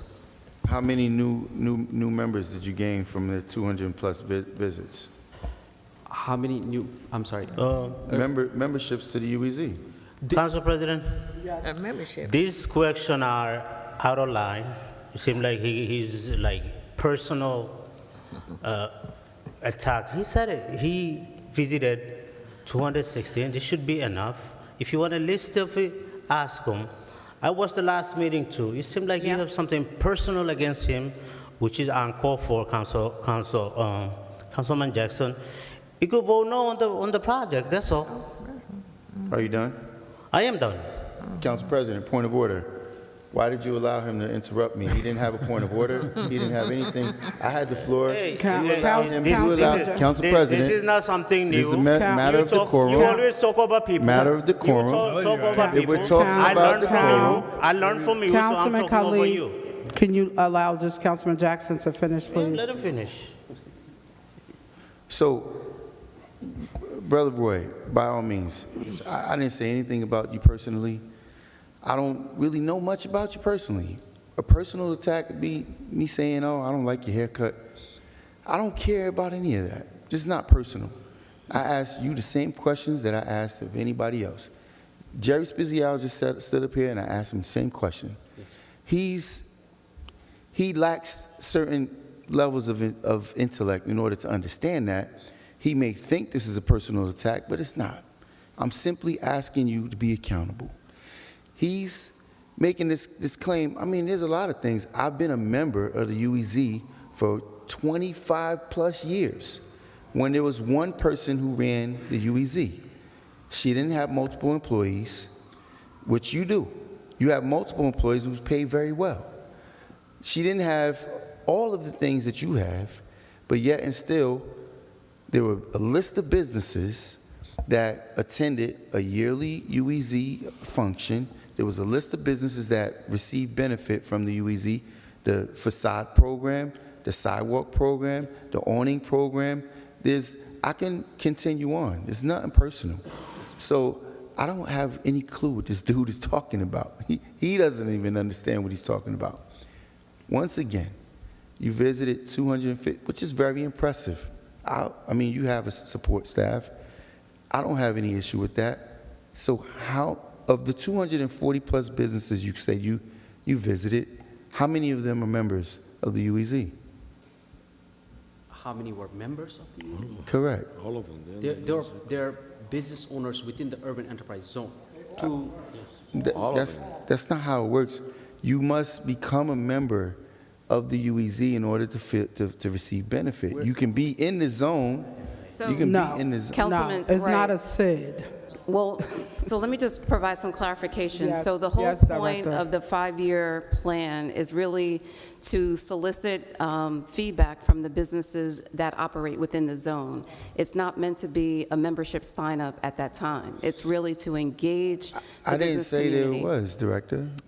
Well, correct. And so some of those members, so some of those businesses were already involved in the UEZ program. They have registered at the state level. But again, the purpose of that engagement during that time was really to get their buy-in and support, as well as engagement to support the plan. Correct. Correct. All right, so again, my reasoning for the questioning is purposeful. Because if you visited 240 plus businesses within the zone, would it not behoove us to inquire of whether or not businesses are interested in participating in the UEZ program? Would we not want to visit, if we paid those businesses a visit, would we not want to waste man hours and man time? Should we not have them signed up? Should there not be now a communication method amongst those businesses so then when we want to poll them, right, for their input? Because once I'm looking at the document that he's saying, and I'm on page 4. I don't see any list here of the businesses that he's talking about.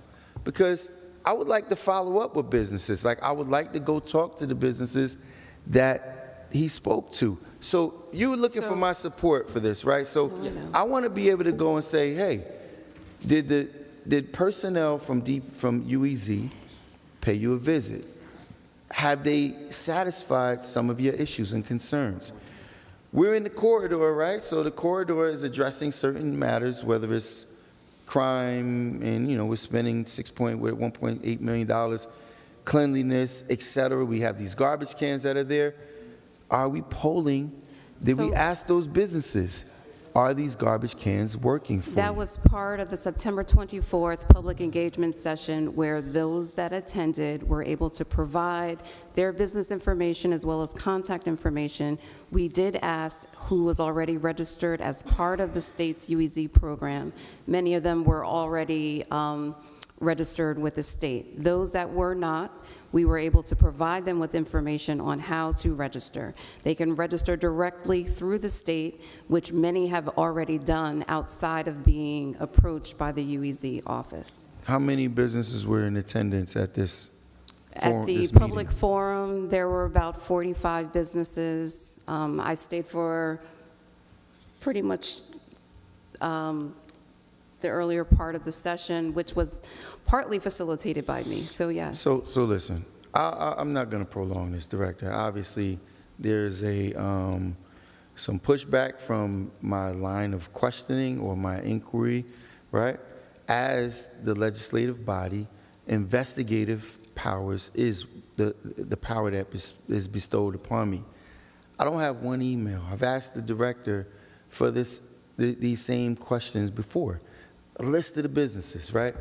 The 44 that was in attendance, I don't have a list of that.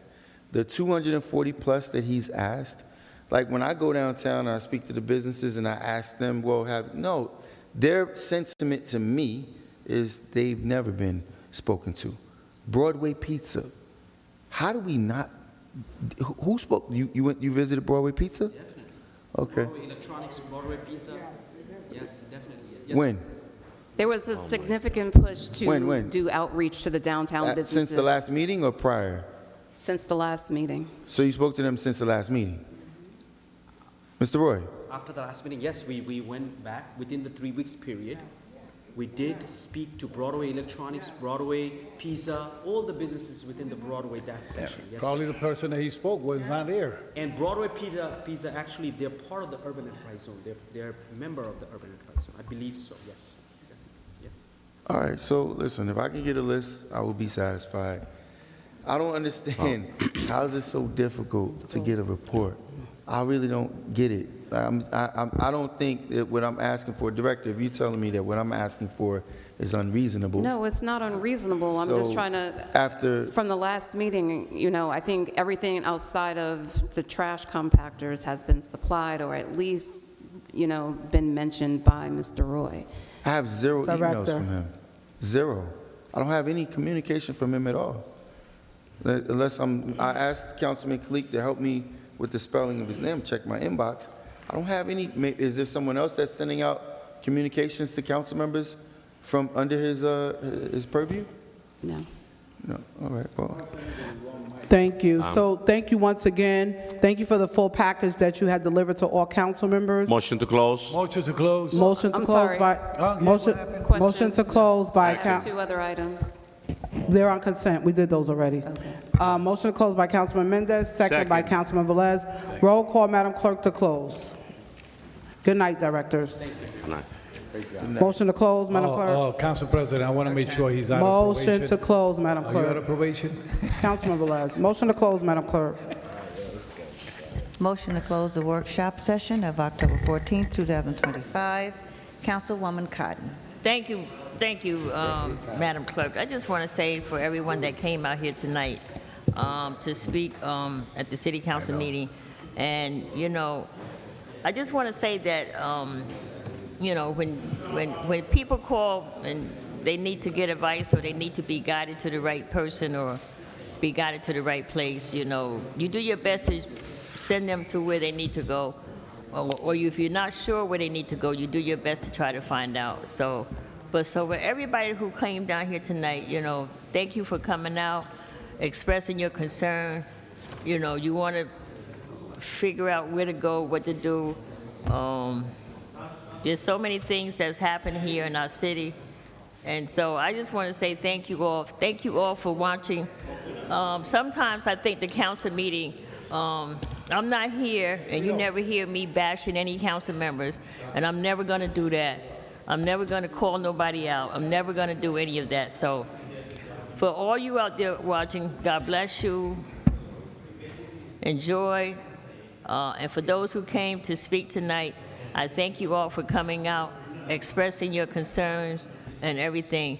And my last thing tonight is that it's my baby's girl's birthday, Candace Cotton, who is an assistant soccer coach, who is the head softball coach, who is assistant basketball coach at John F. Kennedy High School. I want to wish her a very, very happy birthday. Happy birthday, Candace. To you all. Happy birthday. Yeah. Good night. To all my colleagues, have a good night. To my Madam Clerk and my Secretary, Sophia, my Corporation Counsel, and my CFO, have a good night. God bless you all out there. Thank you, thank you, thank you. To my police officers, thank you, police officers. Thank you, thank you. God bless you all. Have a good night. Madam Clerk? Yes. My vote is yes. Thank you, Councilwoman. Councilwoman Davalos, absent Councilman Jackson. Thank you, Madam Clerk. Happy birthday, Ms. Cotton. My vote is yes. Thank you. Councilman Kalik? Thank you. Good night. Councilman Mendez? Well, thank you, Madam Clerk. I want to just I want to thank all the residents for just coming into the people's house and express their concern.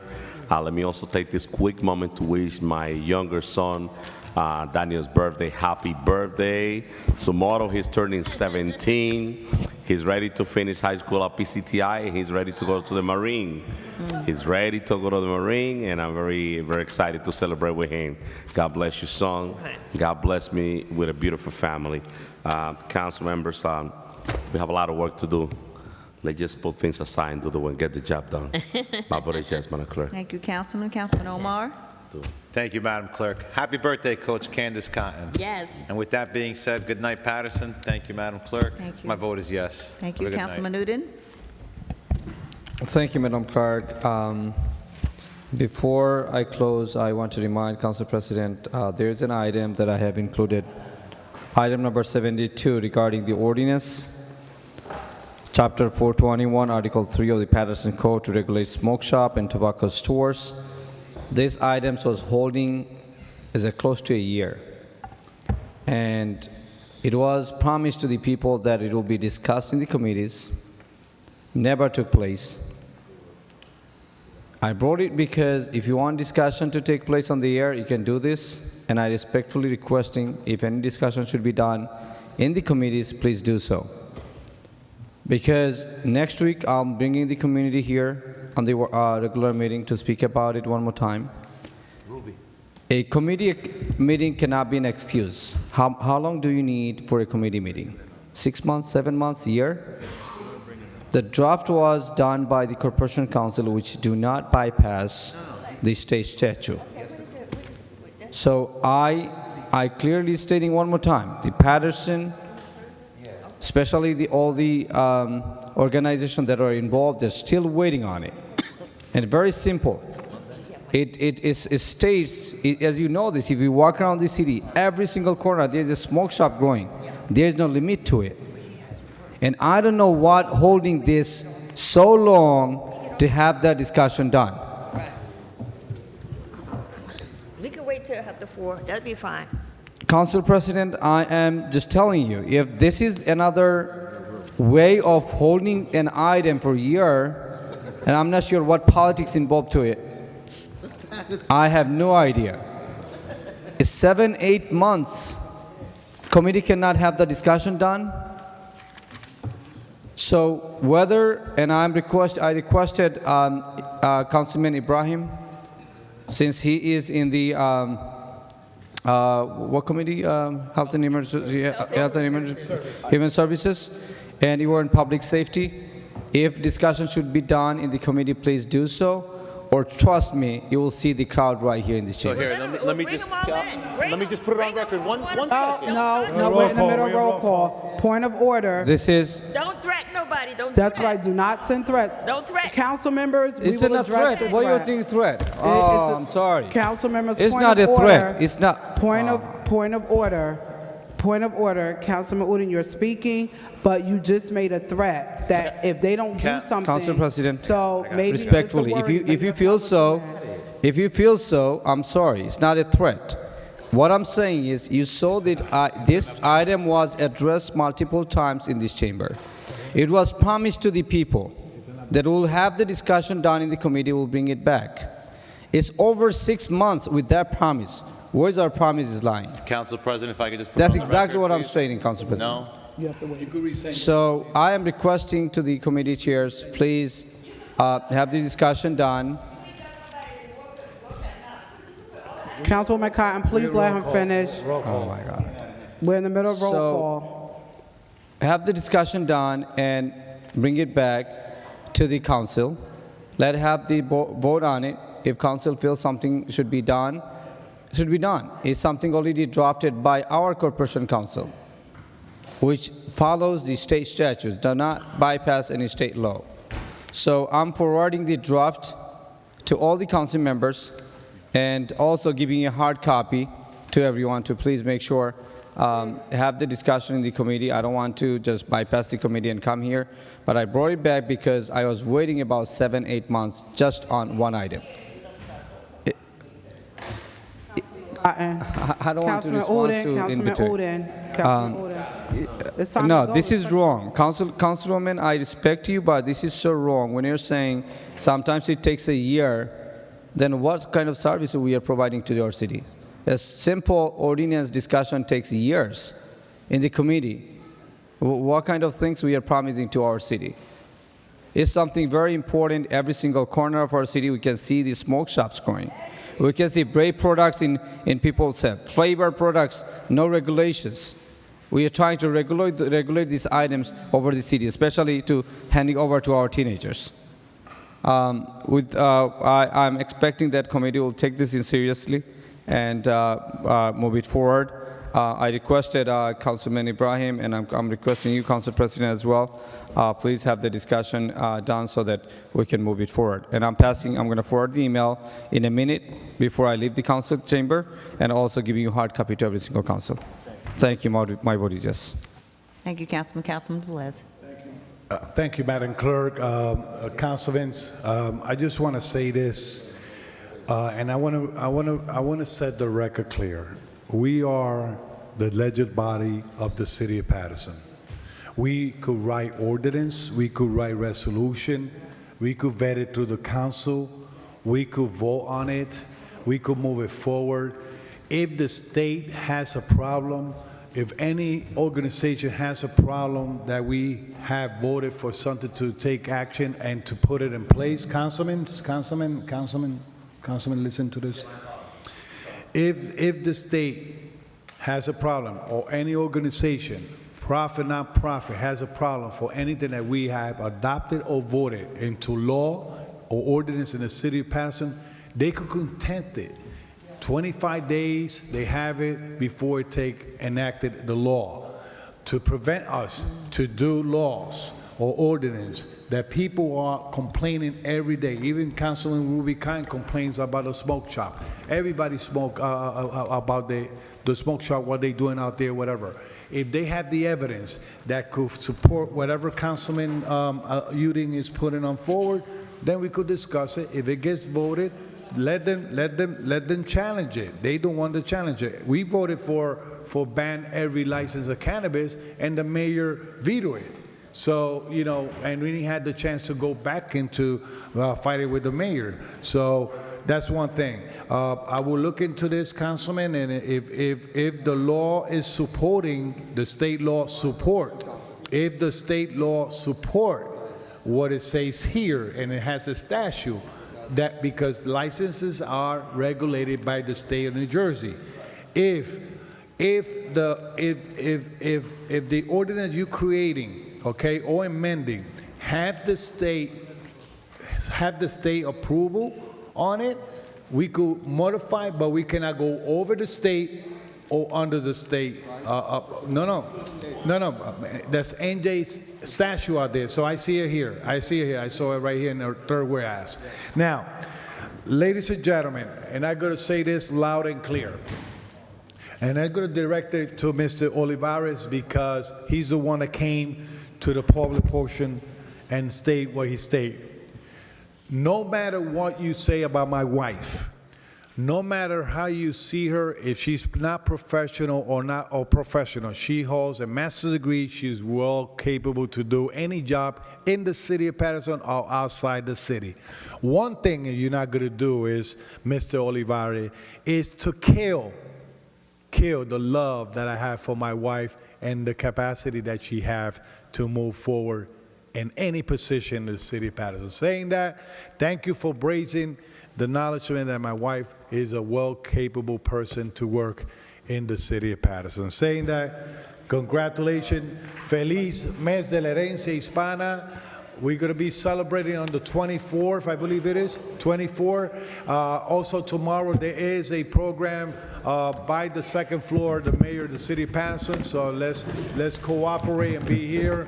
Last but not least, thank you, Corporation Council, for being the man that you are, standing strong and proving that you are a man of law. A man of law. Saying that, Council President, nice meeting today. I'm sorry. And let's keep on doing the business of the city of Paterson. Madam Clerk, by the way, I have to say this loud and clear. Madam Clerk, to your staff, to the staff of the City Council, thank you for decorating the chambers for the Heritage Month. I will request, we understand that it ends on the 15th, to please leave the chamber the way it is for our regular meeting to enjoy at least another view for this beautiful, We have our celebration on the 24th. Of what? For what? I know. Oh, that's why we got a celebration on 24th. It's gonna say, here. thank you. It was granted, by the way. Are you in a hurry, sir? Thank you. God bless you all. Let's honor those that have fought for the life for freedom in the United States. And also, thanks God, peace is in the Middle East. Peace in the Middle East. I don't care who did it, who not did it, or whatever. We was praying for that peace, and hopefully Palestine recoup from all the losses that they had in these 2 years of war. And pray for everyone. And we're going to try to keep the peace the same way we keep the peace in these chambers. Good night. My vote is yes. Thank you, Councilman. Council President.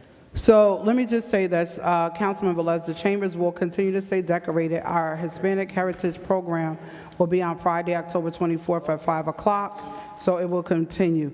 Let me say this, right, because I heard some commentary in regards to an ordinance that was placed on the agenda. Every council member is fully aware of the process, right? It was stated by Councilman Udine that it's been 6 months.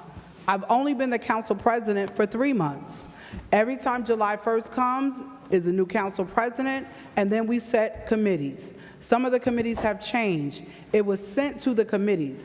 Once it comes out of the 2 committees, which is Health and Human Services and the Public Safety, it is then brought to the council. We cannot usurp the authority of our public safety officials, who would have to enforce it and make sure the language is correct, and we would have to make sure through Health and Human Services that they have the correct personnel.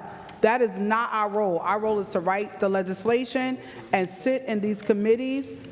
If possible, possibly Councilman Udine, you could talk to the Chair of Health and Human Services to see if possible you can be a part of that committee when they have their conversation.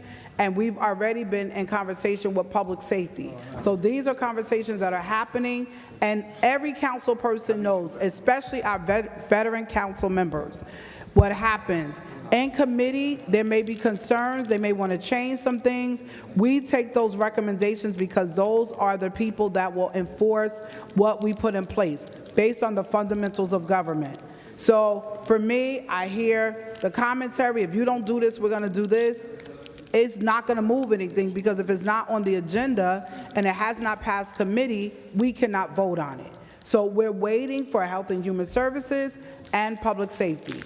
Council President is not holding this item back. It is going through the process. Madam Clerk, our Secretary, our police officers, CFO, Corporation Counsel, and council members, thank you for your service. Happy birthday to my niece, Candace, and my soror, and to all of you celebrating a birthday or anniversary. To my granddaughter who turned 9 years old, happy birthday to her. Good night, Paterson, and don't forget to stay safe and be well. My vote is yes, Madam Clerk. Thank you, Council President. The votes are 8 in favor, 1 absent. The workshop session of October 14, 2025 is hereby adjourned. Good night, Paterson. Thank you. Close.